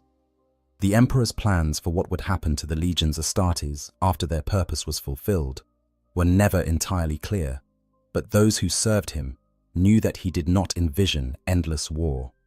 The Space Marines were meant to be temporary, a necessary evil to achieve unification, not a permanent fixture of human civilization. This was the dream that the Emperor shared with those who served him most closely. This was the vision that motivated the warriors of the Great Crusade, that made them willing to spend decades or centuries away from terror, conquering world after world in his name. They believed that their sacrifices would lead to something better, that the endless war would eventually end, that humanity would finally be able to rest and prosper under the guidance of reason and science. The ancient dreadnoughts remember this dream. They remember believing in it, fighting for it, bleeding for it. They remember when the Imperium was not a theocratic nightmare sustained by faith and fear, but a rational empire guided by the best minds humanity could produce. They remember when the future seemed bright, when it seemed possible that humanity might actually achieve the Emperor's vision. And they remember when it all went wrong. The Horus heresy shattered the Emperor's dream beyond any possibility of repair. When Horus turned traitor, when fully half the legions followed him into damnation, when brother fought brother across 1,000 worlds, and the very fabric of the Imperium tore itself apart, all hope of the rational paradise died. The emperor's injuries at Horus's hands, his internment within the Golden Throne, meant that he could never again guide his empire directly. The Primarchs were scattered, dead, or lost. The imperial truth was revealed as insufficient, unable to protect against the very real threats of chaos that the emperor had tried to hide by denying their supernatural nature. In the ashes of the heresy, the imperium that emerged was nothing like what the emperor had planned. It was an empire born of desperation, held together by fear and faith rather than reason and science. The very worship that the emperor had forbidden became the glue that held human civilization together. The Space Marines, meant to be transitional, became permanent fixtures. The chapters scattered across the galaxy as guardians of an empire that had lost its way. The rationalist dream died, replaced by the theocratic nightmare. The ancient dreadnoughts watched this transformation happen. They lived through it, fighting to hold together an imperium that was fundamentally changing from what they had believed they were building. They saw the rise of the imperial cult, the gradual deification of the emperor, the transformation of his vision into something he would not have recognized. And they realized, slowly or suddenly depending on the warrior, that they could not stop it. The imperium needed this new form to survive. Without the faith that the emperor was a god watching over his people, without the belief that service to him was service to divinity itself, the fragmented remnants of humanity would have torn themselves apart. This is the fundamental tragedy that ancient dreadnoughts carry with them through the centuries. They know what the emperor wanted. They remember his actual words, his actual plans, his actual vision for humanity's future, and they have watched that vision die, replaced by something he explicitly tried to prevent. They have become custodians of a truth that can never be spoken, guardians of knowledge that would destroy the very thing they have spent millennia protecting. When Bjorn says that calling the emperor a god is how all the mess started, he is expressing this tragedy in the only way he can, without betraying the imperium he serves. He knows that Lorgar's worship of the emperor, the very worship that led to the destruction of Monarchia, was ultimately proven more resilient than the emperor's rationalist philosophy. He knows that the faith the emperor rejected has become the foundation of the imperium's survival. And he knows that revealing this truth to those who have only ever known the god emperor would accomplish nothing except destruction. The burden of memory. What ancient warriors carry. The knowledge that ancient dreadnoughts carry is not abstract philosophy or academic debate about the nature of divinity. It is concrete, specific, personal. These warriors heard the emperor speak. They received orders from him directly. Some, like Bjorn, fought alongside him in battle. They know, with the certainty that only direct experience can bring, exactly what the emperor said about himself, about his plans, about his vision for humanity. And that knowledge is a burden that grows heavier with each passing century. Consider what these ancient warriors know about the emperor's true nature.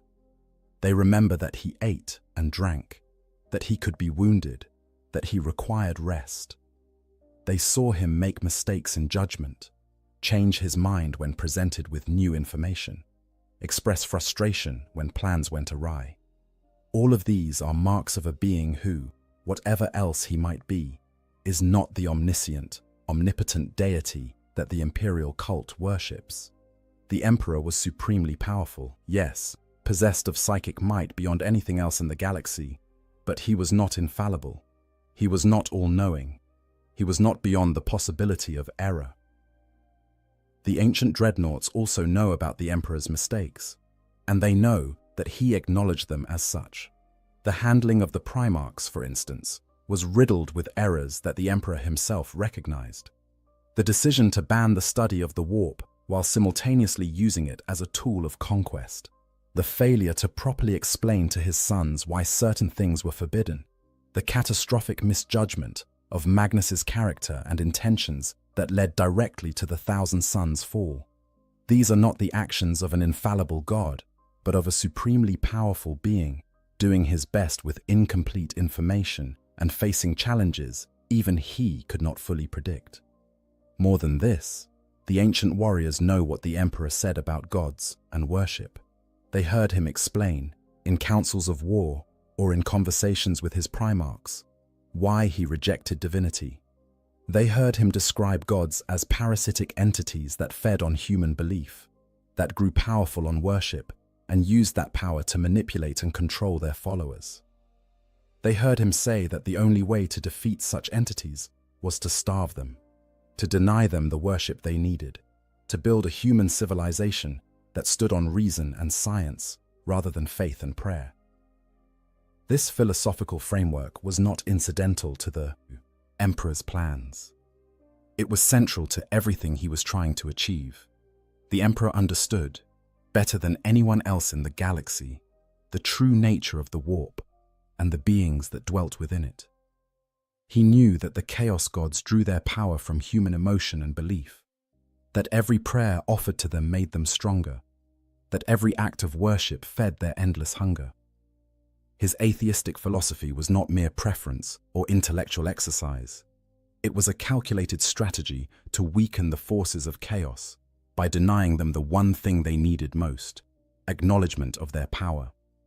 The ancient dreadnoughts know this. They understand the emperor's reasoning because they heard him explain it, and they have watched, across 10,000 years, as the Imperium has done precisely what the emperor warned against. The imperial cult, with its endless prayers and its worship of the god emperor, feeds psychic power into the warp on a scale that the emperor would have considered catastrophic. Every prayer offered by a faithful citizen, every invocation of the emperor's name by a desperate soldier, every ritual performed by a priest of the ecclesiarchy, adds to the vast psychic tide that flows through the warp. But here is the terrible irony that the ancient dreadnoughts also understand. This may be why the Imperium has survived. The faith that the emperor tried to prevent has become humanity's greatest weapon against the darkness. The belief in the god emperor, however false that belief may be in terms of the emperor's actual nature and desires, creates a psychic phenomenon in the warp that acts as a barrier against chaos. The emperor, enthroned upon the golden throne and sustained by the sacrifice of 10,000 psykers every day, has become something like a god, whether he wanted to or not. The faith of trillions of humans has shaped the warp around him, creating a psychic entity that might not be the emperor as he was, but is certainly something godlike in its power and its nature. This is perhaps the most uncomfortable truth that ancient dreadnoughts carry. They know that the emperor would have hated what he has become. They know that the worship offered to him is precisely what he tried to prevent. But they also know, or at least strongly suspect, that without this worship, without this faith, the Imperium would have fallen millennia ago. The god emperor that the masses worship is not the man these ancient warriors knew, but that false god may be the only thing holding back the tide of chaos. The ancient warriors also carry specific knowledge about events and decisions that shaped the Imperium. They know about the Webway project, the Emperor's secret plan to build a human equivalent of the Eldar's network of tunnels through the warp. This project, meant to free humanity from dependence on warp travel and thus from exposure to chaos, was the Emperor's greatest hope for securing humanity's future. When Magnus's warning about Horus's treachery accidentally destroyed the Webway project, when the demon hordes came pouring through the breach that Magnus created, the Emperor's plans fell apart. He was forced to sit upon the golden throne, holding shut a door into hell, unable to lead his Imperium through the crisis of the heresy. The ancient dreadnoughts who knew about the Webway project understand what humanity lost when it failed. They know that the Imperium, forced to continue using warp travel, remains forever vulnerable to the predations of chaos.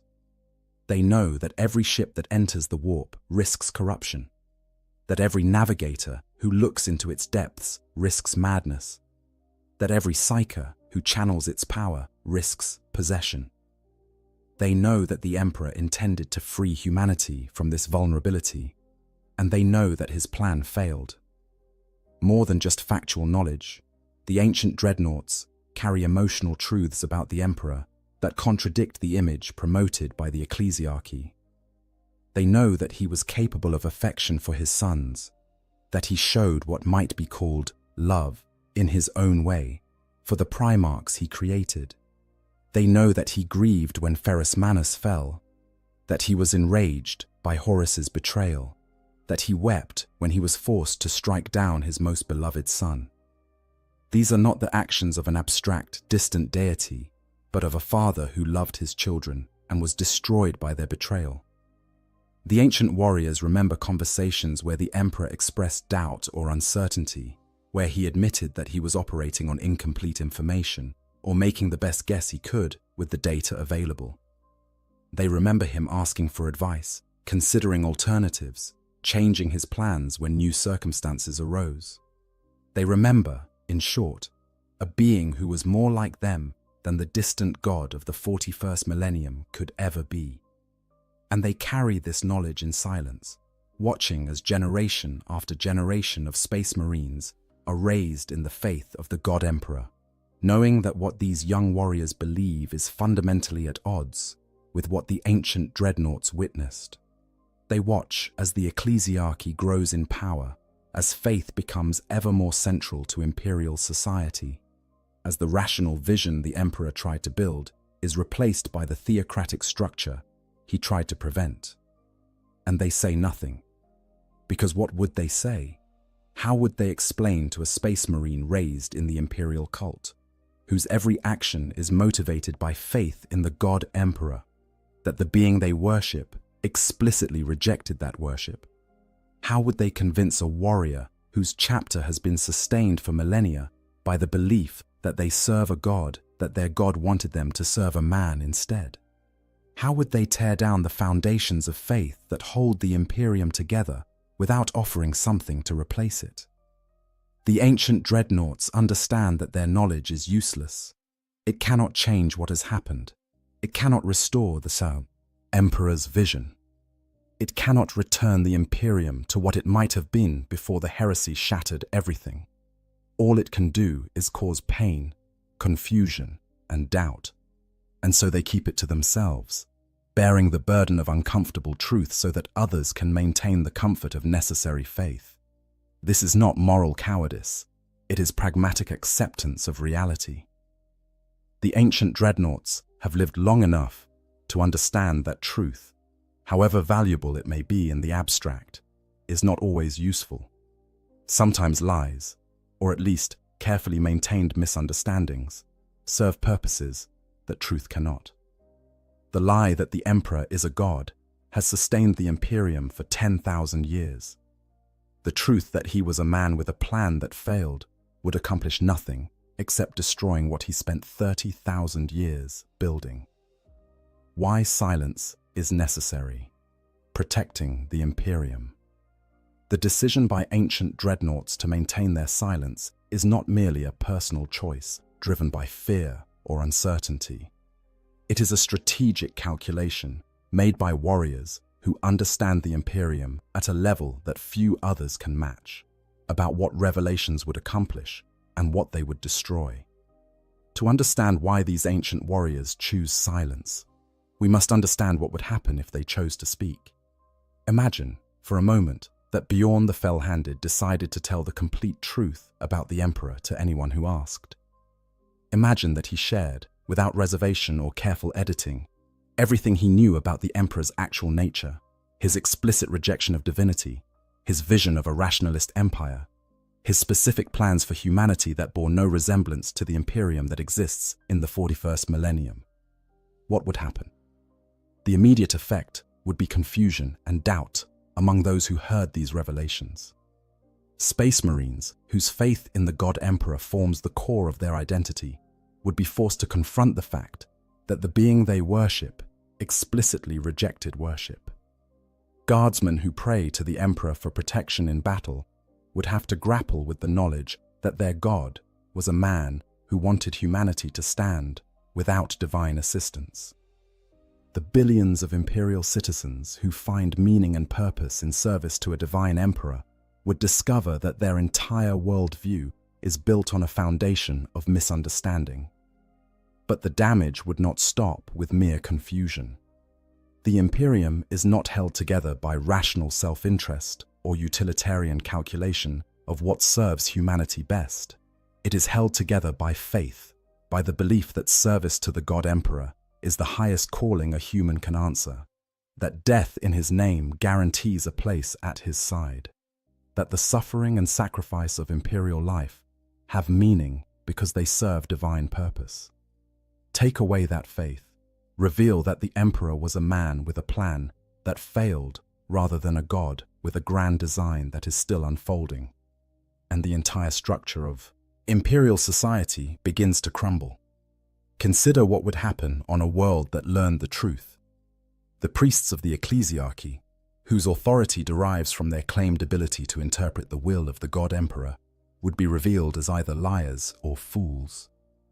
The faith that keeps planetary populations obedient in the face of grinding poverty, endless war, and lives of desperate suffering would collapse. The mechanisms of control that the Imperium uses to maintain order across 1 million worlds would suddenly seem arbitrary and cruel rather than necessary service to divine purpose. Rebellion would follow, not out of malice or corruption, but from simple loss of faith in the system that governs their lives. Multiply this across the Imperium, and the scale of the catastrophe becomes clear. The ecclesiarchy, one of the most powerful organizations in human space, would face an existential crisis as its fundamental claims were revealed as false. The Space Marine chapters, many of which have built their identity around worship of the Emperor, would fracture as some embraced the truth, while others rejected it as heresy. The Imperial Guard, whose soldiers fight and die by the millions under the banner of the God Emperor, would lose the faith that makes them willing to face the galaxy's horrors. The Inquisition, charged with rooting out heresy, would face the impossible task of determining whether these revelations were themselves heresy, or whether the faith they had defended for millennia was the real heresy. But the damage would go even deeper than institutional crisis. The Imperium faces enemies that are sustained and empowered by faith themselves. The Chaos Gods draw strength from human emotion and belief, and the faith in the God Emperor has created a psychic phenomenon in the warp that acts as a counterbalance to their power. The destruction of that faith would not simply be a loss of morale or institutional authority. It would be the removal of one of humanity's few effective weapons against the forces of the warp. The Emperor, as he exists in the warp, is at least partially a construct of the faith of trillions. Remove that faith, and the psychic entity that holds back the darkness might weaken or disappear entirely. The ancient dreadnoughts understand all of this with a clarity that only millennia of experience can bring. They have watched the Imperium evolve, seen it adapt to crisis after crisis, observed the mechanisms by which it maintains cohesion across vast distances and diverse populations. They know that faith is not merely a pleasant myth or a comforting lie. It is the weight-bearing pillar that holds up the entire structure. Remove it, and everything collapses. More than this, they understand that the truth they carry offers nothing to replace what it would destroy. The Emperor's vision of a rationalist empire guided by science and reason is dead. It died during the heresy, if not before, killed by the revelation that the warp and its denizens were not simply physics to be understood, but malevolent entities actively seeking humanity's destruction. The imperial truth could not protect against chaos because it denied the reality of chaos, and that denial left humanity vulnerable. The faith that replaced the imperial truth, however false it may be in terms of the Emperor's actual nature and desires, at least acknowledges the spiritual dimension of the threats humanity faces. Consider the alternative. If the ancient dreadnoughts revealed the truth, if they destroyed the faith in the God Emperor, what would they offer in its place? A return to the imperial truth is impossible. That philosophy has been proven inadequate by 10,000 years of warfare against chaos. A new philosophy, built on accurate understanding of what the Emperor was and what he wanted, would have to somehow motivate billions of humans to continue the grinding sacrifice that imperial life demands without the promise of divine purpose or transcendent meaning. It would have to replace the faith that makes guardsmen charge into certain death with the cold calculation that their individual lives matter less than the collective survival of humanity. Such a philosophy might be theoretically superior, might even be more in line with what the emperor wanted, but it would not work. The Imperium exists in a state of constant crisis, always on the edge of collapse, held together by faith and fear and the sheer stubborn refusal to give up. It is not a rational system because rational systems cannot function in the 41st millennium. It is a system built for survival at all costs, and the cost it has chosen to pay is the abandonment of the Emperor's vision in favor of pragmatic faith. The ancient dreadnoughts have made their peace with this reality. They have accepted that the Imperium the Emperor wanted is gone, that it cannot be rebuilt, that attempting to return to his vision would accomplish nothing except the destruction of what remains. Their silence is not betrayal of the Emperor's memory. It is the recognition that his vision, however noble, is no longer achievable, and that the best they can do is support the Imperium that exists, rather than mourn the one that might have been. This acceptance comes at tremendous personal cost. These warriors fought for the Emperor's vision. They believed in the Great Crusade's promise of a rational empire. They sacrificed everything to build what he wanted to build. And now they must watch in silence as that vision is twisted into something he would have hated, knowing that this twisted version is the only thing standing between humanity and extinction. They must bow their heads when called upon to serve the God Emperor, must listen to prayers offered in his name without correcting the fundamental misunderstanding those prayers represent, must participate in the very system of worship that the Emperor spent his life trying to prevent. But they do it because the alternative is worse. They have lived long enough to understand that purity of vision means nothing in the face of survival. The Emperor wanted a rationalist empire, but he got a theocratic nightmare instead, and that theocratic nightmare has kept humanity alive for 10,000 years. Perhaps that is victory enough. Perhaps the measure of the Emperor's success is not whether his specific vision was achieved, but whether humanity survived. And by that measure, however uncomfortable the methods, the Imperium has succeeded. The imperial cult versus imperial truth. The transformation of the Imperium from an atheistic empire of reason to a theocratic civilization of faith represents one of the most profound ideological shifts in human history. Understanding this transformation is essential to understanding why ancient dreadnoughts, who remember the imperial truth, choose to remain silent in the face of the imperial cult. The conflict between these two philosophies is not merely academic debate. It is the fundamental tension at the heart of what the Imperium is and what it was meant to be. The imperial truth, as promulgated by the Emperor during the Great Crusade, rested on several core principles. First and foremost was the rejection of all gods and all worship. The Emperor insisted that there were no gods, that the entities in the warp were not divine beings, but rather powerful psychic constructs that fed on human belief and emotion. By denying them worship, by refusing to acknowledge them as gods, humanity could weaken them and eventually reduce them to insignificance. Second was the elevation of reason and science as the proper guides for human civilization. The Emperor believed that humanity's salvation lay in understanding the universe through observation and experimentation, not through faith and prayer. Third was the vision of humanity as a self-sufficient species, capable of standing on its own without divine intervention or supernatural assistance. This philosophy was not merely idealism, it was strategic doctrine, carefully calculated to achieve specific goals. The Emperor understood that the Chaos Gods grew strong on worship and belief. Every human who prayed to them, every ritual that acknowledged their power, every sacrifice made in their name, fed them psychic energy that made them more powerful in turn.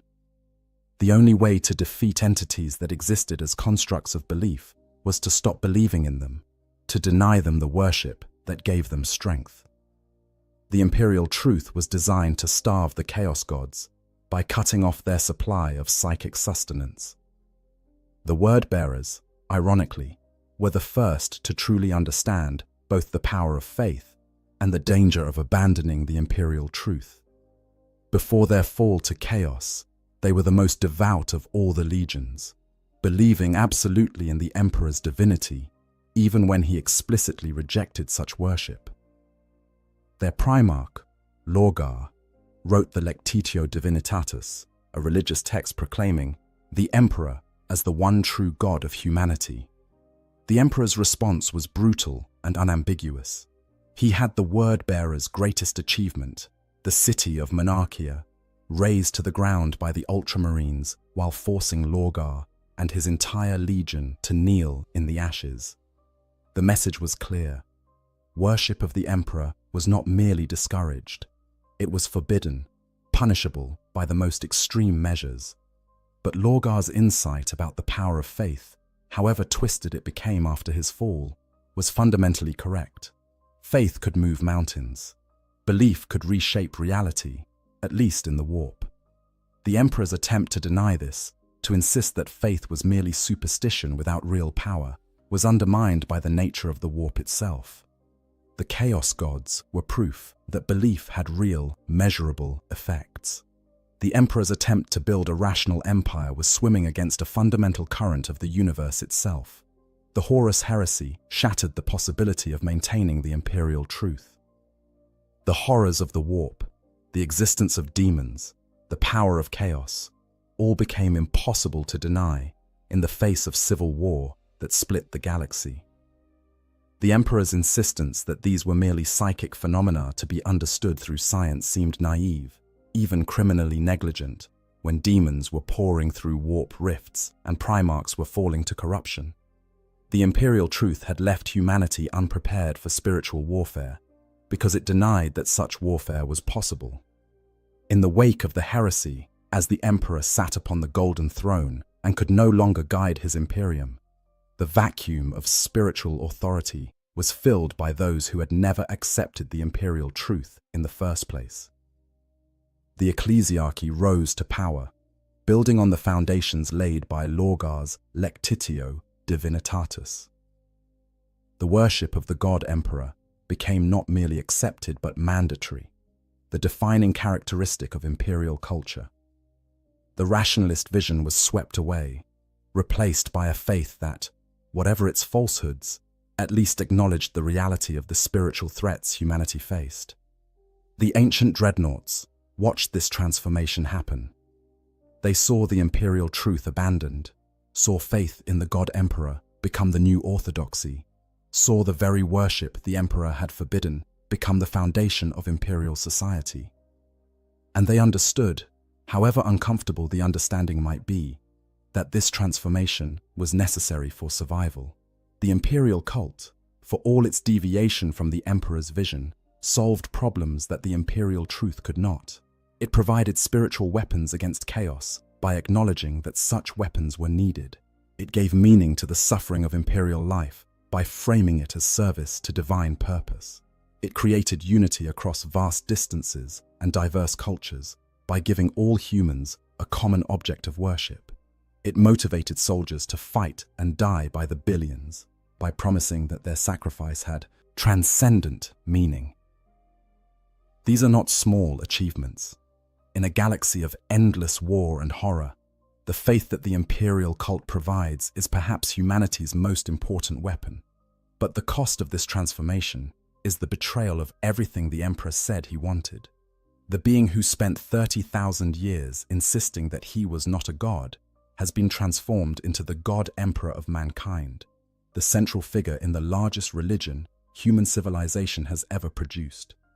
His explicit rejection of worship has been forgotten or reinterpreted as testing the faith of his followers. His vision of a rationalist empire has been replaced by a theocratic nightmare where questioning the faith is heresy punishable by death. Everything he said he wanted has been turned inside out, and the result is an imperium he would not recognize. The ancient dreadnoughts live in this contradiction. They remember what the emperor actually said, what he actually wanted, what he explicitly tried to prevent. They know that every prayer offered to the god emperor would have horrified the man they knew. They know that the ecclesiarchy is built on a foundation of misunderstanding, so profound that calling it a lie seems insufficient. And yet they also know that this misunderstanding has kept humanity alive for 10,000 years, that the faith they know to be false has achieved things the truth could not. This knowledge creates a moral burden that would crush lesser beings. The ancient dreadnoughts must participate in a system built on foundations they know to be false. They must listen to prayers offered to a god who insisted he was not a god. They must accept the devotion of warriors who worship an image of the emperor that bears little resemblance to the being they knew. They must watch as the imperial cult grows ever stronger, knowing that every expansion of faith is a further betrayal of what the emperor wanted, yet also knowing that this betrayal is necessary for survival. They cannot speak the truth, because the truth would accomplish nothing except destruction. They cannot remain entirely silent, because their knowledge and experience make them valuable advisors to younger generations. So they walk a middle path, offering carefully edited wisdom, sharing memories that reinforce faith rather than undermining it, telling stories about the Great Crusade that emphasize the emperor's power and vision while quietly omitting his explicit rejection of worship. They become, in effect, propagandists for a faith they know to be false, guardians of a lie they understand to be necessary. This is perhaps the deepest tragedy of their existence. These are warriors who pride themselves on honor and truth, who have never been known to lie, who built their reputations on absolute integrity, yet they have spent millennia engaged in what is, by any measure, a massive deception. They have allowed the Imperium to believe something they know to be false. They have watched lies become truth through repetition and faith. And they have done this not out of cowardice or malice, but out of the coldest possible calculation that the lie serves the Imperium better than the truth ever could. The psychology of ancient dreadnoughts. To truly understand why ancient dreadnoughts maintain their silence about the Emperor, we must delve deeper into the psychological landscape of beings who have existed for millennia, in a state that can barely be called life. The mental state of these warriors is shaped by isolation, suffering, and an accumulation of experiences that would shatter lesser minds. Their silence is not merely a strategic choice. It is also a reflection of how centuries of entombment have fundamentally altered their relationship with memory, truth, and duty. Consider first the nature of memory itself for a dreadnought. Human memory is not a simple recording of events, but rather a constant process of reconstruction and reinterpretation. Each time we remember something, we are not playing back a perfect record, but rather rebuilding the memory from fragments, filling in gaps, adding context from subsequent experiences. For a being that sleeps for decades or centuries between awakenings, this process becomes wildly unstable. The ancient dreadnoughts wake to find that events they remember as happening yesterday occurred hundreds of years ago. Brothers they remember as young warriors are long dead. Enemies they fought against are extinct or transformed beyond recognition. The constant dissonance between memory and reality erodes the certainty with which they hold any recollection. This creates a profound uncertainty about the reliability of their own memories. When Bjorn recalls conversations with the Emperor that took place over 10,000 years ago, processed through centuries of sleep and thousands of awakenings, filtered through the degradation of organic tissue and the translation of cybernetic systems, how certain can he be that he remembers accurately the words he heard, the context in which they were spoken, the precise meaning the Emperor intended? All of these are subject to the same erosion that affects all memory, multiplied by timescales that no human is meant to endure. The ancient dreadnoughts may choose silence partly because they are no longer entirely certain that what they remember is true, or at least not certain enough to stake the stability of the Imperium on the accuracy of their recollection. There is also the psychological impact of isolation itself. Between battles, dreadnoughts exist in a void of unconsciousness that is not quite sleep and not quite death. In this state, they have no sensory input, no thoughts, no awareness of time passing. When they wake, the transition is jarring, a sudden violent return to consciousness that must be endured before they can function. Imagine experiencing this cycle thousands of times over thousands of years. Imagine waking again and again to a world that has changed, beyond recognition, where everyone you knew is dead, where the very purpose for which you fought has been transformed into something unrecognizable. This kind of chronic disconnection changes a being at a fundamental level. The ancient dreadnoughts become detached not just from the world around them, but from their own past, from their own identity. The person they were before internment fades, replaced by something else, something that is more memory than man, more function than personality. In this state, the truth they carry about the Emperor may seem less important than it once did, less urgent, less worth the effort it would take to explain to beings so far removed from the context in which that truth was relevant. The ancient warriors also face the psychological burden of being the last witnesses to a time that has become myth. Everyone else who knew the Emperor during the Great Crusade is dead. The Primarchs are gone, scattered or fallen or lost. The remembrances who recorded the era are long dust. The other Space Marines who served during that time have died and been replaced by successors who know the past only through stories and records. The ancient dreadnoughts alone remain, isolated islands of direct experience in an ocean of second-hand knowledge. This isolation creates its own form of madness. To be the only one who remembers, to carry knowledge that no one else can verify or refute, to be unable to share the burden of memory with anyone who truly understands. This is a form of loneliness so profound that it challenges the sanity of even a transhuman mind. The ancient dreadnoughts cannot discuss their memories with peers because they have no peers. They cannot seek validation or correction of their recollections because there is no one left to provide it. They are trapped in their own past, unable to move forward, unable to let go, unable to find anyone who shares the weight of what they know. This loneliness may, perversely, make their silence easier to maintain. When the truth you carry is so isolated, so disconnected from the lived experience of everyone around you, it becomes almost abstract, almost unreal. The ancient dreadnoughts may keep their secrets partly because those secrets have become so divorced from the reality of the 41st millennium that speaking them feels less like revelation and more like discussing a dream or a story from a different life. There is also the psychological protection that comes with maintaining established patterns. The ancient dreadnoughts have been deflecting questions about the Emperor for millennia.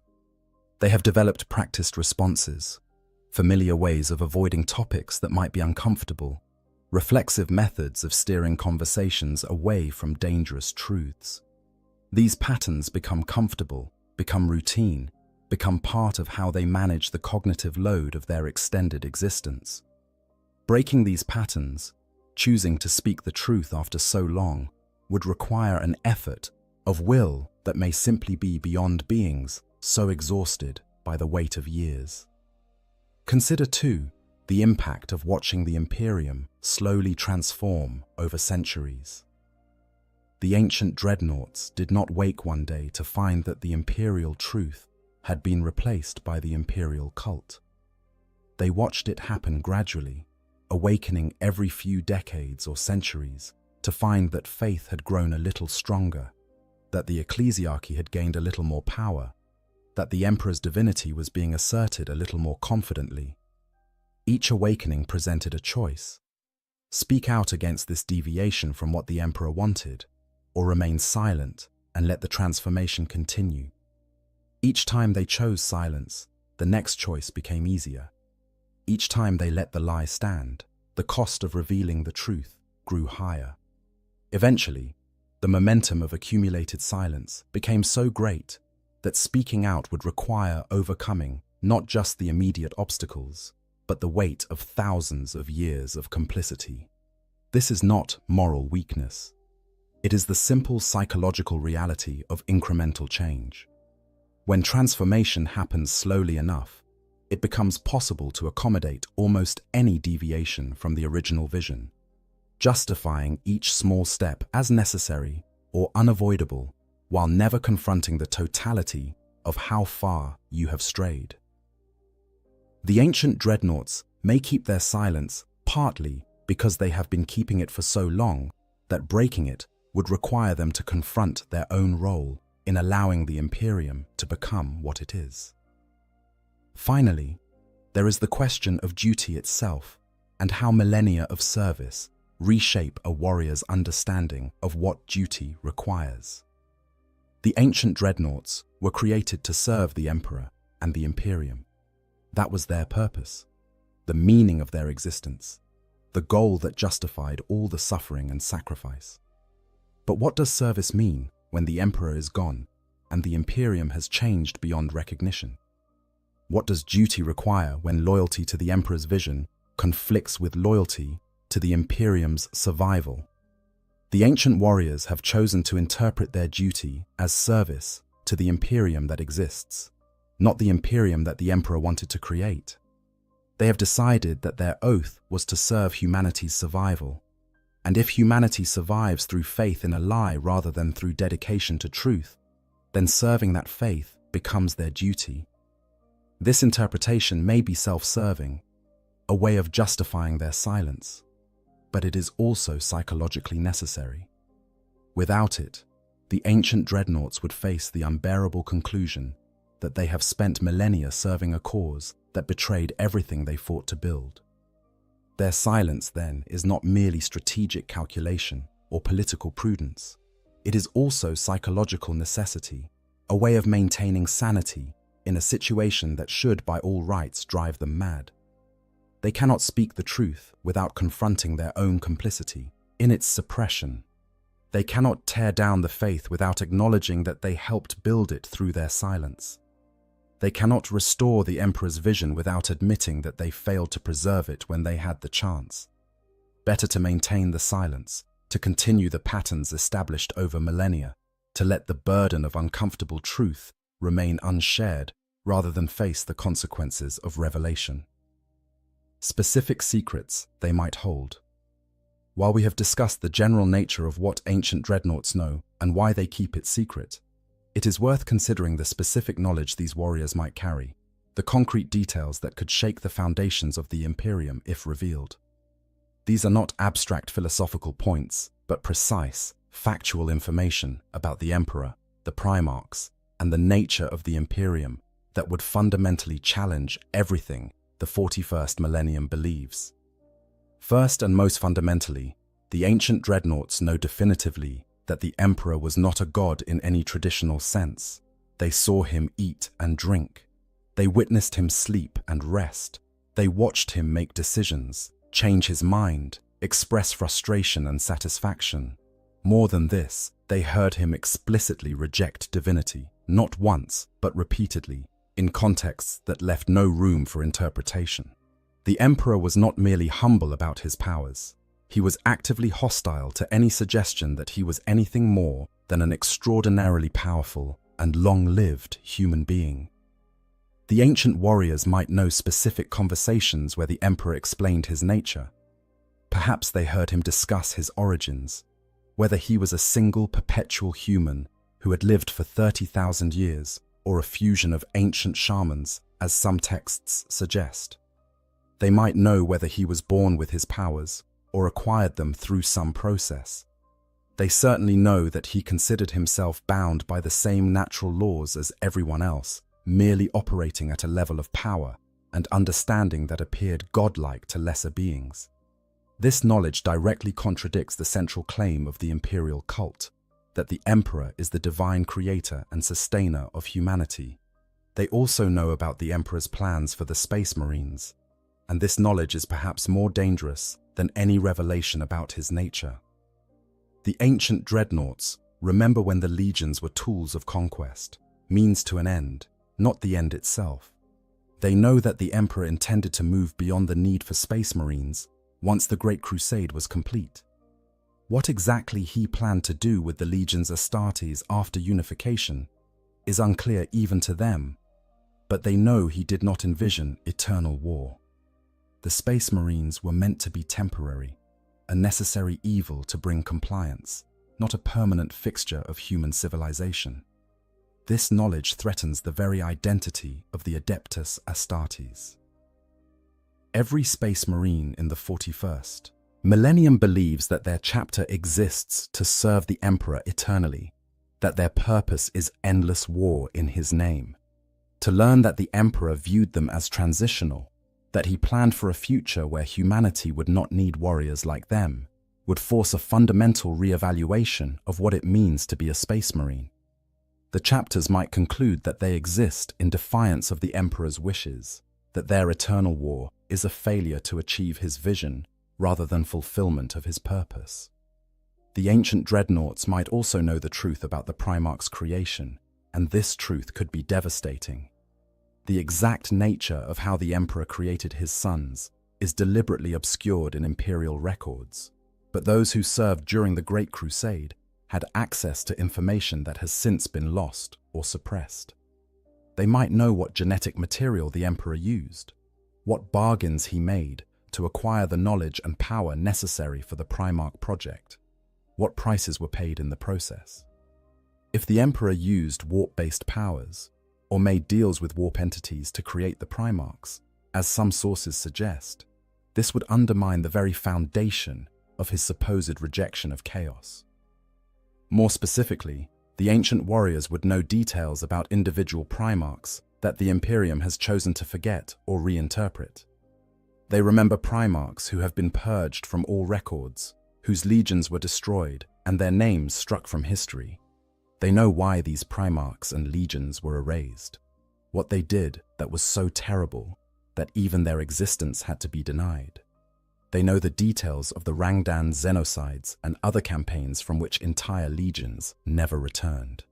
This knowledge of suppressed history demonstrates that the Imperium has always been willing to rewrite its past when convenient, which calls into question the reliability of any official history. The ancient dreadnoughts certainly know more about the Horus heresy than the sanitized versions that survive in official records. They were there, they fought in it. They saw Primarchs fall to chaos and watched brothers turn on brothers. But more than just the bare facts, they understand the context, the mistakes that led to the heresy, the signs that were missed, the opportunities to prevent it that were squandered. They know that the heresy was not simply evil arising from nowhere, but rather the product of the Emperor's own errors in judgment, his failure to properly communicate with his sons, his tendency to keep secrets that needed to be shared. This knowledge is particularly dangerous because it suggests that the Imperium's current problems are not aberrations, but continuations of flaws that existed from the beginning. If the Emperor's secrecy and his failure to properly prepare the Primarchs for the threats they would face led directly to the heresy, then perhaps the Imperium's current dysfunction is similarly rooted in fundamental design flaws rather than in corruption or deviation from some pure original vision. The ancient dreadnoughts could reveal that the Imperium has always been deeply flawed, that there never was a golden age to return to, that the problems of the 41st millennium are not corruptions of the Emperor's plan, but rather natural consequences of that plan's limitations. They would also know about the Webway project in detail, not just that it existed and failed, but how it was meant to work, what it would have achieved, why it was so important to the Emperor's vision. They might know the specific circumstances of Magnus's attempt to warn the Emperor about Horus, exactly what Magnus did wrong, and why the Emperor's wards were insufficient to prevent it. They certainly know that the Emperor's plan for securing humanity's future died with the Webway project, that his injury and internment on the Golden Throne was him trying to hold together something that was already broken beyond repair. This knowledge would demonstrate just how close humanity came to achieving the Emperor's vision and how completely it failed. The Webway project was meant to be the key to everything, the solution that would allow humanity to travel the galaxy without depending on the warp, to develop its psychic potential without risking chaos corruption, to build the rational empire the Emperor envisioned. Its failure was not just a setback, but a fundamental shift in what was possible. The ancient dreadnoughts know that the Imperium of the 41st millennium is not a work in progress toward the Emperor's vision, but rather a completely different civilization built on the ruins of what he tried to achieve. Perhaps most dangerously, the ancient warriors might know the Emperor's true feelings about the faith that has grown up around him. Not just his rejection of divinity in the abstract, but his specific reaction to worship. His feelings about those who insisted on treating him as a god despite his objections. They might have heard him express frustration, anger, even despair at humanity's tendency to seek gods to worship. They would certainly remember his destruction of Monarchia and his punishment of the word-bearers, and they would understand that this was not merely policy enforcement, but a deeply personal response to what he viewed as betrayal of everything he was trying to achieve. If the ancient dreadnoughts revealed that the Emperor actively hated worship, that he viewed the very faith that now sustains the Imperium as a cancer to be cut out, the psychological impact on imperial society would be catastrophic. The priests of the ecclesiarchy would face the realization that they have spent millennia doing precisely what the being they worship most opposed. The faithful would have to confront the fact that their devotion is the opposite of what he wanted. The entire spiritual foundation of imperial civilization would collapse. These specific secrets, any one of them, would be sufficient to destabilize the Imperium if widely known. Together, they represent a comprehensive indictment of everything the Imperium has become, a demonstration that the current state of human civilization is not just different from what the Emperor wanted, but actively opposed to his vision at almost every level. The ancient dreadnoughts carry this knowledge, specific and detailed and utterly damning, and they have chosen across millennia to keep it to themselves. The cost of truth in the 41st millennium. Having explored what the ancient dreadnoughts know and why they keep it secret, we must now confront the fundamental question. What would actually happen if they broke their silence? Not in abstract terms of philosophical consistency or moral purity, but in concrete, practical terms of how the Imperium would react and what the consequences would be. The cost of truth in the 41st millennium is not measured in hurt feelings or embarrassment. It is measured in worlds lost, in chapters fracturing, in the possibility of civil war on a scale that would make the Horus Heresy seem restrained. Begin with the immediate problem of authority and belief. When an ancient dreadnought like Bjorn speaks, people listen. His status as the last living link to the Great Crusade, his personal service alongside Primarchs and the Emperor himself, gives him an authority that few others in the Imperium can claim. If such a figure were to publicly proclaim that the God Emperor is a lie, that the Emperor explicitly rejected worship, that the entire imperial cult is built on misunderstanding, the shockwave would be felt across human space. This is not some fringe heretic making wild claims. This is a witness with unimpeachable credentials stating facts he knows to be true from direct experience. The ecclesiarchy would be forced to respond, and their options are all terrible. They could accept the ancient warrior's testimony as true, which would require them to effectively dismantle their own institution and admit that they have been propagating falsehoods for millennia. They could reject it as the ravings of a mind gone mad, but this would require them to declare one of the Imperium's most revered warriors insane, damaging their own credibility in the process. They could try to suppress the information, But how do you suppress testimony from a figure as publicly visible and widely respected as Bjorn? They could declare it heresy and try to destroy the dreadnought, but this would pit the ecclesiarchy against a Space Marine chapter, potentially triggering civil war. No matter what the ecclesiarchy chose, the mere existence of this challenge from such an authoritative source would create doubt where there was certainty. Billions of imperial citizens whose faith sustains them through lives of grinding hardship would suddenly face questions they have never had to consider. Is the God Emperor truly divine? Did he want to be worshipped?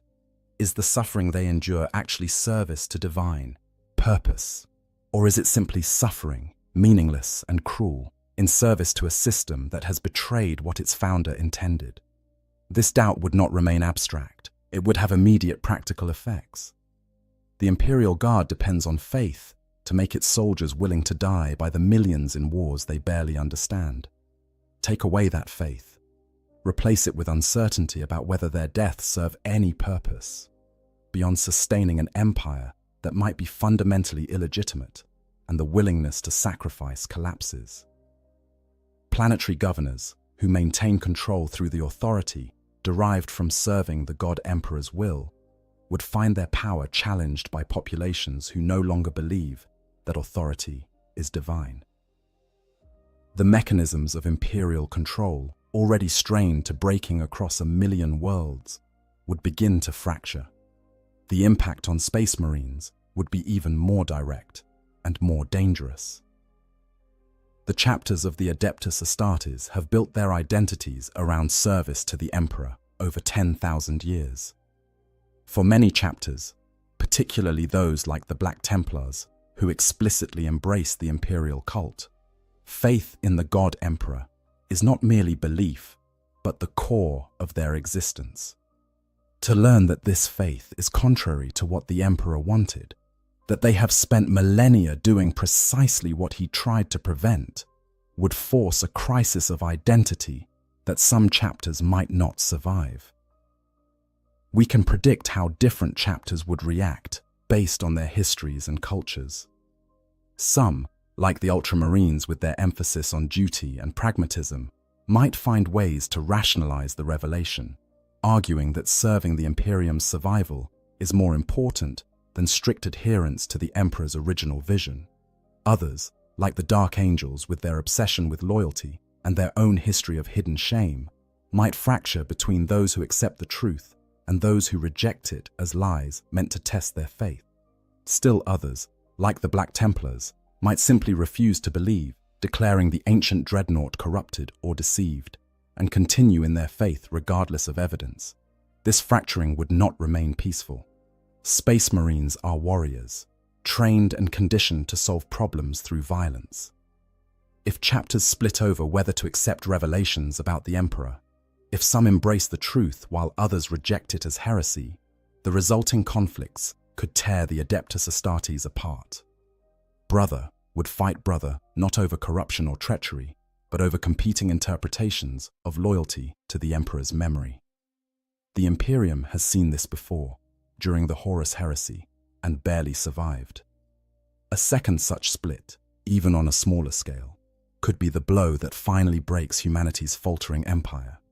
But the damage would extend beyond institutional crisis and civil conflict. The faith in the God Emperor has shaped the warp itself, creating a psychic phenomenon that acts as a bulwark against chaos. The Emperor, as he exists in the warp, is at least partially a construct of the faith of trillions of humans. This psychic entity, whether it is truly the Emperor or merely shaped in his image by the collective belief of humanity, has real power, real effect on the material universe. The destruction of faith in the God Emperor might weaken or eliminate this phenomenon, removing one of humanity's few effective weapons against the forces of chaos. Consider what the Chaos Gods would make of such a revelation. They grow strong on human emotion and belief, and the crisis of faith that would follow the destruction of the imperial cult would provide a feast of fear, despair, doubt, and rage. Worlds that have stood firm against chaos for millennia might suddenly find themselves vulnerable as the faith that protected them collapses. The Great Rift already splits the galaxy, and a spiritual crisis of the magnitude that truth about the Emperor would create might allow chaos to advance further than ever before. The ancient dreadnoughts understand all of this because they have watched the Imperium long enough to understand how it actually functions. They know that truth, however valuable in the abstract, is not always useful in practice.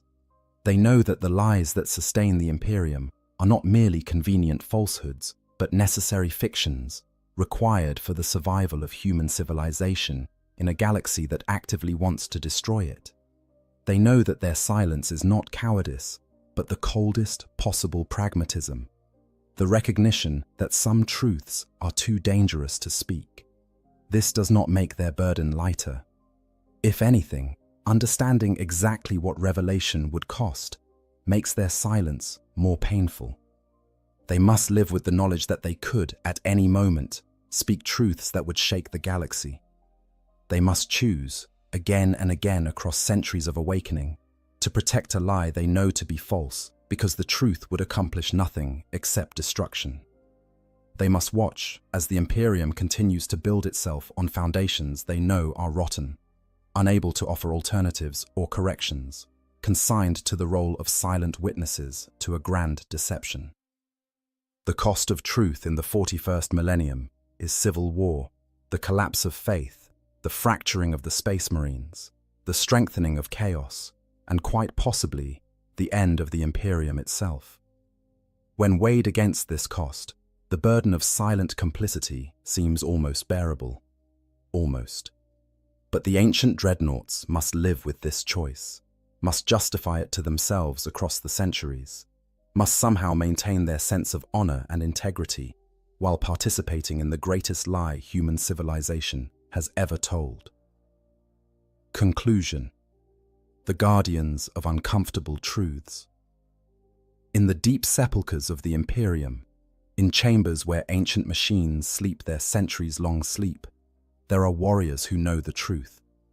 They remember when the Emperor walked among his soldiers, when the Great Crusade promised a future of reason and science, when faith was forbidden and worship was heresy.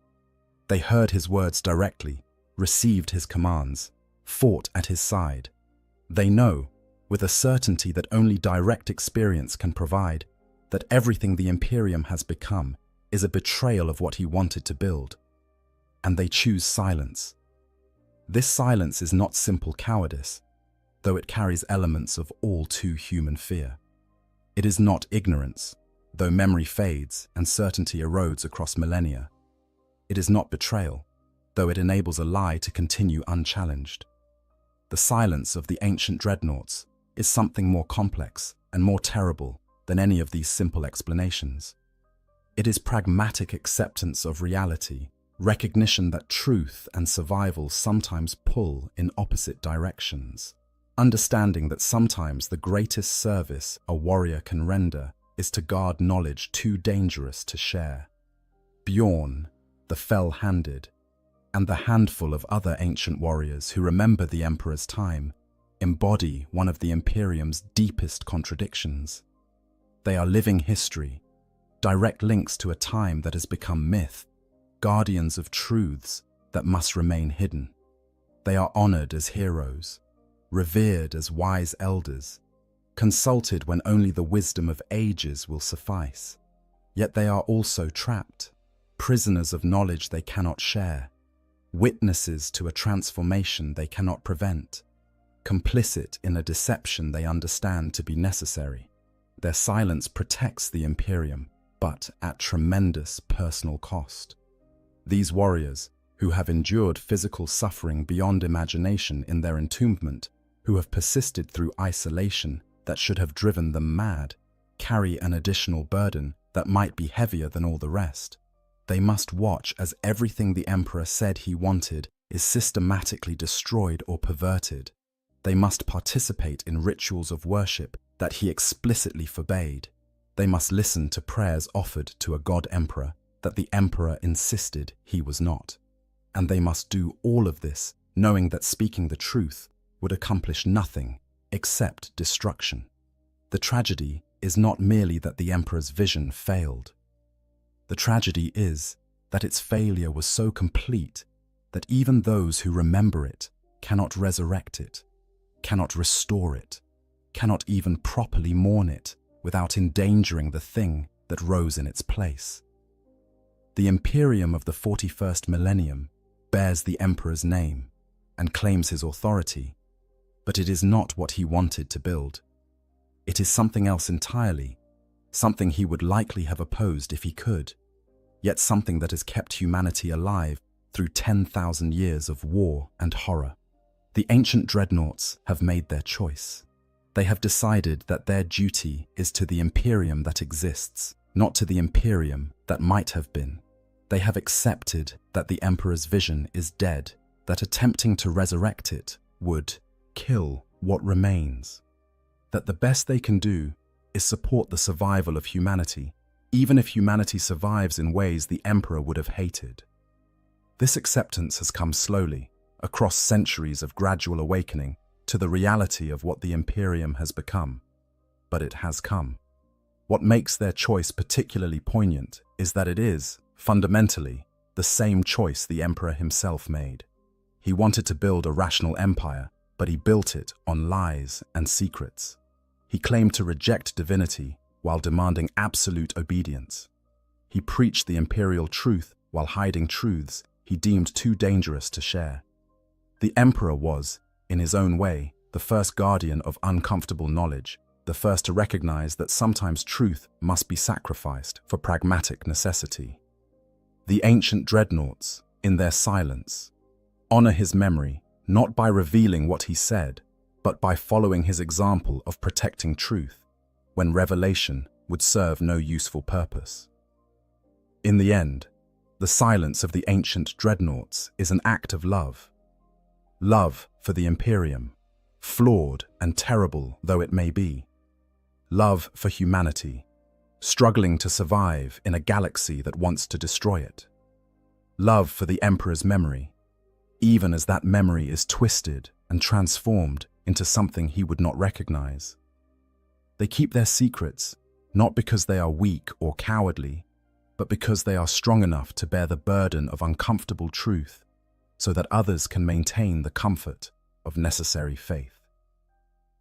When Bjorn the Fell-Handed makes that sound that might be laughter, or might be weapon systems reloading, when he says that calling the Emperor a god was how all this mess started, he is offering the only truth he can safely give.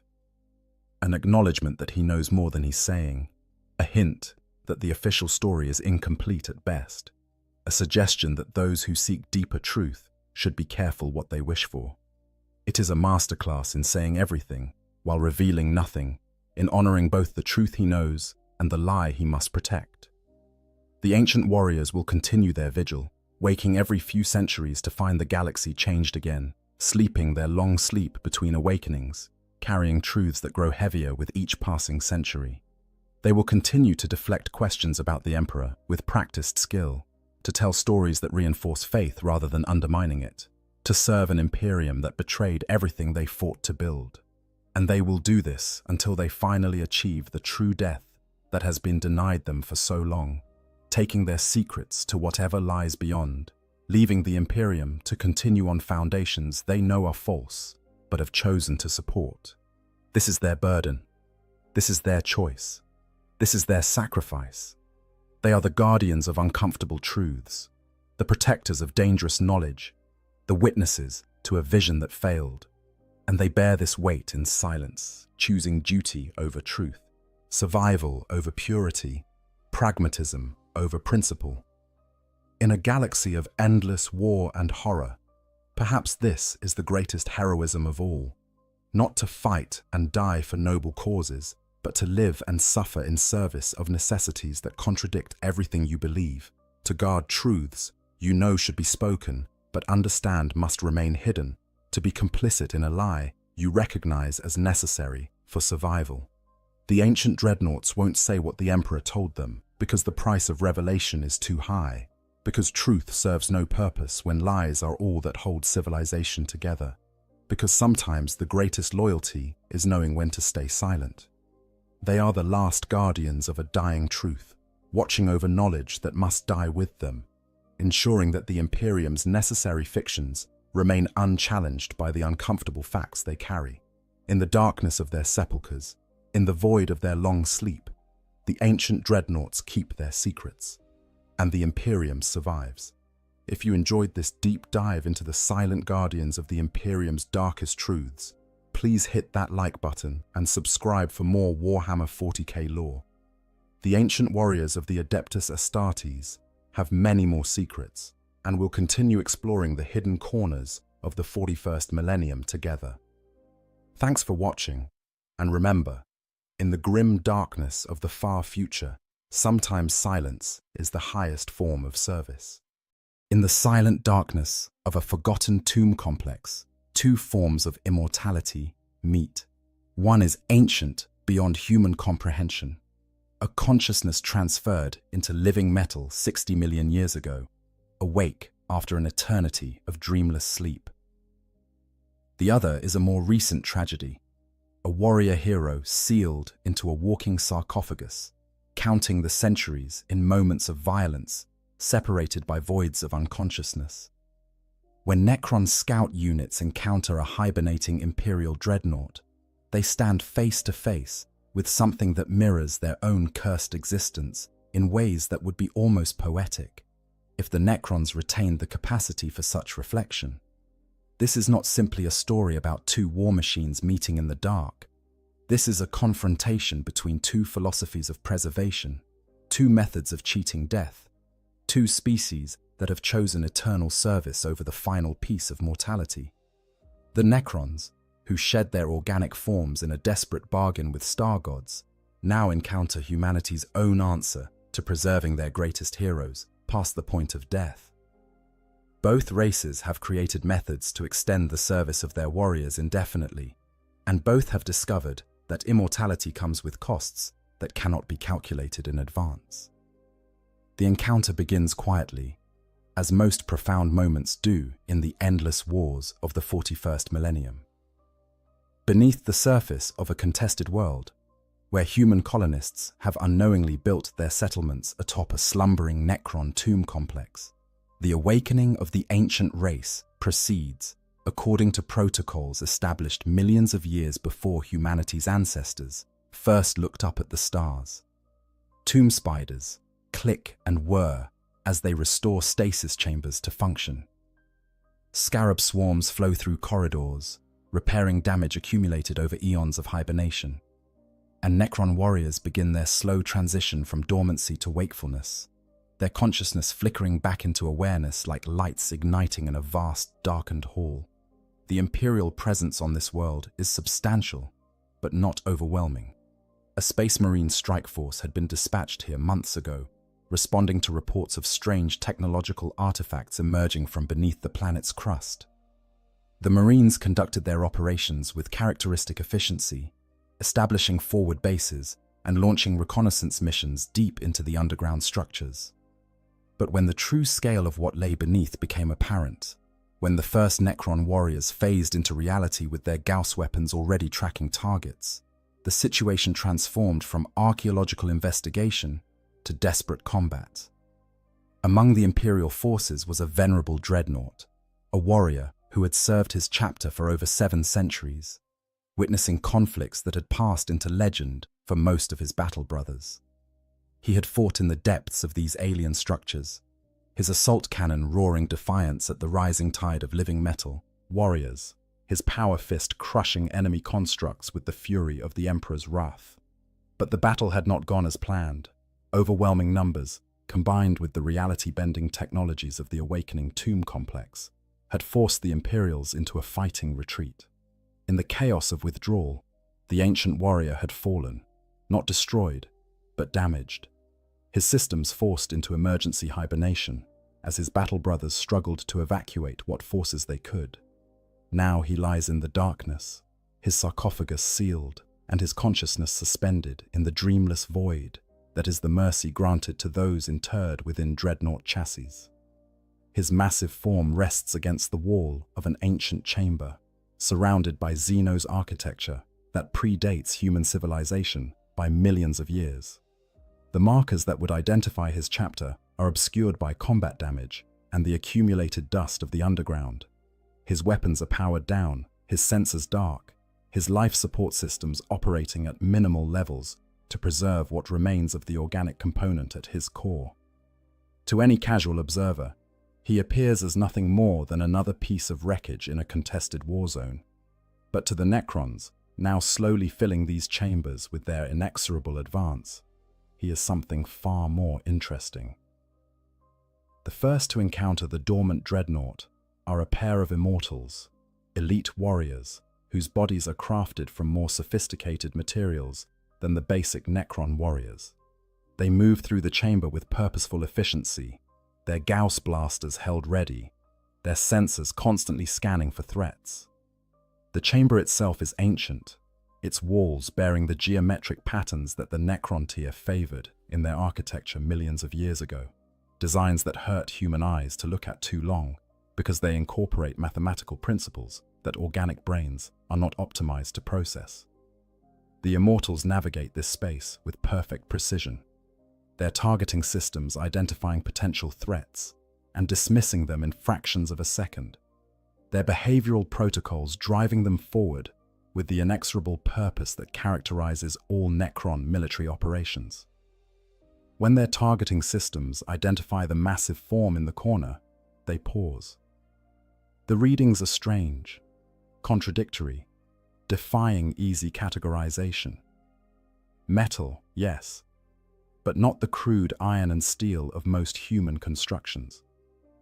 The sensor returns identify ceramite, adamantium, plasteel, alloys that represent the pinnacle of imperial metallurgical science, materials that require sophisticated manufacturing processes and quality control far beyond what most human forge worlds can reliably achieve.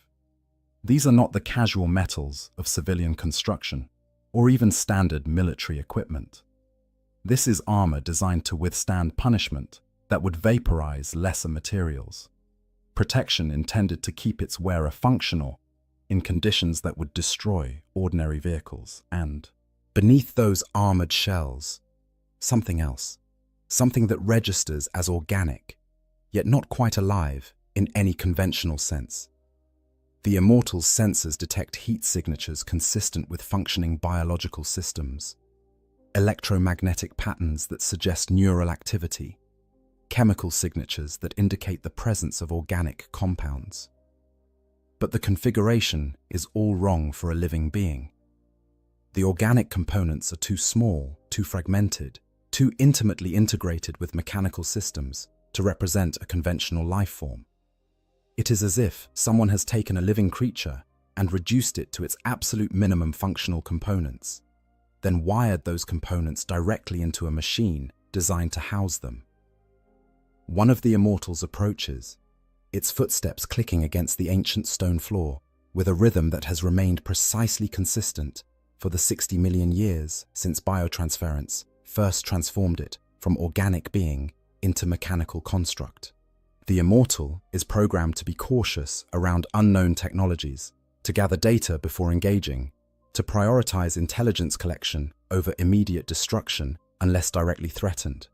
These behavioral protocols, encoded into its necrodermis, along with the basic patterns that define its identity, guide its movements as it circles the dormant construct, sensors working constantly to build a complete picture of what it has discovered. Up close, the dreadnought is massive, even by the standards of the Necron's own war constructs. It stands perhaps 4 meters tall, even in its dormant, slightly hunched posture, its bulk speaking to the power contained within that armored frame.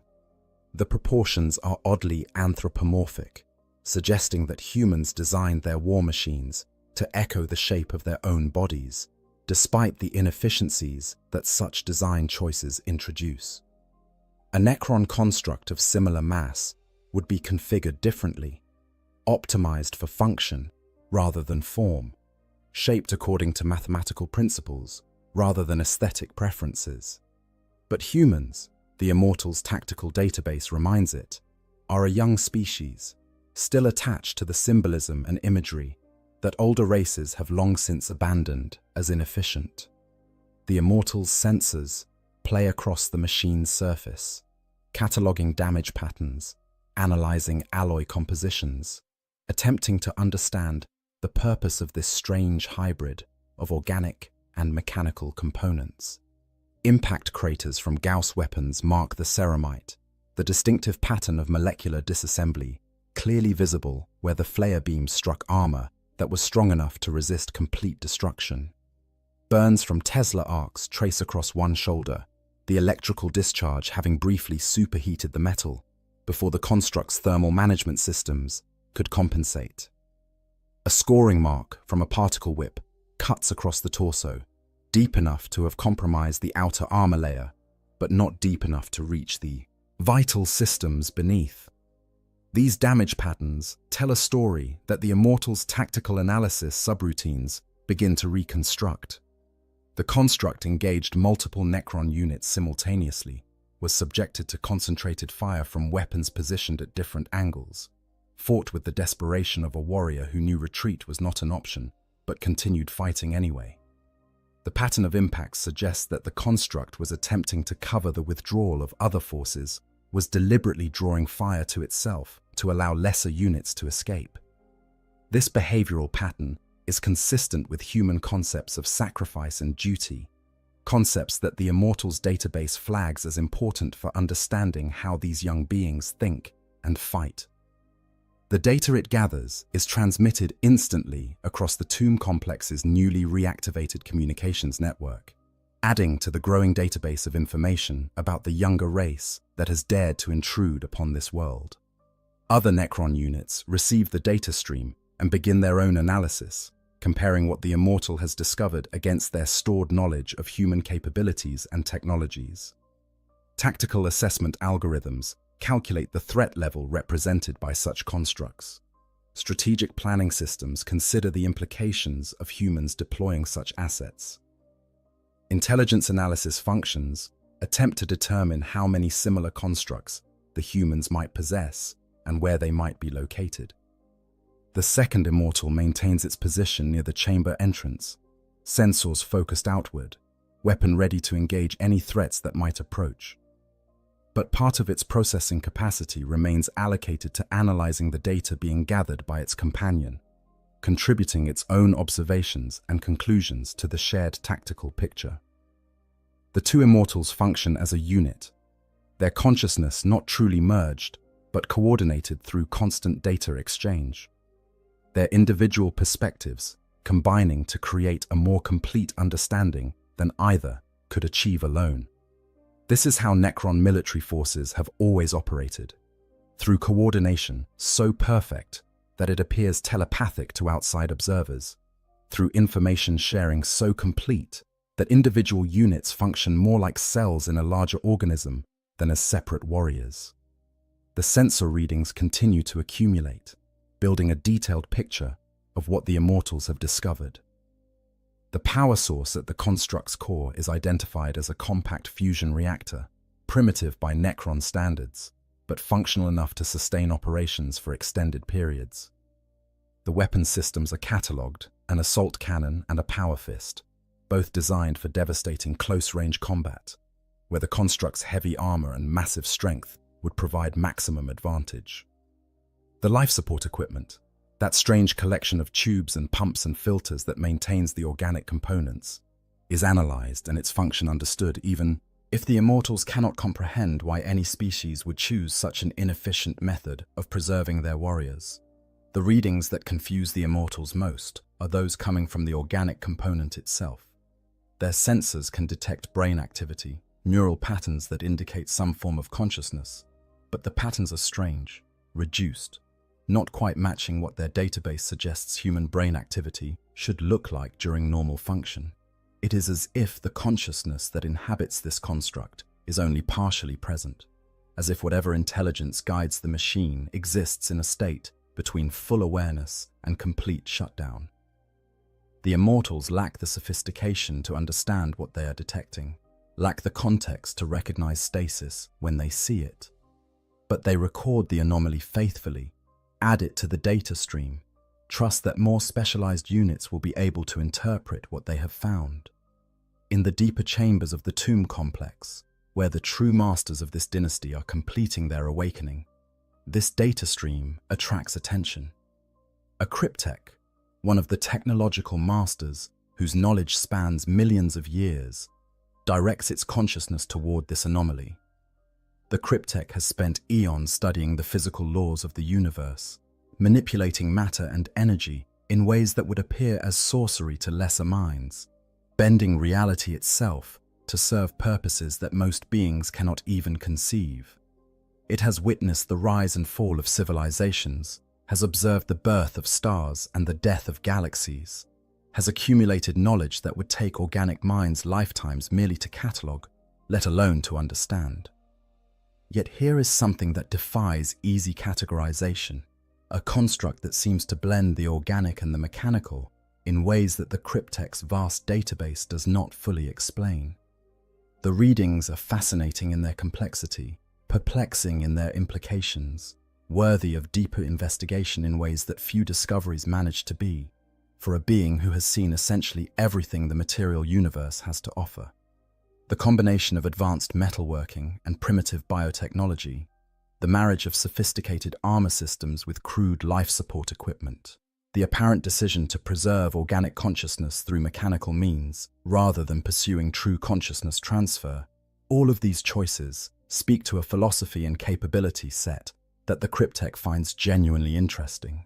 The cryptech's interest is not merely academic, though the scientific curiosity that drove its mortal ancestors still flickers somewhere in its mechanical consciousness, a ghost of what it once felt when confronted with unknown phenomena. There are strategic considerations as well, practical reasons why understanding this construct could prove valuable to the dynasty's larger goals. Understanding the capabilities and limitations of this technology could provide valuable intelligence about the foe they now face, could inform tactical decisions about how to engage such constructs in future battles, could reveal weaknesses that might be exploited to achieve victory with minimal expenditure of resources. The Necrons may possess overwhelming technological superiority, but they did not survive for 60 million years by being careless or dismissive of potential threats. The presence of such advanced technology, left behind in what appears to be a defensive position, suggests that the humans who built it considered it valuable, and anything valuable to an enemy is worth investigating. A command ripples through the tomb complex's communication network. The Immortals are to remain at their positions, maintaining a perimeter around the strange construct. More specialized units are being dispatched. Canoptech spiders, maintenance constructs, whose understanding of technology rivals even that of the cryptechs themselves, are directed toward the chamber, and the cryptech itself begins to make its way through the awakening tomb, drawn by the puzzle that this discovery represents. The Canoptech spiders arrive first, their spider-like forms skittering across the walls and ceiling with unnatural grace. They are not sentient in the way that the Necron lords and warriors are, but their programming is sophisticated beyond anything the Imperium has ever created. They begin their own analysis of the dreadnought, their multiple limbs extending delicate sensor probes that can detect and manipulate matter at the molecular level. One of them approaches the sarcophagus at the dreadnought's core, that armored tomb within a tomb that houses what remains of the Space Marine pilot. Its sensors detect the presence of organic matter sustained in some kind of artificial fluid, kept alive by systems that are crude by Necron standards, yet undeniably functional. The spider's analysis reveals something that would be surprising to anyone familiar with both races' technologies. The life support systems maintaining the dreadnought's pilot are failing. Not catastrophically, not yet, but the damage sustained in the recent battle has compromised several redundant systems. Power reserves are depleting more rapidly than they should. The amniotic fluid that sustains the pilot's organic remains is slowly degrading, its chemical balance shifting in ways that will eventually prove fatal. Given time, measured in months or perhaps a year at most, the systems will fail completely, and the warrior entombed within will finally find the peace of death that was denied to him when he was first interred in this walking tomb. This information presents an interesting dilemma, one that a more emotional species might find ironic. The Necrons, who long ago shed their organic forms in pursuit of immortality, have discovered a member of a younger race who clings to organic life through technological means that are simultaneously impressive and pathetically inadequate. The human within this machine is dying, slowly, locked in a sleep from which he cannot wake himself, dependent on systems that are themselves failing. It is a situation that parallels, in its own crude way, the awakening of the Necrons themselves.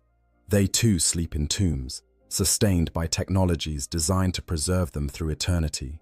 They too wake only when called to war. They too exist in a state that is neither truly alive nor fully dead. When the Cryptek arrives, gliding into the chamber on its Canoptek cloak, the analysis of the dreadnought has been ongoing for nearly an hour by imperial time measurement. The Cryptek dismisses the immortals with a gesture, sending them to secure other sections of the tomb complex. The Canoptek spiders remain, their continuing scans feeding data directly into the Cryptek's consciousness. The Cryptek itself approaches the dormant war machine, its sensory apparatus far more sophisticated than anything the lesser constructs possess, capable of perceiving reality in ways that organic minds cannot fully comprehend. What the Cryptek sees is a marvel of primitive engineering, a solution to the problem of preserving a warrior past the point of physical death that is both ingenious and horrifying in its limitations. The human who built this never possessed the kind of understanding that would allow them to truly transfer consciousness into an artificial substrate. They lacked the Citan's knowledge of the fundamental nature of the soul, lacked the Necron's own hard-won understanding of how to encode sentience into necrodermis. Instead, they simply kept the organic components alive, wiring them into a mechanical shell through neural interfaces that are crude but functional. The Cryptek can see the entire system laid out before its enhanced perception. The sarcophagus, its walls lined with life support equipment that maintains temperature, atmospheric composition, and the circulation of the amniotic fluid. The neural connectors that interface the pilot's remaining nervous system with the dreadnought's sensors and weapons. The power systems that feed energy to both the life support and the combat capabilities of the machine. It is all visible, transparent to the Cryptek's senses in ways that even the most skilled tech priest of the Adeptus Mechanicus could never achieve. And at the core of it all, suspended in fluid that cushions and sustains, is what remains of the pilot. Not much, by organic standards. The torso has been reduced to essential organs. Lungs, breathing the fluid that keeps them viable, a heart beating with the slow rhythm of deep hibernation. The brain, preserved and protected, its neurons firing in the minimal patterns of consciousness in stasis. Massive trauma is evident in the scarring and the crude mechanical replacements for organs that could not be saved. This warrior did not enter his metal tomb gently. He was destroyed in battle, his body so catastrophically damaged that only the most desperate measures could preserve any fragment of life. The Cryptek processes this information with the cold, analytical precision that is all that remains of what was once scientific curiosity. There is no empathy here, no emotional response to the tragedy of a warrior sealed forever in a tomb of his own body's remains. The Necrons lost such capacity for emotion when they underwent biotransference, trading the warmth of organic existence for the cold immortality of living metal. But there is interest, a kind of intellectual engagement with a problem that presents unexpected complexities.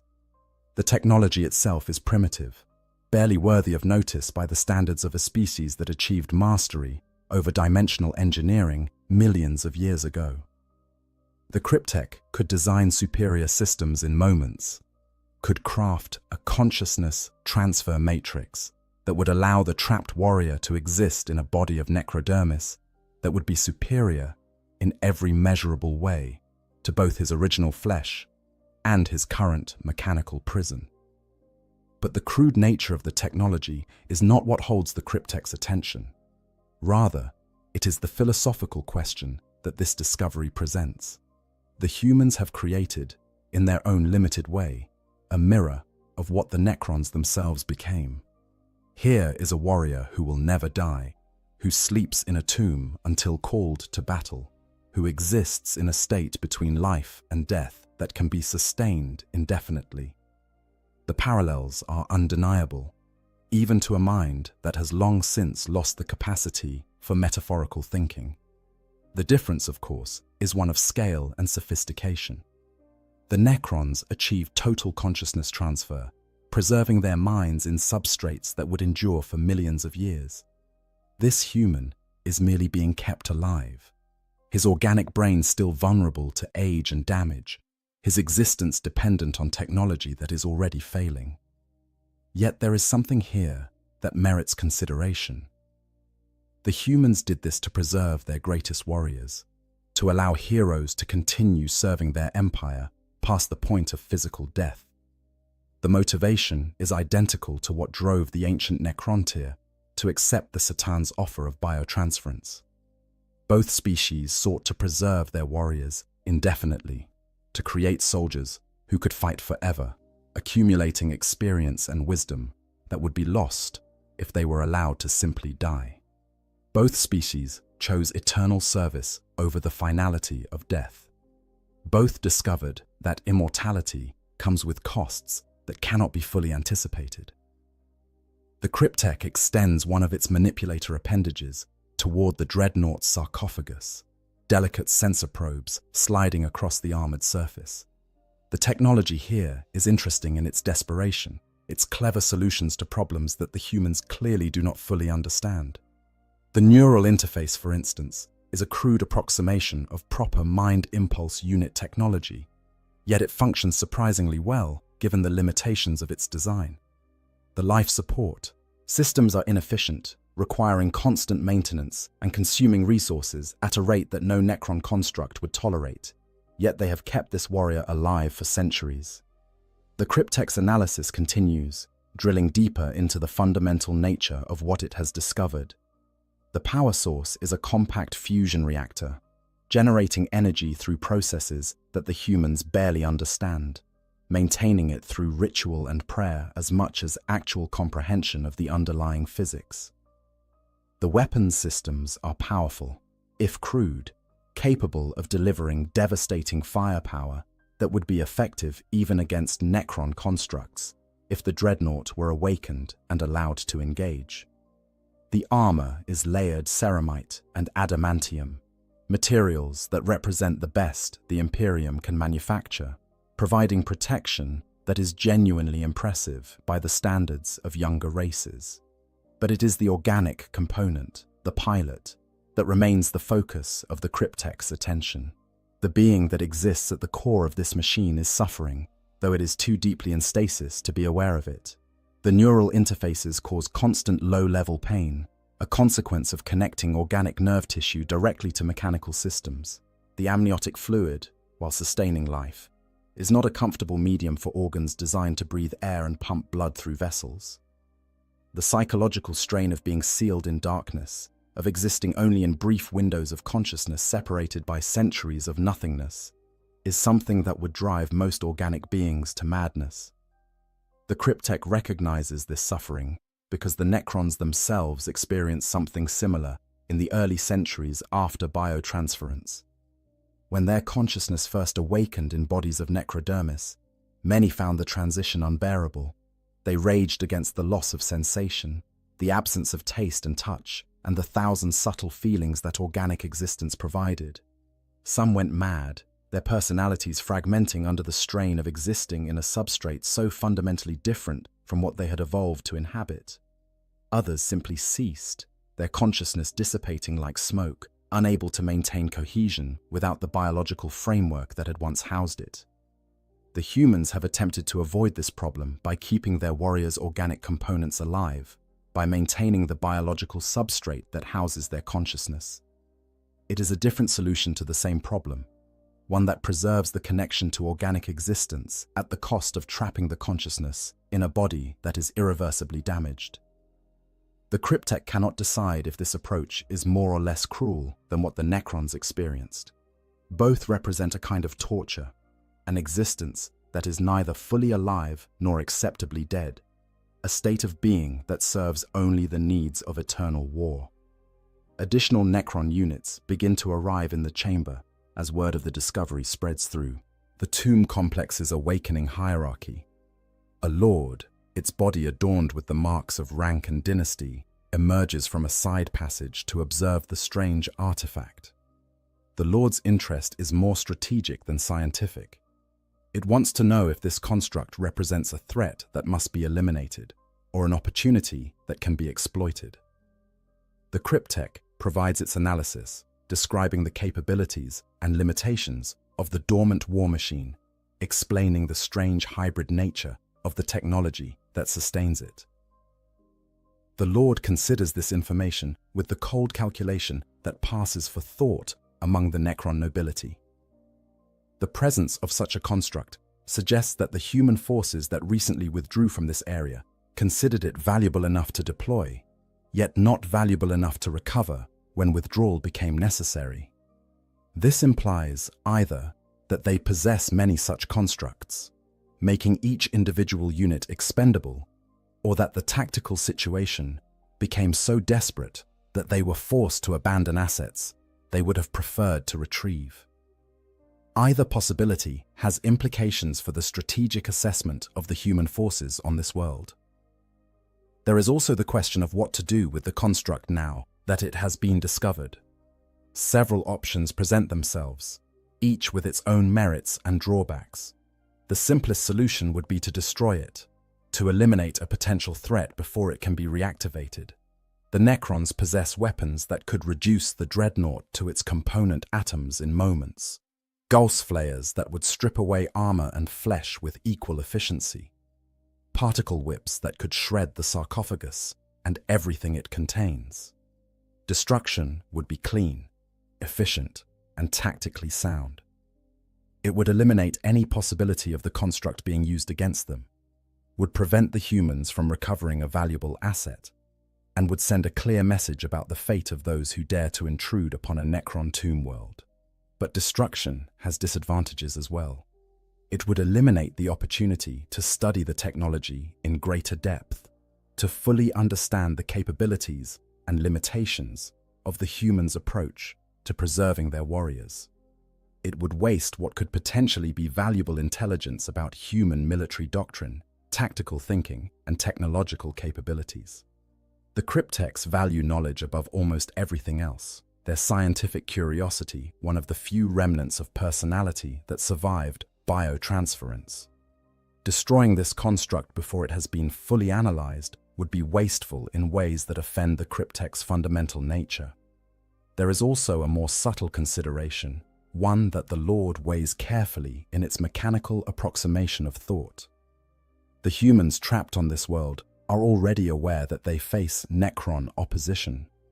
The loss of this construct will not change that fundamental reality, but the manner of the construct's loss could provide intelligence about Necron capabilities that the humans do not yet possess. If the dreadnought is simply destroyed, the humans will learn only that the Necrons possess weapons capable of eliminating their heavy war machines.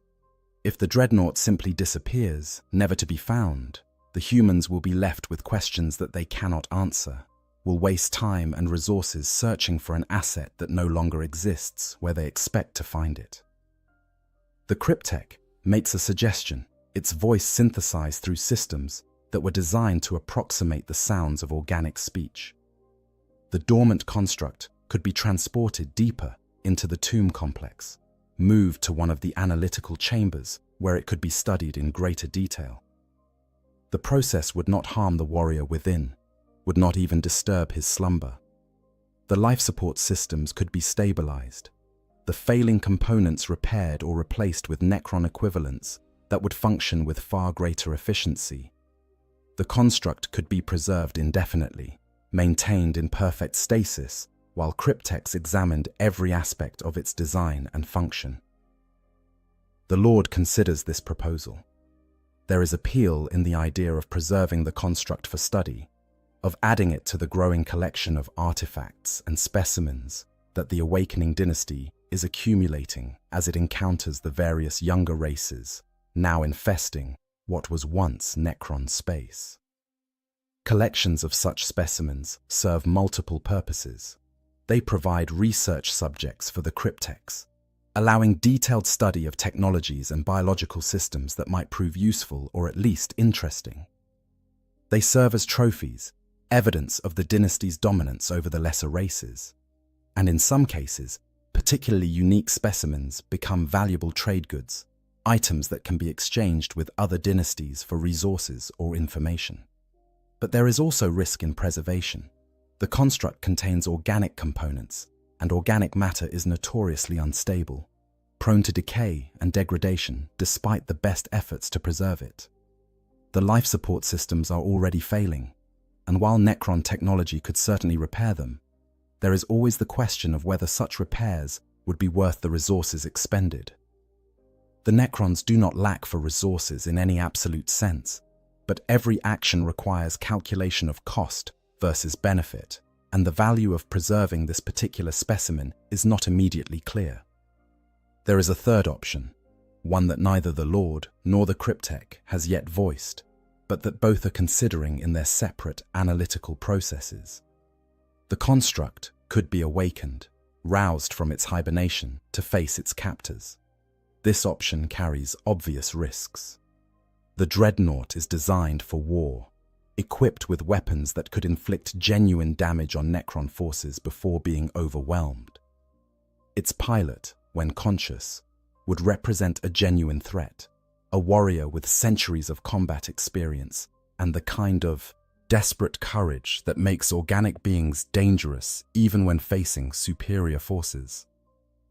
Awakening the construct would transform it from an inert object of study into an active combatant. Yet, there is appeal in this option as well, particularly for the more militant members of the Awakening dynasty. The Necrons may have lost much in biotransference, but the warrior ethos of their ancestors remains encoded in their behavioral protocols. There is something approaching respect for the construct and the warrior it contains. Recognition of a being who chose continued service over the peace of death, who exists in a state of eternal readiness to protect his people. The Necron warriors might be mindless automatons, their personalities erased by biotransference until only the most basic patterns of behavior remain, but the Lords and the Cryptex still retain echoes of what they once were, and what they once were, before even the transformation into mechanical bodies, was a warrior culture that valued strength and courage above almost all other virtues. The decision, when it comes, reflects both pragmatism and a kind of cold curiosity that is all that remains of what the Necrons once called scientific interest. The construct will be preserved, transported to deeper chambers where it can be studied in detail, but it will not be immediately awakened, not yet. The Cryptek wants time to analyze the technology, to understand every aspect of how the humans have attempted to preserve their warrior past the point of death. There may come a time when awakening the construct serves some purpose, when the intelligence that could be gathered from the pilot justifies the risk of rousing him to consciousness. But that time is not now. The Canoptek spiders receive their instructions and begin the process of preparing the Dreadnought for transport. Their manipulator appendages, capable of lifting objects many times their own mass through the application of gravitic technologies that humanity has yet to fully understand, grasp the dormant war machine gently. The spiders are programmed to avoid causing damage when it is not necessary, to preserve specimens in their original condition whenever possible. They lift the massive construct as if it weighs nothing, carefully maneuvering it through the chamber's entrance and into the corridors beyond. As the Dreadnought is carried deeper into the tomb complex, past awakening warriors and reactivating weapons systems, past chambers that have not seen activity in 60 million years, the full reality of its situation would be apparent to any observer capable of understanding it. The Space Marine sealed within that sarcophagus went into stasis expecting to wake to the sounds of battle, to be roused by his chapter's tech marines when his service was once again required. Instead, he will wake, if he wakes at all, to find himself in the possession of an alien species that predates humanity by millions of years, studied by minds that would appear as gods to lesser beings. A specimen in a collection of curiosities gathered by a race that has forgotten how to feel curiosity in any meaningful sense. The journey through the tomb complex reveals the scale of what lies beneath this world's surface. The chambers extend for kilometers in every direction, vast halls that could hold armies, repositories of technology that represents the pinnacle of achievement from a civilization that ruled the galaxy when Earth was still cooling from its formation. Necron warriors stand in perfect ranks, recently awakened and awaiting orders that will send them forth to reclaim what their ancestors once possessed. Immortals patrol key junctions, their enhanced forms and superior weapons, marking them as the elite of the dynasty's forces. Lichguards stand motionless at the entrances to the innermost chambers, sworn protectors of the nobility, warriors whose loyalty survived even the horror of biotransference. The analytical chamber to which the dreadnought is brought is a space designed for the examination of artifacts and specimens deemed worthy of detailed study. The room is circular, its walls lined with systems that can analyze matter at every scale from the quantum to the macro, that can subject samples to conditions ranging from absolute zero to the heart of a star, that can manipulate time itself within contained fields to observe how materials and systems respond to the passage of millennia compressed into moments. At the center of the chamber is a raised platform where the object of study is placed, surrounded by the analytical apparatus that will tease out every secret it contains. The Canoptech spiders place the dreadnought carefully on this platform, adjusting its position until it rests, perfectly centered, its damaged form illuminated by the chamber's luminescence. The spiders retreat to the edges of the room, their task completed, ready to respond if further manipulation is required. The cryptech enters behind them, gliding to a position where its sensors can observe the analysis as it proceeds. Additional cryptechs arrive, drawn by word of this unusual specimen, each bringing their own specialized knowledge to the examination. The analysis begins with the non-invasive scans, probes that examine the construct without actually touching it, mapping every surface and every internal component in exquisite detail. The armor is measured, its composition and structure recorded down to the molecular level. The weapons systems are analyzed, their firing chambers and ammunition feeds examined to understand how they function. The power core is studied, its fusion reactions observed through sensors that can perceive processes occurring at scales beyond human comprehension. Every bolt, every wire, every component of the machine is catalogued and understood. Then the analysis moves deeper, to the sarcophagus itself and the systems it contains. Here the cryptechs must be more careful, must ensure that their examination does not disturb the delicate balance that keeps the pilot alive. Probes extend, impossibly thin filaments that can slip between armor plates without leaving a trace, that can sample the amniotic fluid without removing enough to matter, that can observe neural activity without interfering with it. The organic component is examined in meticulous detail, every organ catalogued, every system analyzed and understood. What the cryptechs discover is both impressive and tragic. The human who serves as this construct's pilot has been preserved with remarkable skill, given the limitations of Imperial technology. His organic remains are in surprisingly good condition, considering the centuries of service. The life support systems, despite their current failings, have functioned far better than most human technology manages over such time spans. The neural interfaces are crude but effective, providing the pilot with sensory input and motor control that allows him to function as an effective warrior despite his catastrophically limited organic substrate. But the cost of this preservation is evident in every measurement, every reading. The pilot exists in a state of constant pain, nerve endings firing error signals that the stasis systems can only partially suppress. His body, reduced to its essential components, is held together by surgical interventions and mechanical supports that would be considered torture by any reasonable definition. His mind, when awake, must process an overwhelming flood of sensory data filtered through mechanical systems that cannot fully replicate the subtlety of organic perception. And his consciousness, when in stasis, drifts in a void without dreams, without rest, without the mercy of oblivion that true death would provide. One of the cryptechs, a specialist in what the humans would call cybernetics, observes this with something that might be recognition. The cryptech itself underwent biotransference, experienced the transition from organic existence to mechanical immortality. It remembers, in whatever way memory functions for a being whose consciousness exists as patterns in necrodermis, the horror of awakening in a body that felt nothing, that experienced the universe only through sensors that reduced reality to data streams. It remembers the sense of loss, the desperate yearning for sensations that could never be recovered, the slow adjustment to existing as something fundamentally different from what it had been. The human in this sarcophagus is experiencing something similar, though in reverse.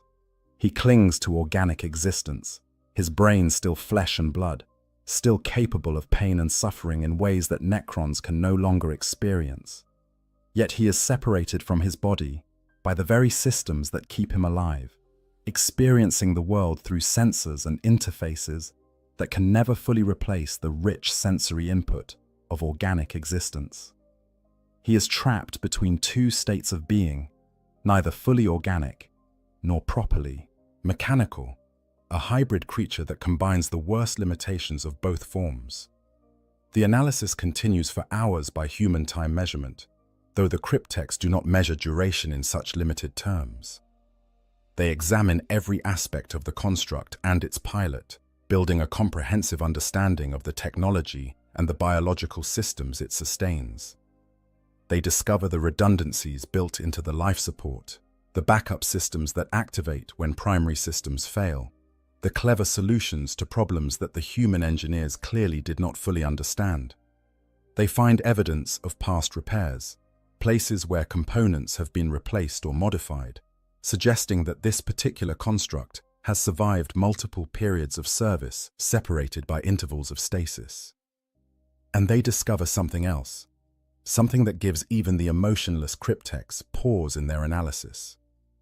Deep in the neural interfaces, in the systems that connect the pilot's organic brain to the dreadnought's sensors and controls, they find patterns that suggest active mental processes even in stasis. The pilot is not fully unconscious, not completely dormant. Some part of his consciousness remains active, processing information at levels too subtle for the construct's own monitoring systems to detect. He is dreaming, in whatever way a being in his condition can dream, his mind attempting to make sense of existence that consists primarily of darkness and silence, punctuated by brief intervals of extreme violence.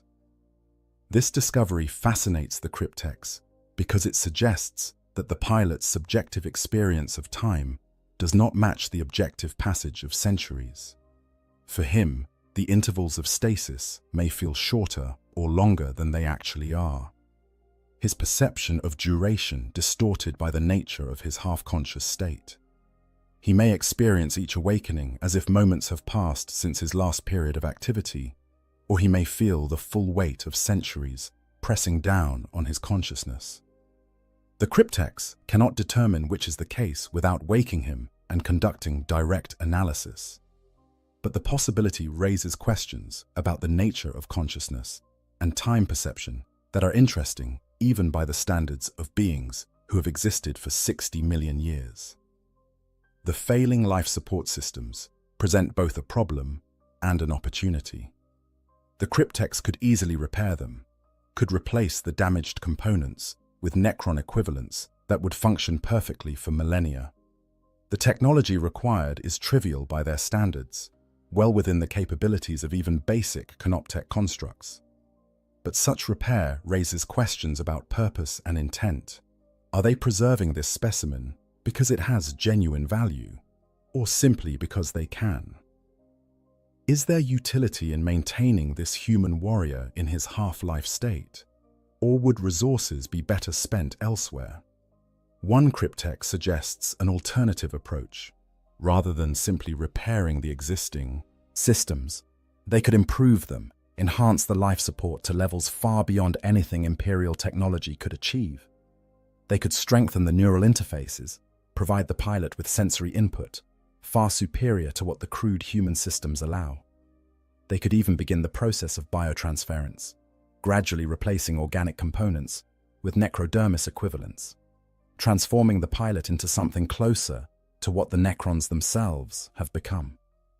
It would be an interesting experiment, a test of whether consciousness transfer could be achieved gradually rather than all at once, whether the trauma of complete biotransference could be avoided through incremental transformation. But this suggestion is rejected by the presiding lord, who has been observing the analysis with the cold patience of a being who measures time in millennia. The construct is to be preserved in its current state, as closely as possible to its original condition. Repairs are authorized to stabilize the failing systems, but enhancements are forbidden. This specimen is valuable precisely because it represents human technology and philosophy, because it provides insight into how these younger beings approach the problem of preserving their warriors. Transforming it into something else would eliminate that value, would turn the specimen into merely another example of Necron capabilities. The decision is implemented immediately. Canoptech spiders begin the delicate work of repairing the life support systems, replacing human components with Necron equivalents that have been carefully designed to maintain the exact same functionality. The power core is supplemented with a stable energy source that will function for centuries without maintenance. The amniotic fluid is replenished and its chemical balance corrected. The neural interfaces are cleaned and repaired, ensuring that when the pilot wakes, his connection to the construct will be as strong as it was when he first entered stasis. The work is completed with a precision that no Imperial tech priest could hope to match.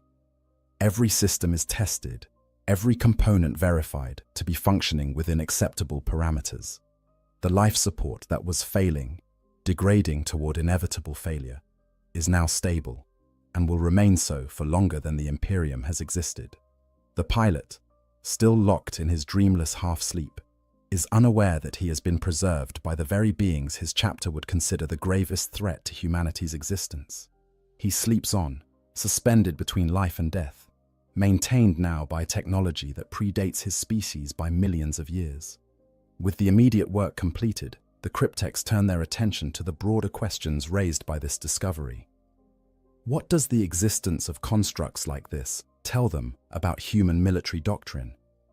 How many such warriors do the humans possess? What role do they play in the strategic thinking of the Space Marine chapters? These questions have implications beyond mere curiosity. The Necrons are awakening on hundreds of worlds across the galaxy, encountering the younger races that now infest the territories that were once theirs. Understanding how these species think, how they organize their forces, what technologies they consider valuable, all of this information contributes to the strategic calculations that will determine how the Necrons prosecute their war of reconquest. The presence of this specific dreadnought on this specific world is also worth analyzing. The human forces that deployed here clearly expected serious resistance, serious enough to warrant bringing one of their ancient warriors. This suggests that they had some intelligence about the Necron presence beneath the surface, that they understood they were not merely exploring ancient ruins, but potentially awakening a sleeping threat. Their decision to deploy a dreadnought indicates both the seriousness with which they viewed the situation and their willingness to commit valuable assets to what they must have known would be a dangerous operation. The fact that they then abandoned this asset when forced to withdraw is equally telling. Either the tactical situation became so desperate that they had no choice, or they considered the dreadnought expendable despite its obvious value. Both possibilities provide insight into human psychology and decision-making under pressure. The first suggests that they can be forced into making poor tactical choices if subjected to sufficient pressure. The second suggests that they possess enough such constructs that the loss of one, while regrettable, is acceptable if it allows other forces to escape. Additional intelligence comes from the combat damage the dreadnought sustained. Analysis of the impact patterns and energy signatures allows the cryptex to determine exactly which Necron weapons were engaged during the battle. Gauss flare strikes, particle whip damage, Tesla arc burns, all recorded in the pattern of destruction etched into the construct's armor. By comparing the damage to the armor's properties, the cryptex can verify their models of how human defenses respond to Necron weapons, can confirm or adjust their tactical calculations about what levels of force are required to neutralize such targets. But beneath all the strategic analysis, beneath the cold calculation of military value and intelligence gathered, there remains the fundamental strangeness of this discovery. The Necrons have encountered many species in their millions of years of existence, fought countless wars against beings of every description. They have seen how different species approach the challenge of creating warriors, how they train and equip their soldiers, how they balance the value of individual combatants against the needs of the larger force. But this construct represents something unusual, a philosophical approach to warfare that mirrors the Necrons' own thinking in unexpected ways. The humans have chosen to preserve their greatest warriors indefinitely, to deny them the rest of death in favor of eternal service. This decision parallels the choice the ancient Necrontyre made when they accepted biotransference, when they traded their dying organic bodies for immortal mechanical forms. Both species looked at their heroes and decided that death was too final, that the experience and wisdom accumulated over a lifetime of war was too valuable to lose. Both found ways to cheat mortality, to keep their warriors fighting long past the point where natural law would have claimed them. The difference, of course, is one of success and sophistication. The Necrons achieved true consciousness transfer, preserving their minds in substrates that would endure for millions of years without degradation. They created bodies of living metal that could repair themselves, that could be destroyed and rebuilt without loss of continuity. They solved the problem of immortality completely, at least in the technical sense, though the cost in terms of what they lost was beyond calculation. The humans have created only a crude approximation of this achievement. Their dreadnoughts preserve life, but not truly consciousness. The pilot remains organic, remains vulnerable to all the limitations and degradations of flesh. He sleeps between battles not because it is efficient, but because remaining awake would drive him mad with isolation and pain. He serves not out of any programming or encoded behavior pattern, but because he still possesses will, choice, the capacity to decide that service matters more than comfort or peace. In many ways, his sacrifice is greater than what the Necrons experienced, precisely because he retains enough humanity to understand what he has lost. The cryptech that first discovered the dreadnought returns to the analytical chamber after attending to other duties elsewhere in the tomb complex. The repairs are complete, the specimen stabilized and preserved. The construct rests on its platform, silent and still, its systems operating at minimal levels to conserve power and reduce stress on the pilot's organic components. To an observer unfamiliar with the technology, it would appear unchanged from when it was first brought here. But the cryptech's sensors can detect the subtle differences, can see that the life support now functions with the smooth efficiency of Necron engineering rather than the barely controlled chaos of human systems. The cryptech considers the future of this specimen. It will remain here in the analytical chamber for now, subject to periodic examination as the dynasty's scholars accumulate more data about human technology and capabilities. But eventually, a decision will need to be made about its final disposition.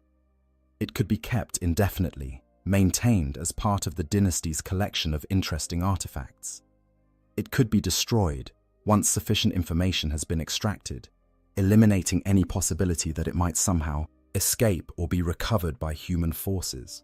Or it could be awakened, roused from stasis to face a situation that he could never have anticipated in his darkest imaginings. Each option has appeal. Preservation allows continued study, the possibility of learning more as the cryptech's understanding of human technology deepens. Destruction is clean and certain, eliminates any risks associated with maintaining an organic specimen. Awakening provides the opportunity to gather intelligence directly from the pilot, to observe how he responds to his captivity, to test whether beings in his condition can be induced to provide useful information. But the decision is not the cryptech's to make. That choice belongs to the Lord who commands this awakening tomb, and ultimately to the pharaoh who rules this entire dynasty. The cryptech is merely the custodian of this specimen, responsible for its preservation and study, but not empowered to determine its ultimate fate. So for now, it remains a sleeping warrior in a tomb world, unaware that he rests in the very heart of his enemy's territory, that the hands maintaining his systems belong to beings who view him as nothing more than a curious artifact, interesting but ultimately insignificant in the vast scope of their plans. The scenario of awakening remains the most fascinating possibility, at least from the cryptech's analytical perspective. What would happen if the dreadnought's systems were brought fully online, if the pilot was roused from his hibernation to consciousness? The process would be straightforward enough. The life support systems could be commanded to increase their activity, flooding the pilot's organs with stimulants and neural activators. The neural interfaces would report the change in status, informing the pilot's brain that wakefulness was required. Within minutes by human time measurement, the Space Marine would transition from deep stasis to full consciousness, his awareness flooding back along with the sensory input from the dreadnought systems. What he would perceive in those first moments would depend entirely on how the cryptechs chose to manage the awakening. They could activate all of his senses at once, allowing him to see and hear and feel through the dreadnought's apparatus. In that case, his first awareness would be of the analytical chamber, the strange geometry of Necron architecture, the presence of alien beings that his chapter's training had taught him to recognize as among the gravest threats in the galaxy. The shock of that recognition, combined with the disorientation of awakening in an unexpected location, would likely trigger immediate aggressive responses. The pilot would attempt to fight, to activate weapon systems, and strike out at his captors, to fulfill the programming of centuries of combat service that insists resistance is always preferable to capture.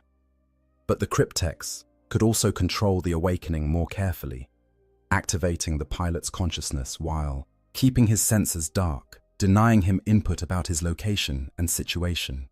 In that case, his first experience would be pure confusion, awareness without context, the knowledge that he was awake but no information about where or why. That confusion would quickly give way to concern, then fear, as he attempted to query his systems and received no response, as he tried to move and found himself locked in place by forces he could not identify. The psychological impact of such an awakening could be profound, might even break the pilot's resistance before any physical interrogation began.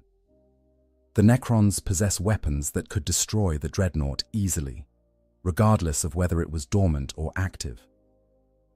Gauss weapons would strip away its armor layer by layer, reducing ceramite and adamantium to their constituent atoms with the same efficiency they show against flesh. A focused barrage from even basic Necron warriors could dismantle the construct in seconds, peeling away defenses that were designed to withstand anti-tank weapons, exposing the sarcophagus at its core. And once that armored tomb was breached, the organic components within would be as vulnerable as any other living tissue, subject to the same molecular disassembly that makes Gauss weapons so horrifyingly effective. But destruction, while tactically sound and strategically simple, would waste the intelligence value that the dreadnought represents. Every aspect of its construction, every detail of its operation, every choice made by the engineers who built it provides information about human capabilities and limitations.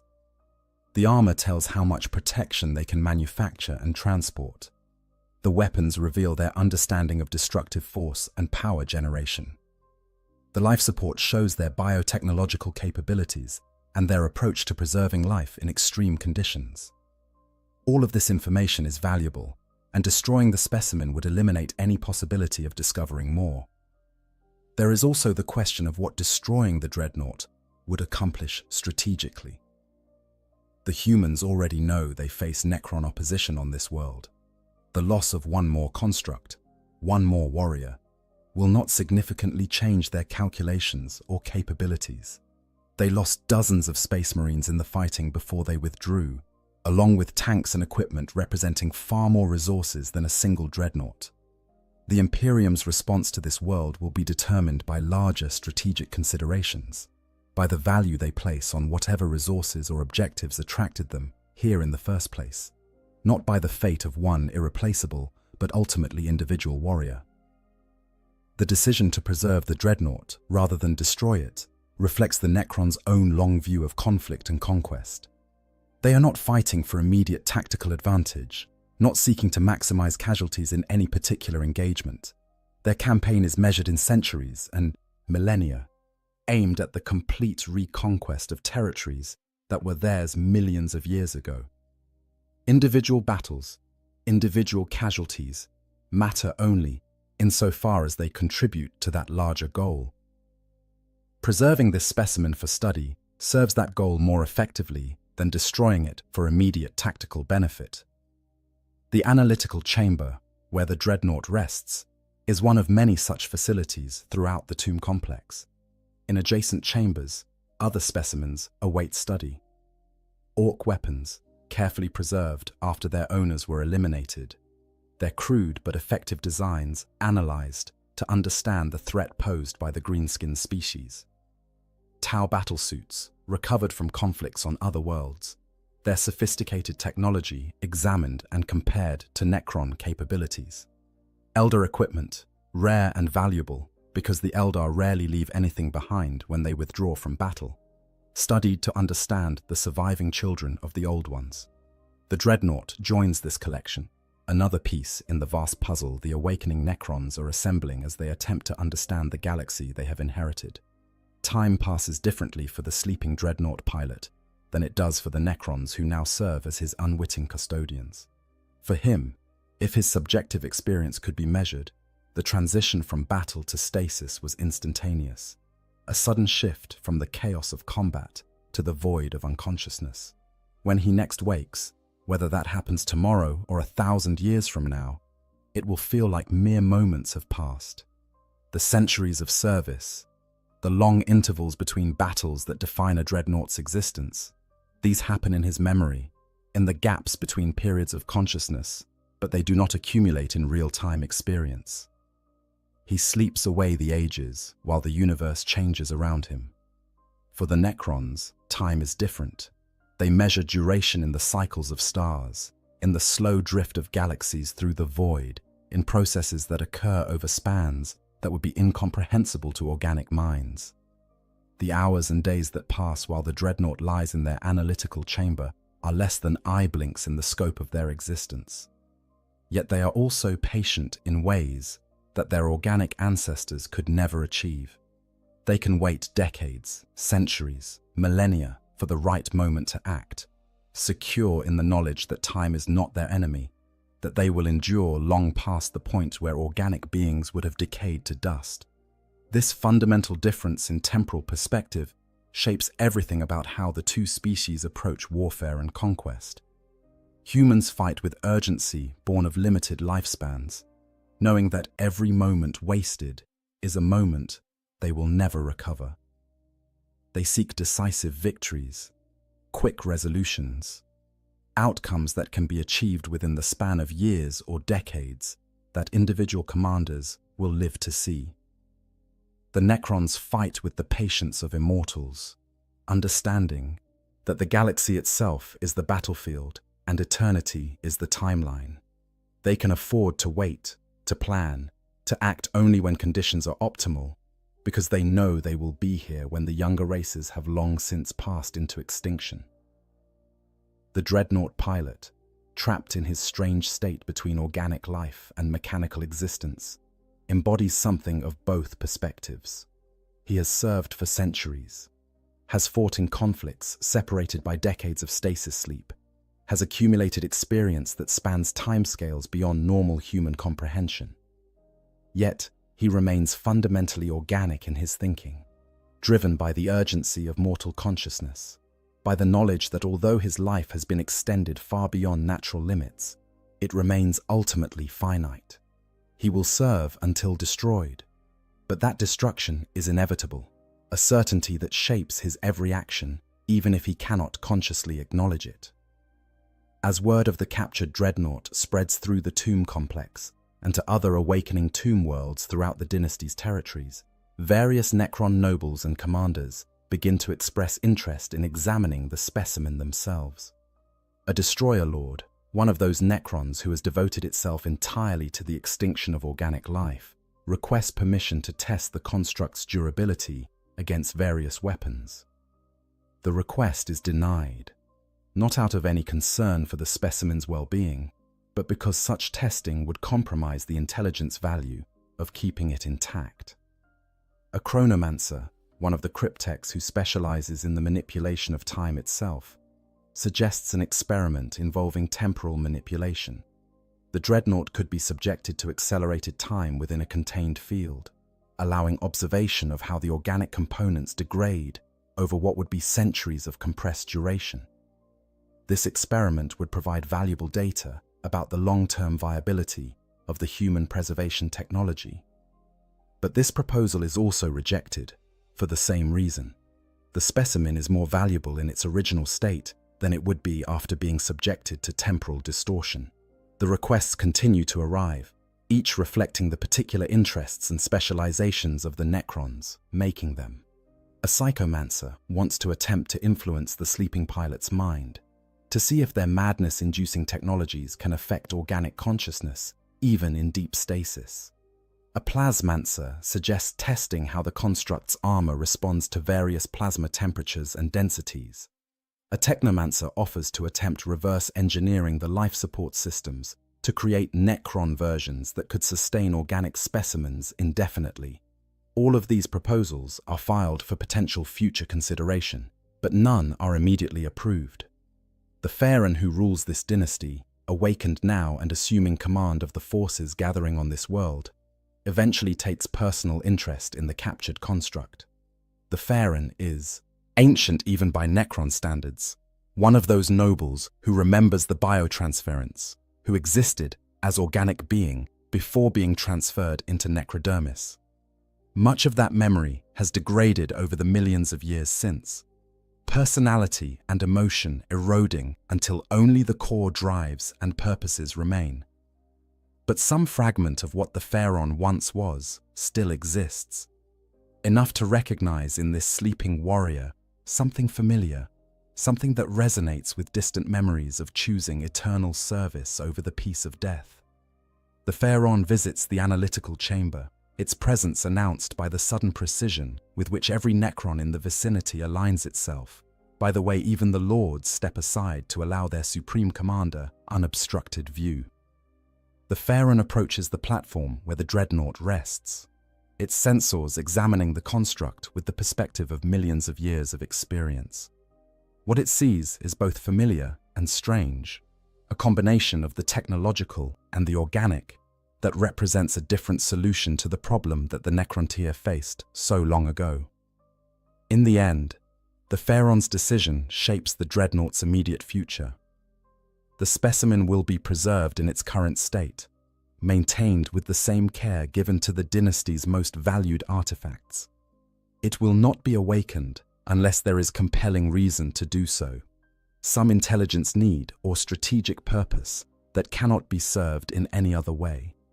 It will not be subjected to destructive testing or experimentation that would compromise its integrity, and it will not be destroyed, not while it continues to provide value through its mere existence, as an example of how younger races approach the challenge of preserving their warriors.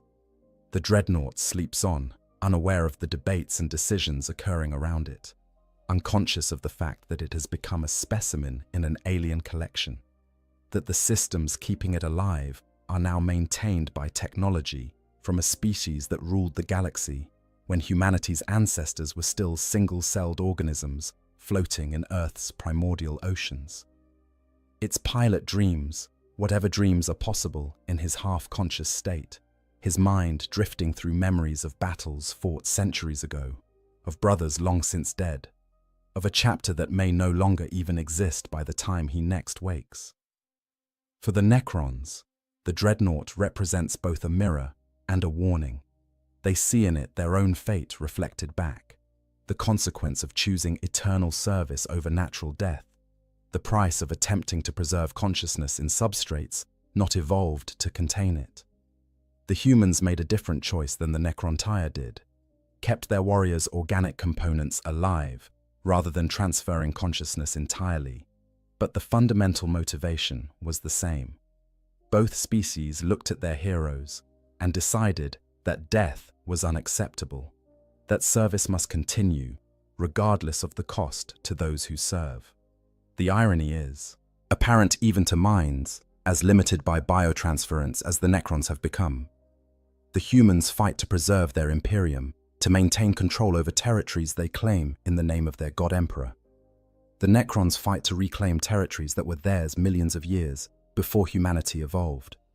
Both species field warriors who have been denied the peace of death, who exist in states between life and extinction, who serve causes that are ultimately doomed by the simple mathematics of entropy and time. The galaxy belongs to no one permanently, regardless of what technologies are deployed or what sacrifices are made. Eventually, all empires fall, all species decline, all attempts to achieve permanence end in the same inevitable dissolution. But such philosophical considerations have little practical impact on the immediate situation. The dreadnought remains in the analytical chamber, a prisoner who does not know he is imprisoned, a specimen unaware of being studied, a warrior sleeping through what may be his final rest. The Necrons continue their awakening, bringing more systems online, activating more warriors, preparing for the campaigns that will see them reclaim this world and thousands like it. The humans, somewhere above the surface, plan their response to the Necron threat, calculate the forces needed to retake the territories they have lost, make the hard choices about which assets can be risked and which must be preserved for future conflicts. And in the darkness of the tomb complex, in a chamber where time itself seems to hold its breath, a single space marine lies in stasis, kept alive by the very enemies he was created to fight against. Maintained by technology he would consider an abomination if he had any awareness of it. His chapter believes him lost, probably dead, another casualty of the eternal war that defines existence in the 41st millennium. They will mourn him in whatever way his brothers mark the passing of their fallen, will record his deeds in the chapter's histories, will ensure that his sacrifice is remembered even if his gene seed could not be recovered. But he is not dead, not yet. He exists in a state that the Necrons understand all too well, suspended between life and death, preserved past the point where nature would have claimed him, kept functional through technologies that his mind could never fully comprehend. He is a mirror of what the Necrons themselves have become, a proof that the impulse to cheat death, to preserve warriors indefinitely, is not unique to any single species, but rather a common response to the brutal mathematics of war and attrition. The final question, the one that remains unanswered as time continues its inexorable march, is whether the dreadnought pilot will ever wake again.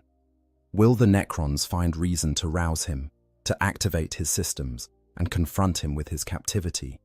Will human forces somehow discover his location and mount a rescue operation that might succeed, despite the overwhelming opposition?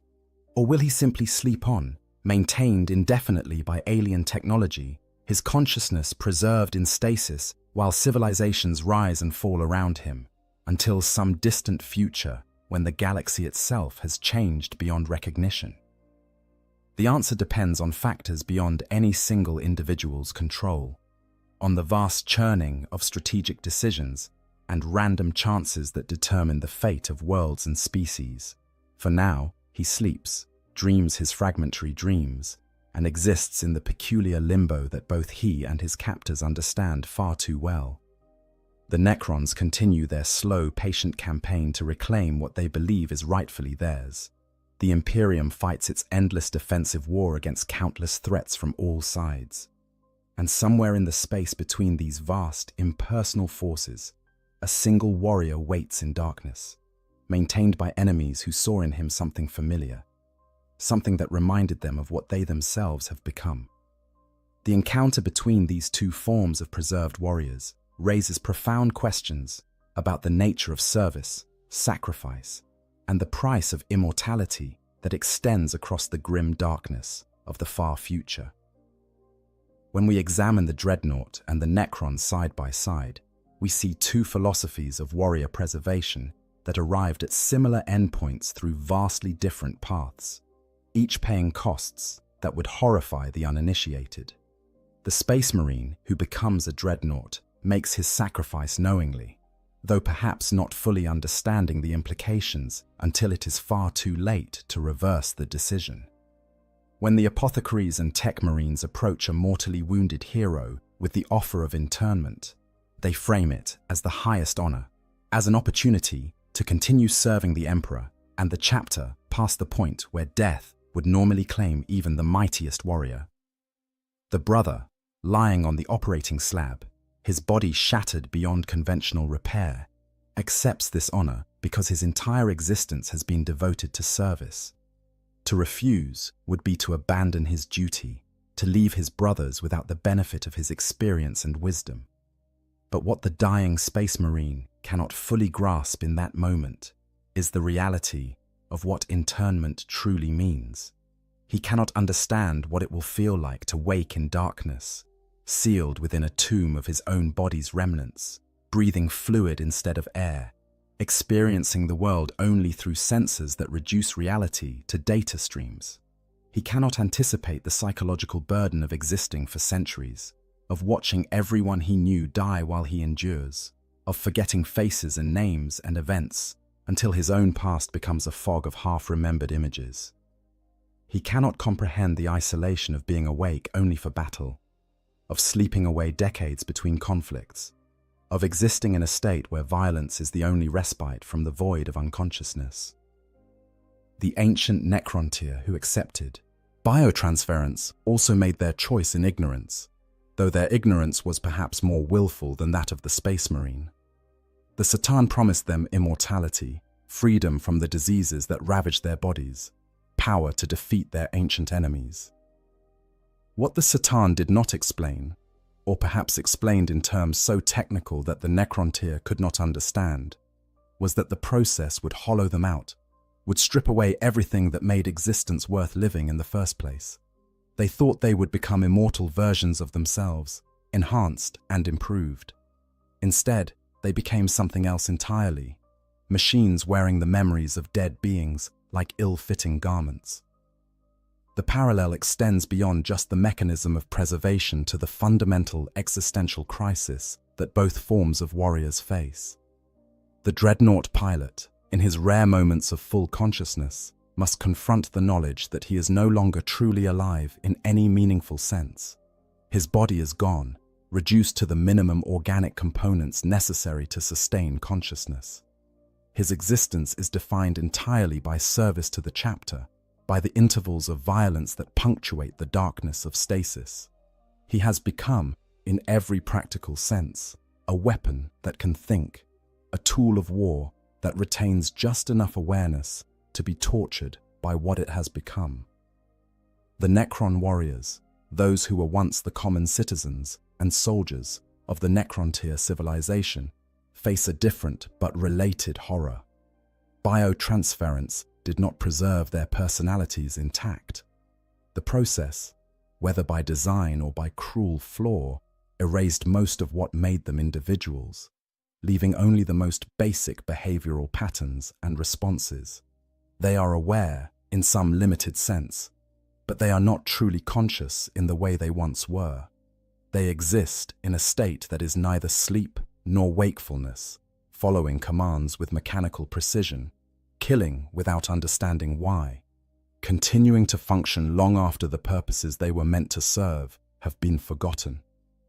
Even the Necron lords and cryptechs, who retained more of their personalities through biotransference, are not spared from existential horror. They remember, in fragmentary ways, what it was like to be organic, to feel sensations beyond the cold precision of mechanical senses. They recall, though the memories grow dimmer with each passing millennium, what it meant to experience emotion, to feel joy or sorrow or fear or love. These memories haunt them in ways that would be unbearable if they retained the full capacity to bear suffering. As it is, they exist in a state of diminished consciousness, aware that something essential has been lost, but unable to fully remember or mourn what that something was. The cryptechs examining the sleeping dreadnought understand this truth better than most. Their specialized knowledge, their deep understanding of consciousness and its substrate, allows them to perceive with perfect clarity the tragedy of what both species have become. They see the Space Marine pilot, his organic brain still firing with the electrical patterns of thought, still capable of suffering in ways that pure machines cannot, and they recognize in him something that they themselves have lost forever. They see themselves reflected in his predicament, two solutions to the same problem, both paying prices that can never be fully calculated or repaid. This recognition does not translate into sympathy, because the Necrons have long since lost the capacity for such emotions. But it does create a kind of intellectual respect, an acknowledgement that the humans, despite their primitive technology and limited understanding, have grasped the same fundamental truth that drove the Necrontyre to accept biotransference.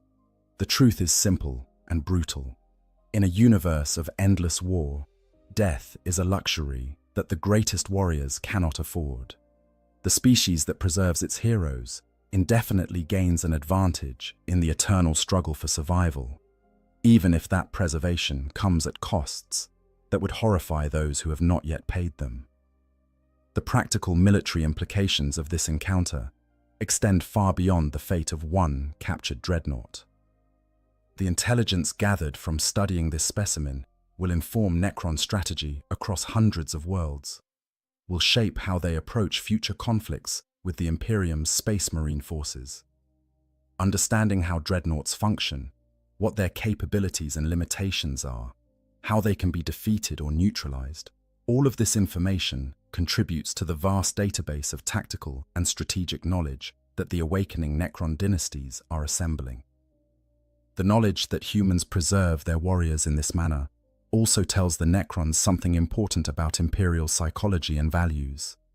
Any species that goes to such lengths to maintain its heroes, that develops complex technology specifically to deny death to those it deems worthy, is a species that values individual warriors highly, despite the brutal mathematics of war that should teach them otherwise. This suggests potential vulnerabilities that can be exploited. If the Imperials consider their dreadnoughts irreplaceable treasures, then targeting them specifically, forcing them into situations where they must be abandoned or destroyed, could inflict psychological damage beyond the simple tactical loss of a war machine.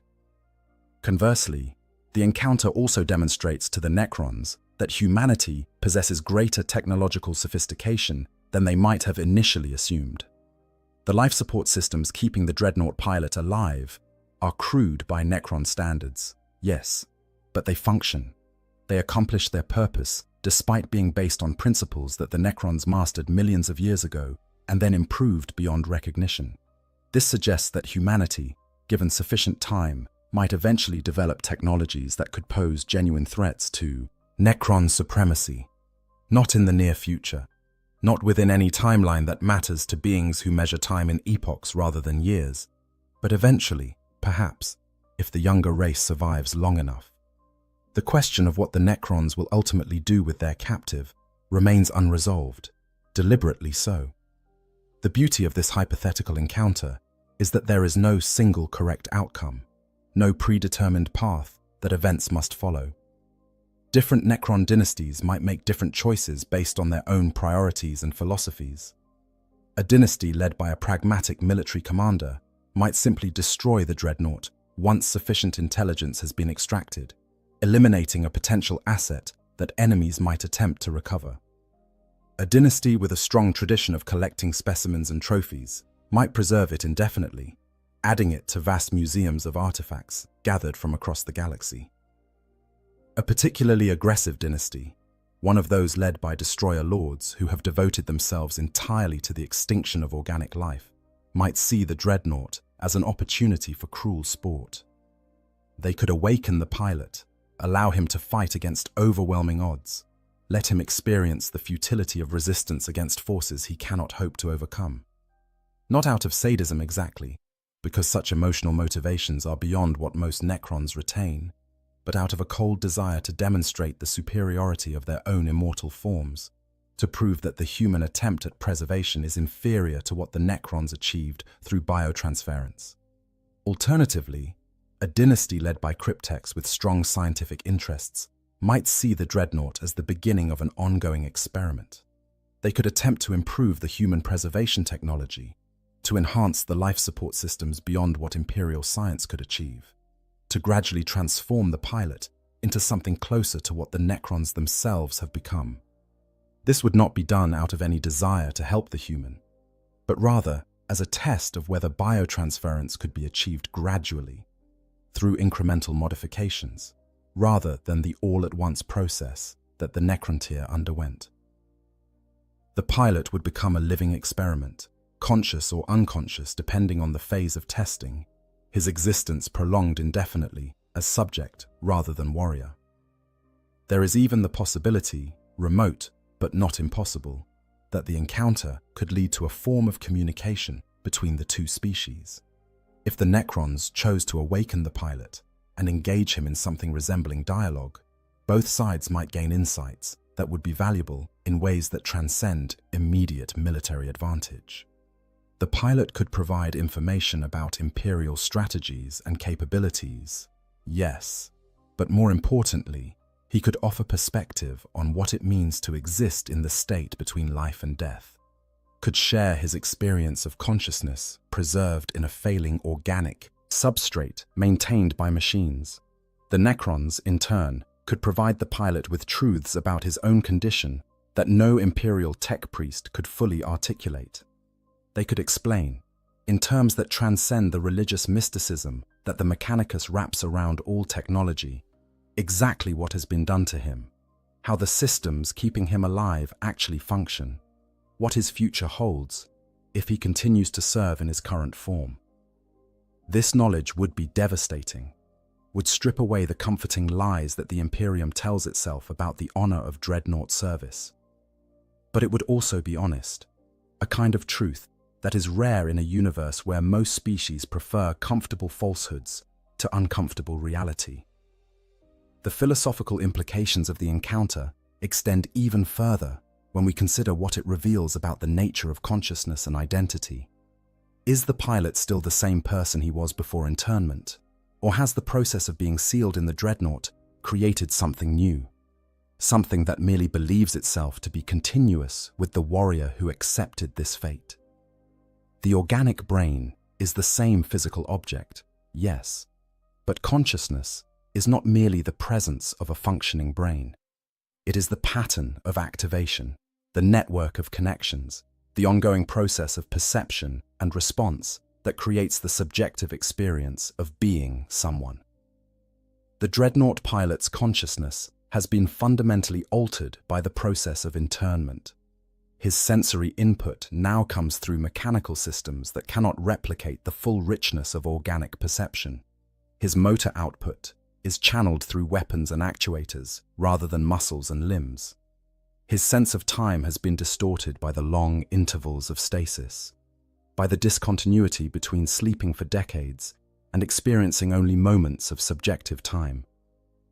Is he still himself, or has he become a new being who merely inherited the memories of the warrior he once was? The Necrons face similar questions about their own identity, questions that are perhaps even more troubling because biotransference was supposed to preserve them completely.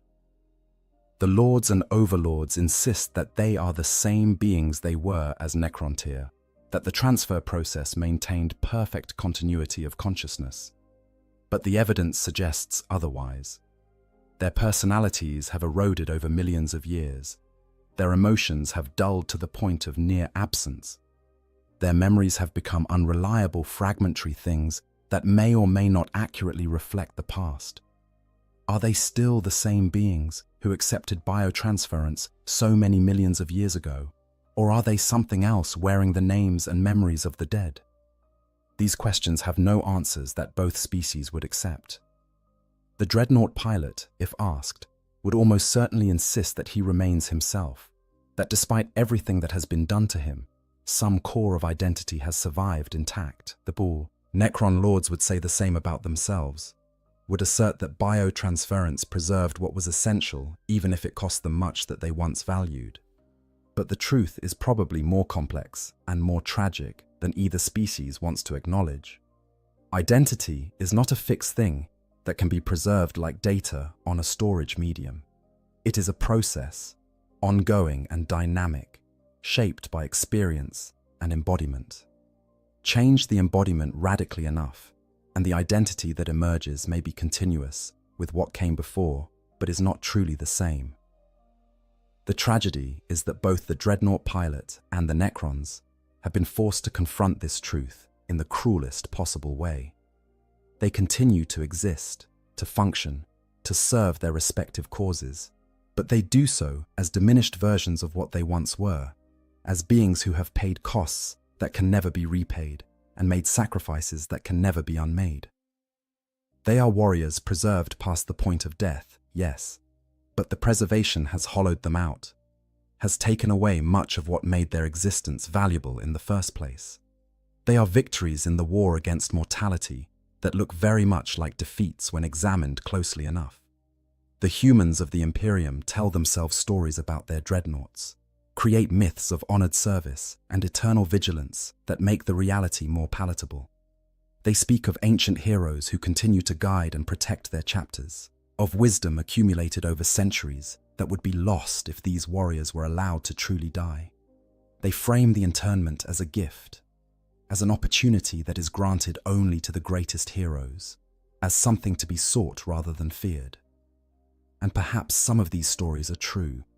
Perhaps some dreadnoughts do find meaning in their extended service, do experience their existence as honor rather than curse. But the reality, visible to any who look closely enough, is that most dreadnoughts are suffering in ways that their brothers cannot fully understand or acknowledge. The isolation, the discontinuity, the reduction of existence to intervals of violence separated by voids of unconsciousness, these are not the conditions under which consciousness thrives or finds meaning. They are conditions of endurance, of survival, in a state that is barely preferable to death, sustained only by the warrior's commitment to service and the chapter's need for his capabilities. The dreadnought continues because continuing is what warriors do, because duty requires it, because the alternative is admitting that the sacrifice was for nothing. The Necrons, similarly, maintain the fiction that biotransference was a triumph, a successful escape from the mortality and disease that plagued their organic forms.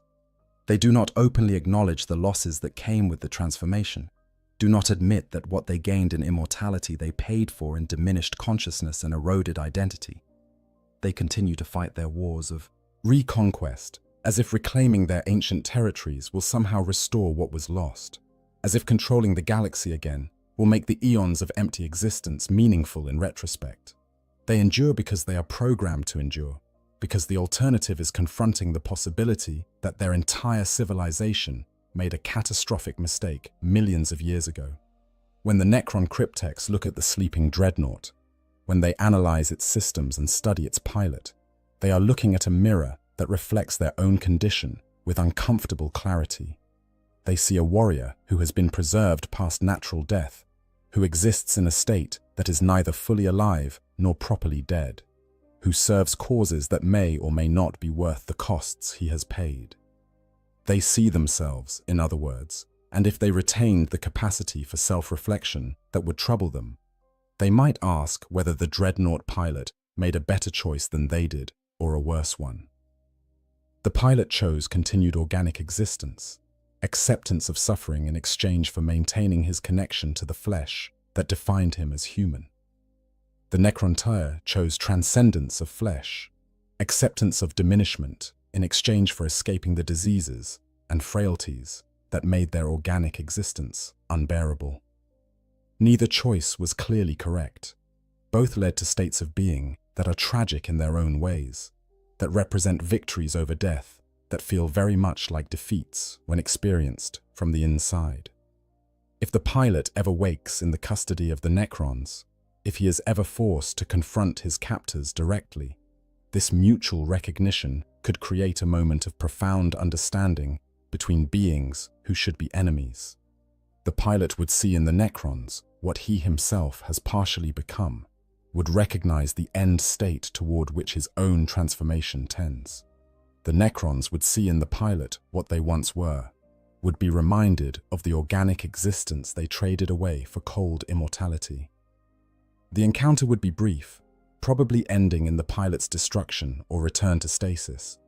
But in that moment, both sides might glimpse truths about themselves that are normally hidden behind the necessities of war and the comfortable lies that all species tell themselves.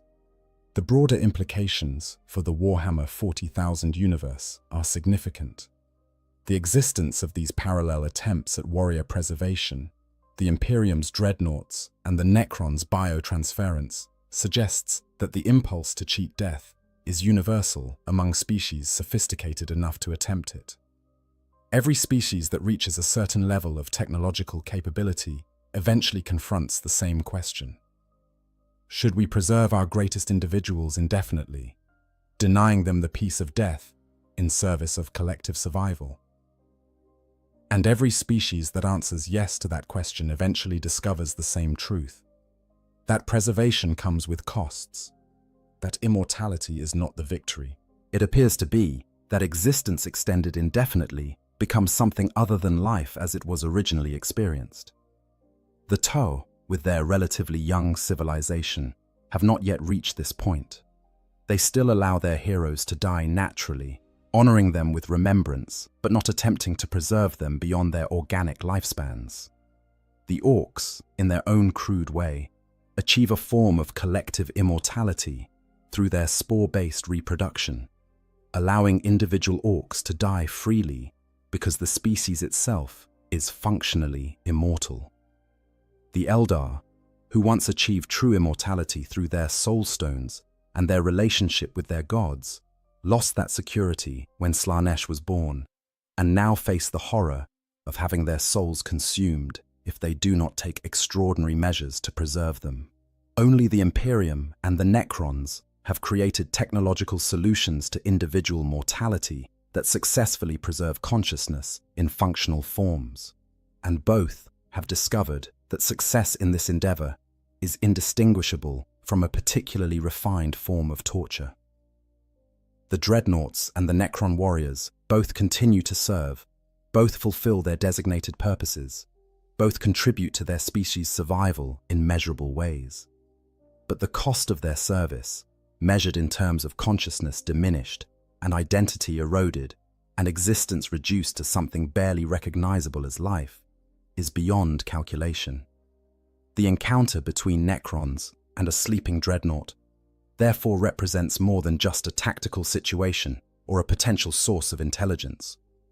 It represents the meeting of two species who have both chosen the same path, who have both decided that preserving their warriors indefinitely is worth whatever costs must be paid, who have both discovered that those costs are higher than any calculation suggested they would be.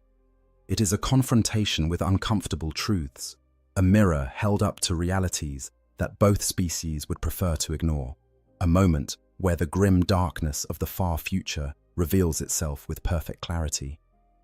As the Necron forces continue their campaign on the world above, as they systematically eliminate the remaining Imperial presence and establish their control over what they consider their rightful territory, the sleeping dreadnought remains in his chamber deep within the tomb complex. He is unaware of the debates about his fate, unconscious of the analysis that continues around him, oblivious to the fact that he has become a specimen in an alien collection. His dreams, such as they are, continue undisturbed. His organic components, now maintained by Necron technology that functions with perfection, that Imperial systems could never achieve, remain stable and viable. Time will determine what ultimately becomes of him. Perhaps he will sleep forever, maintained indefinitely by systems that will not fail, preserved as a curiosity that the Necrons occasionally examine but never activate. Perhaps he will be awakened someday, roused to consciousness in circumstances he could never have anticipated, forced to confront realities that would break lesser warriors. Perhaps he will be destroyed, reduced to his component atoms by weapons that strip matter apart, layer by layer, his long service finally ended by the very beings who kept him alive longer than his own systems could have managed. Or perhaps, in some distant future, that neither he nor his captors can predict, he will be recovered by his chapter, rescued from captivity in a campaign that manages to achieve what seems impossible now. Perhaps he will wake to the familiar voices of his battle brothers, will return to service in the chapter he has protected for centuries, will continue his duty as if the interval of captivity was merely another period of stasis between battles. The universe of Warhammer 40,000 is vast enough to allow for any of these outcomes, grim enough to ensure that even the most hopeful result will be tinged with tragedy. What remains certain is that the encounter has revealed something fundamental about the nature of warfare in the 41st millennium, about the costs that species are willing to pay for survival, about the thin line between preservation and damnation that defines so much of existence in this dark future. The Dreadnought and the Necrons are not enemies in any conventional sense, despite being on opposite sides of a war that spans the galaxy. They are reflections of each other, two solutions to the same problem, two species that chose immortality over death and discovered that immortality is not the escape from horror that they hoped it would be. If you found this exploration of one of Warhammer 40K's most philosophically rich hypothetical encounters compelling, please consider liking this video and subscribing to the channel. There's much more lore to explore in this grim darkness of the far future, where ancient evils awaken and where even death offers no escape from duty. The universe of Warhammer 40,000 is vast and filled with countless stories of sacrifice, horror, and the thin line between preservation and damnation. Join us as we continue to explore these dark corners, where technology and tragedy intertwine, where immortality is a curse as much as it is a gift, and where even the mightiest warriors can become nothing more than specimens in collections assembled by beings older than stars. What happens when Dark Eldar capture a dreadnought in Warhammer 40K? In the grim darkness of the far future, there are fates worse than death, much worse. And for a Space Marine dreadnought, those fates begin the moment they fall into the hands of the Dark Eldar. Imagine, if you will, that you are a warrior who has already died once. Your body was shattered beyond all recognition in some forgotten battle, reduced to little more than a torso and a head suspended in amniotic fluid. The apothecaries of your chapter salvaged what they could, sealing your broken form inside a walking tomb of adamantium and ceramite. You became a dreadnought, trading the mortality of flesh for an existence measured in centuries of endless warfare and dreamless sleep. It's a half-life at best, but it's service to the Emperor, and service is all you've ever known. Now imagine that your dreadnought chassis lies disabled on some distant battlefield, its systems failing, your connection to the war machine growing dim. You watch through failing optics as Xenos warriors approach, their movements too quick, too precise. They're not here to destroy you, they're here to take you. And in that moment, as alien hands begin working on your hull with tools that shouldn't exist, you realize something that fills you with a horror greater than any you've known in centuries of war. Your nightmare is just beginning. This is the reality that awaits any dreadnought unfortunate enough to be captured by the Drukhari, the Dark Eldar of Komorrach. And what happens next makes death seem like a mercy you'll spend eternity begging for. The Dark Eldar, or Drukhari as they call themselves, are a race born from the ashes of catastrophe.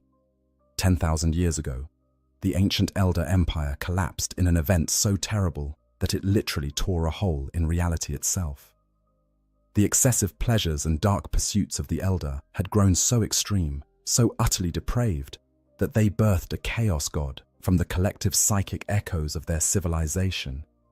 Slaanesh, the Prince of Pleasure, came screaming into existence, and in that moment of birth, consumed the souls of trillions of Eldar across the galaxy. But some survived. Those who had already fled to the webway, that labyrinthine network of tunnels between real space and the warp, found themselves beyond Slaanesh's immediate grasp. These refugees gathered in Komorach, the greatest of the webway's port cities, and there they discovered a terrible truth. Even in this sanctuary, Slaanesh was slowly draining their souls. Every moment of their existence, the Dark Prince was feeding on their essence, drawing them inexorably toward an eternity of torment in the warp. The Eldar of Komorach could have chosen different paths. They could have embraced the discipline and sacrifice of their Craftworld cousins, learning to contain their souls in spirit stones. They could have rejected their old ways entirely, as the Exodites did. But the denizens of Komorach chose a third option, one that would define them for the next 10 millennia. They discovered that by inflicting suffering on others, by feeding on the pain and terror of lesser beings, they could sustain themselves. They could replenish what Slaanesh was stealing, staving off damnation for another day, another year, another century. And so the Dark Eldar were born, a civilization that had elevated torture to an art form, slavery to an economic system, and suffering to a currency more valuable than any material wealth. From their hidden city in the webway, they launched lightning raids on the worlds of real space, striking without warning through dimensional portals that can open anywhere, at any time. They come for slaves primarily, for living beings whose pain can sustain them, but they also come for sport, for the sheer exhilaration of the hunt. And sometimes, they come for prizes. A Space Marine dreadnought is perhaps the greatest prize they could claim.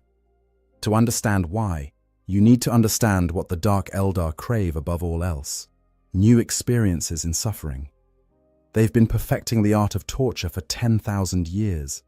They've inflicted every conceivable form of agony on every species in the galaxy. Human victims scream much as they always have. Orc physiology limits the complexity of their pain responses. Tau are interesting but ultimately predictable. But a Space Marine, and especially a dreadnought, that's something special.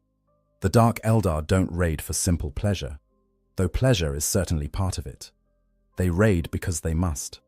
Every day they don't feed on suffering is a day closer to the moment when Slaanesh will finally claim them. It's biological necessity twisted into sadistic art. Their entire civilization depends on a constant supply of victims, and the arenas of Komorach, the torture chambers of the Homunculi, the private collections of the Archons, they all hunger for fresh subjects. The slave markets of the Dark City trade in sentient beings the way other civilizations trade in grain or ore, and business is always good. But in this economy of agony, not all victims are created equal. A Space Marine represents months, perhaps even years of entertainment. Their enhanced physiology, designed to help them survive the most extreme combat conditions, means they can endure far more than any normal human before their bodies finally give out. Their mental conditioning, the hypno-indoctrination and psycho-conditioning that makes them the Emperor's finest warriors, means they resist mental breaking far longer than civilians. They're the ultimate challenge for a Dark Eldar torturer, the canvas on which the most elaborate works of suffering can be painted.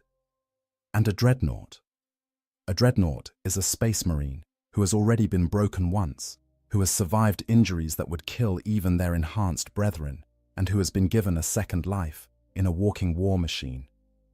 Inside that armored sarcophagus is a warrior with centuries of experience, tactical knowledge that could fill libraries, and a will that has already proven unbreakable. To the Homunculi of Komorach, those insane flesh sculptors who rule the covens beneath the Dark City, a dreadnought isn't just a prize. It's the masterpiece they've been waiting for their entire existence to create. The question isn't whether the Dark Eldar would want to capture a dreadnought. The question is, what happens when they succeed? Before we can understand the horror that awaits a captured dreadnought, we need to understand what a dreadnought truly is. Because contrary to what many Imperial citizens believe, a dreadnought is not simply a large suit of armor or a robot. It's something far more complex and far more tragic. A dreadnought begins with a space marine who has been mortally wounded in battle. Not killed outright, that would be too clean, too final, but injured so severely that even the legendary regenerative capabilities of Astartes' physiology cannot save them. We're talking about injuries that would vaporize a normal human, wounds that leave the Marine with perhaps a torso, maybe parts of their limbs, and a head that still contains a functioning brain. The kind of damage that means they'll be dead within minutes or hours at most, no matter how many organs their enhanced biology can do without. When such a warrior is found on the battlefield, the chapter faces a choice. They can grant them the Emperor's peace, a quick death that allows their gene seed to be recovered and their service to be honored. Or, if the Marine in question is deemed valuable enough, if they possess tactical knowledge or experience that the chapter cannot afford to lose, they can offer them what is framed as the highest honor a Space Marine can receive: internment within a dreadnought. The process of creating a dreadnought is not for the faint of heart. It begins with the apothecaries and tech marines stripping away everything that isn't absolutely necessary for life. Arms, legs, much of the torso, anything too damaged or unnecessary is removed. What remains is reduced to its most essential components: the brain, the spinal column, some critical organs, and whatever flesh is needed to keep those organs functioning. This biological core is then hardwired into a sarcophagus, an armored life support system that will keep the Marine alive indefinitely. The sarcophagus is filled with amniotic fluid, a thick oil-like substance that sustains the body, fills the lungs, and maintains the temperature at just above freezing. The cold slows everything down, preserving what little flesh remains while the machine does the work of living. Neural interfaces, called mind impulse units, are surgically implanted directly into the brain and spinal cord, creating a connection between the Marine's consciousness and the dreadnought's systems that is so complete, so total, that the line between man and machine becomes almost impossible to distinguish. When the process is complete, this sarcophagus is installed into the chest cavity of a dreadnought chassis, a walking war machine that stands 3 to 4 times the height of a man and weighs several tons. The chassis is equipped with weapons that would normally require a crew to operate, power sources that could run a small city, and armor thick enough to withstand direct hits from anti-tank weapons. Through the mind impulse unit, the entombed Marine can control all of this as if it were their own body, moving with surprising agility despite the dreadnought's massive size. To the outside observer, a dreadnought is an awe-inspiring sight. It strides across the battlefield with purpose and power, its weapons speaking death to the enemies of the Emperor, its mere presence inspiring nearby Space Marines to greater acts of valor. It's easy to see why the Imperium frames internment as an honor, as a way for a hero to continue their service beyond the normal limits of mortality. But the reality inside the sarcophagus is very different. Imagine being reduced to a brain in a jar, stripped of every physical sensation you once knew. You can't feel the ground beneath your feet because you have no feet. You can't feel the weight of a weapon in your hands because you have no hands. You can't feel the rush of air in your lungs because your lungs are filled with cold fluid. Every sense you once had has been replaced by mechanical approximations, data feeds, and sensor readouts that your brain struggles to interpret as reality. The mind impulse unit allows you to move the dreadnought's limbs, but it's not the same as moving your own body. It's more like operating a vehicle, except the vehicle is supposed to be you, and you can't ever get out. The psychological toll of this existence cannot be overstated. Many newly interred dreadnoughts go through a period of extreme disorientation and distress, as they struggle to accept their new reality. Some rage against their confinement, their fury only barely contained by the restraints and neural limiters built into their sarcophagi. Others fall into deep depressions, spending their first few awakenings in near catatonic states. A few, a very unlucky few, simply go mad, their minds unable to reconcile the disconnect between what they once were and what they've become. The chapter deals with this by keeping dreadnoughts in stasis between battles. When not needed, the sarcophagus is sealed in a stasis vault deep within the chapter's fortress monastery, where the marine inside is placed in a state of suspended animation. They don't dream in stasis. They don't think or feel or experience the passage of time. They simply cease to exist in any meaningful sense until the chapter awakens them for battle or to seek their counsel. This might seem like a mercy, but it comes with its own horror. Every time a dreadnought awakens, they find that decades or even centuries have passed. The world they knew is gone. Their battle brothers are long dead. The enemies they once fought have been replaced by new threats. Even the chapter itself may have changed beyond recognition, new traditions replacing old ones, new heroes taking the place of those the dreadnought once served alongside.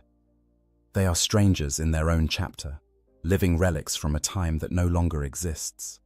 And slowly, inexorably, the dreadnought begins to lose themselves. The extended periods in stasis, the neural stress of interfacing with the machine, the sheer psychological weight of existence spanning centuries, all of it takes a toll on the mind. Memories fade, emotions dull. The personality that once defined the Marine begins to erode, worn away like stone underwater, until what remains is more machine than man. Some dreadnoughts last millennia before this final dissolution occurs. Others lose themselves much faster, but all of them, eventually, reach a point where the person they once were is gone, leaving only the dreadnought, still functioning, still fighting, but hollow. This is what the chapter doesn't tell newly interred Marines. They speak of honor and continued service, of the privilege of fighting for the Emperor for centuries to come. They don't mention the isolation, the slow loss of identity, the way each awakening takes you further from everything you once knew. They can't, because if they did, no Marine would choose internment. They would choose death instead, the clean finality of it, over an existence that is neither truly living nor truly dying. And yet, despite all of this, despite the horror of existence as a dreadnought, there are moments when it is worthwhile. Moments when the Marine within remembers why they chose this path, or had it chosen for them.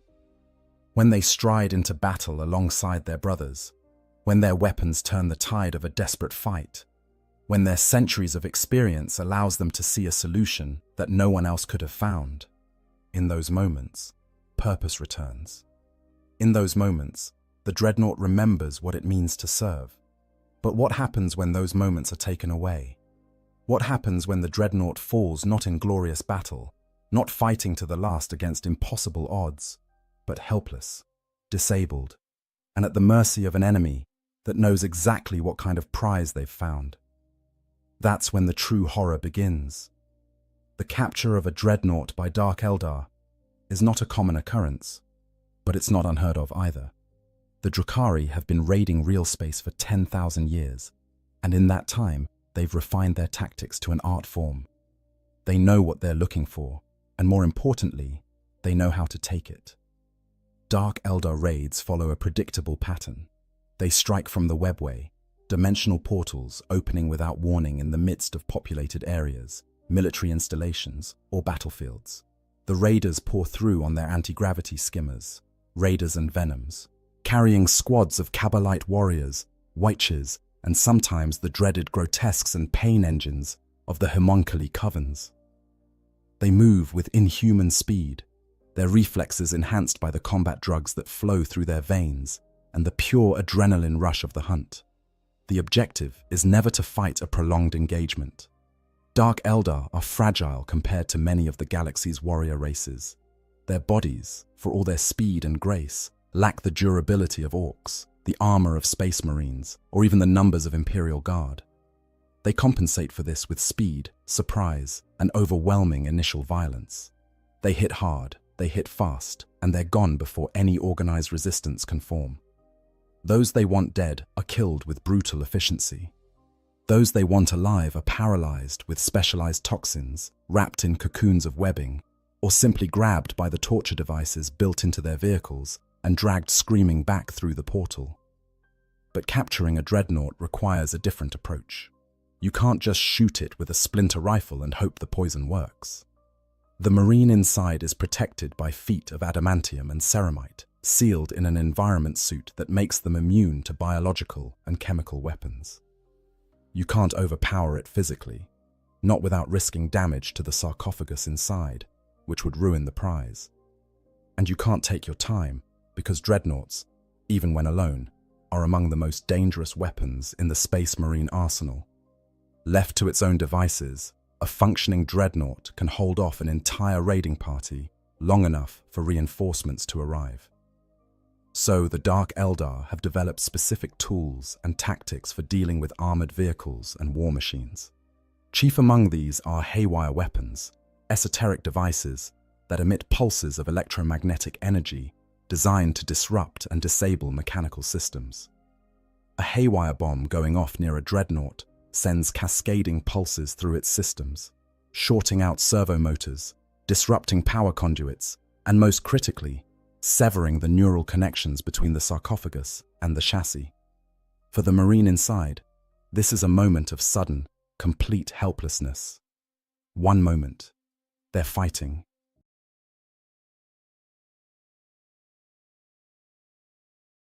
Weapons speaking thunder.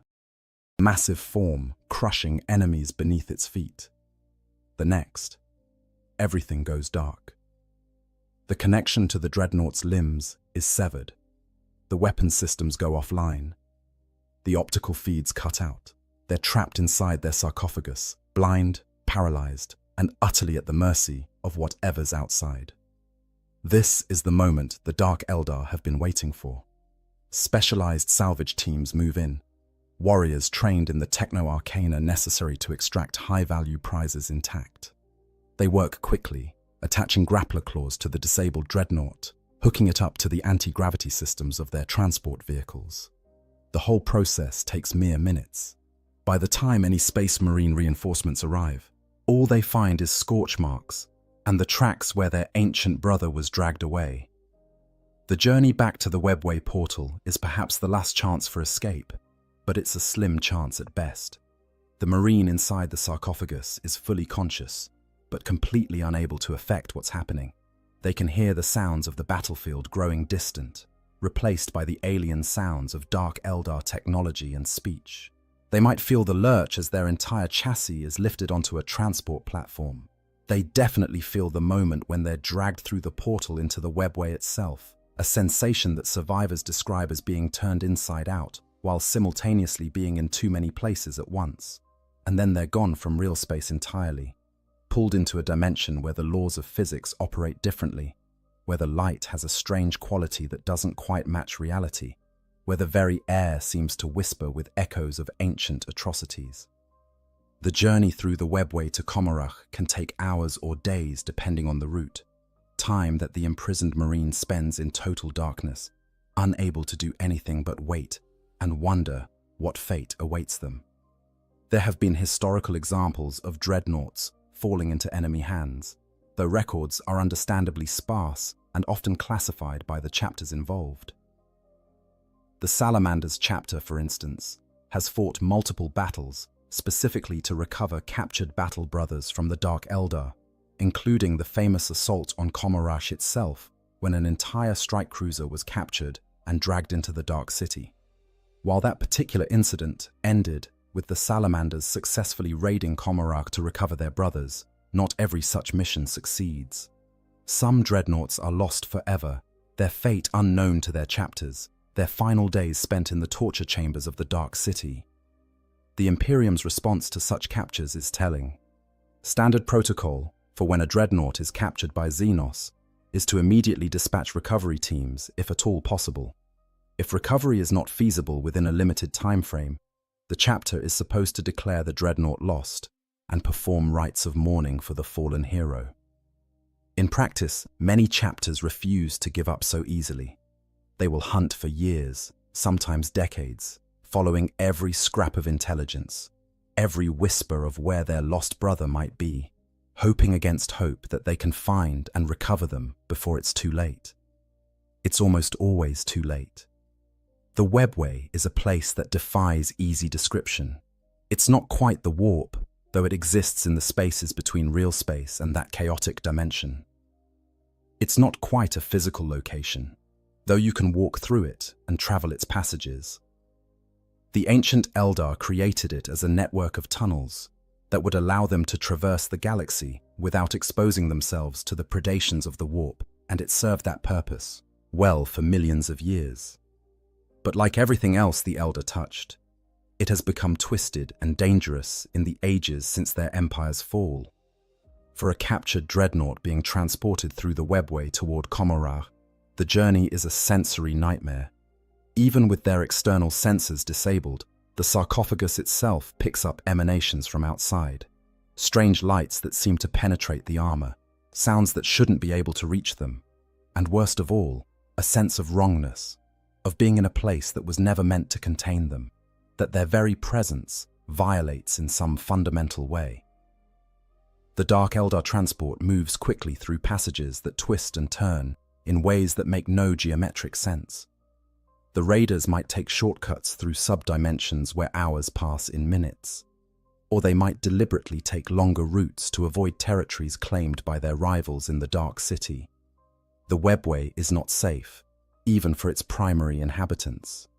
Demons lurk in broken sections, waiting to ambush the unwary. Craftworld Eldar sometimes patrol certain passages, attacking Dark Eldar on sight. And there are things in the deep webway, entities that predate even the Eldar's ancient civilization, things that hunger for any soul foolish enough to wander into their domain. But for all its dangers, the webway is also